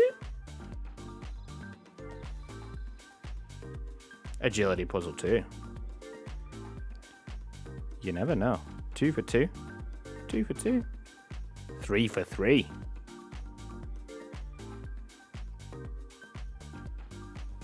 Of course not. And there's the last one. So that was about 3 hours down into about 20 seconds. Brought everyone back for a meeting after all of my hard work, and they all decided to fall out. So obviously murder was our only option. And then once all that, went on a little hop, skip, and a jump around to Zulra's domain over here. You can see it in the background. Very cool little aspect. And brought our bald lady back over to the camp. And then with this bald lady done, we went and got the other one who was cosplaying as a tree. Good group cosplay. 10 out of 10 for effort. See you at next Comic-Con. Got him back to Letia. And with everybody back and all friends again, they decide that murder is the only option. So sent me off to kill these guys. They're always with the elf quests. It just feels like you're off killing a load of people, setting things on fire, killing more people, having a good time. And with that done, we got ourselves a ball, ran back to a, look at that, something else on fire. And one of the, what I always considered the more easier fights of this quest is coming up. And I was not prepared. I only had 20-something prayer points, 28 prayer points. So I had to prayer flick basically the entire thing, which normally wouldn't be too difficult apart from this one orange thing that can hit you a lot harder than I thought. And the fight itself isn't that nice, especially when she's throwing them out one after another, after another, after another. So yeah, we do get hit by a couple of these, and I think we get hit for like a 47. I think it's this one. The game just doesn't respond. It's a 37 we get hit for, and that's another 3 in a row. But we managed it. You know, we got it done. As we do.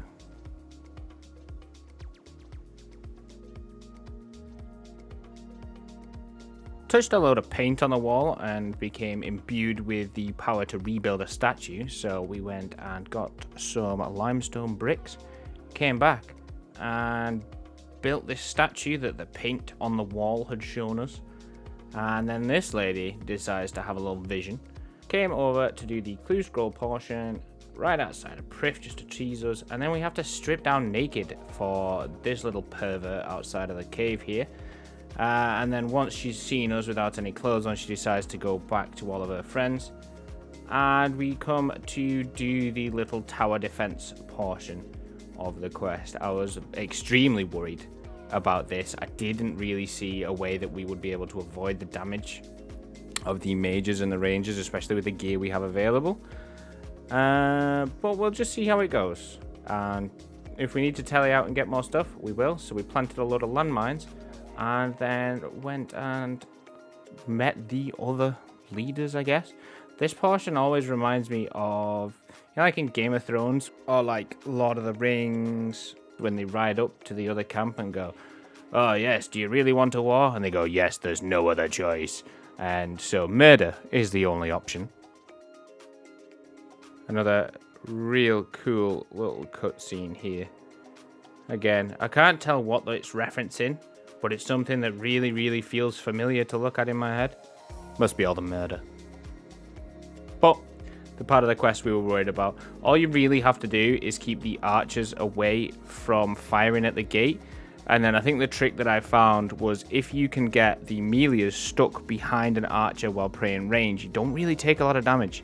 There's a good tip for people. If you can get an archer towards the front, you don't start taking the odd 9 and 7 little bit, as you can see me taking in the background. So if you can just get them stuck behind an archer, you can probably wait it out. I know we cut it kind of close here, but it wasn't too bad. We made it. So big bully man comes in, decides to stab Elena. We're very sad about it, obviously. This fight is practically... you can't lose this fight. It has a couple of mechanics in it, which is basically just pray melee, because all he does is stab you. He has 2 special attacks. The first one looks like this, where he pushes you, and all you have to do is pray range until he throws the little dart thing at you, and then pray melee. The other one is that little vial, which all you have to do is drink a restore after if you really want to, but I wouldn't pressure if you're not low on prayer points, because it's only a -5.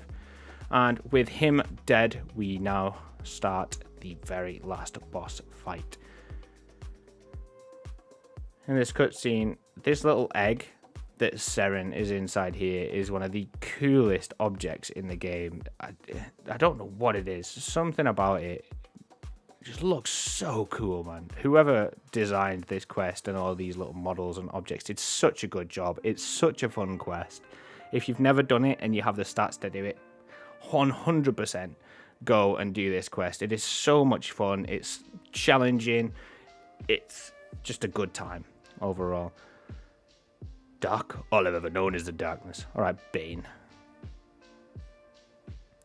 So, with Seren spouting out that she's evil and that she's just a fragment and all this, that, and the other, we really need to go and get ourselves geared up for this fight. There is a lot of preparation that we actually have to do first before we are even close to ready. Now, don't worry, I won't take up your entire day with this.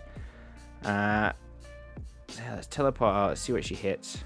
Whoa, that's big. And yeah, my internet seems to want to die tonight, so I don't know if we'll be able to do the fight. But this is where we're going to station up. We're going to pickpocket these chests for diamonds. With those diamonds, we are going to get 9, and we're going to make phoenix necklaces. Once we've got our 9, I think we also need a rock cake, so we'll grab that real quick. And that's a rock cake cooled. So our method, I'll explain to you in just a second, but it involves cave nightshades, which you can get. You have to go and get the scavenge map back, but we got 9 of them. And once we had all 9 of them, we came across the worst trap in the game just to walk our way back. Now, luckily, we don't want full hit points when we actually get to Seren, so that's not a big deal at all. So we make our way back. So, the boss fight. The method we're going to use involves phoenix necklaces and cave nightshades. Basically, when the big attack comes, what we're going to do is equip the phoenix necklace and eat a cave nightshade, which will proc the necklace into healing us because it'll drop us below 20% of our health and heal us 30. This is what it should look like. And this is what happens when you are much too high health. Yeah. So we just about managed to avoid death. I think that was on the tick to avoid that. So let's re-gear and let's give it a proper go.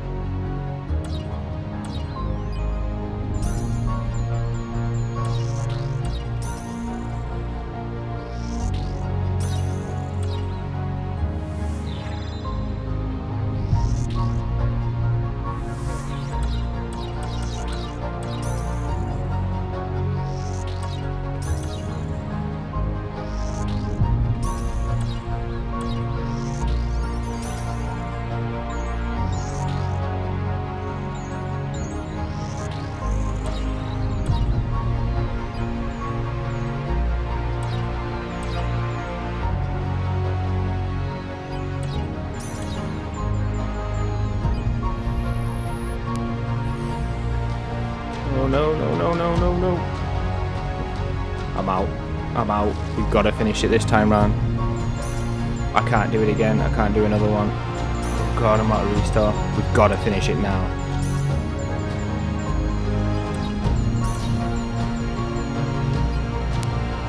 Big hit. Oh, come on. Big hits. Big hits.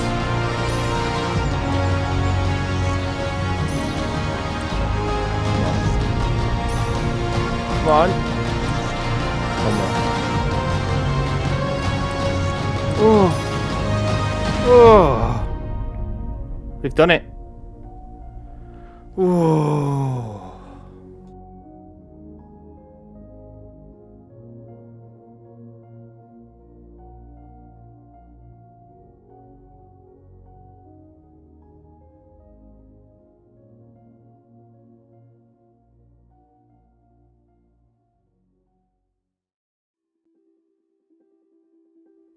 We've done it. We actually finished it.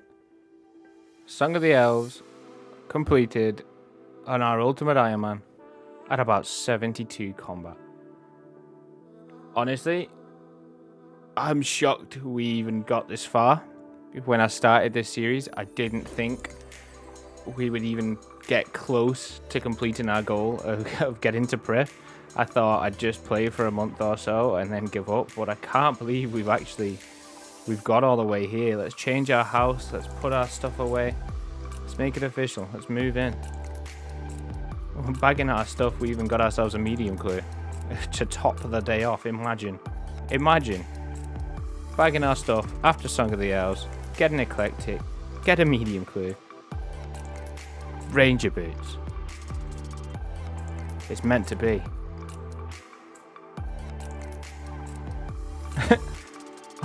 Or a white headband, you know, I'll take it. It's close enough. I'll take it.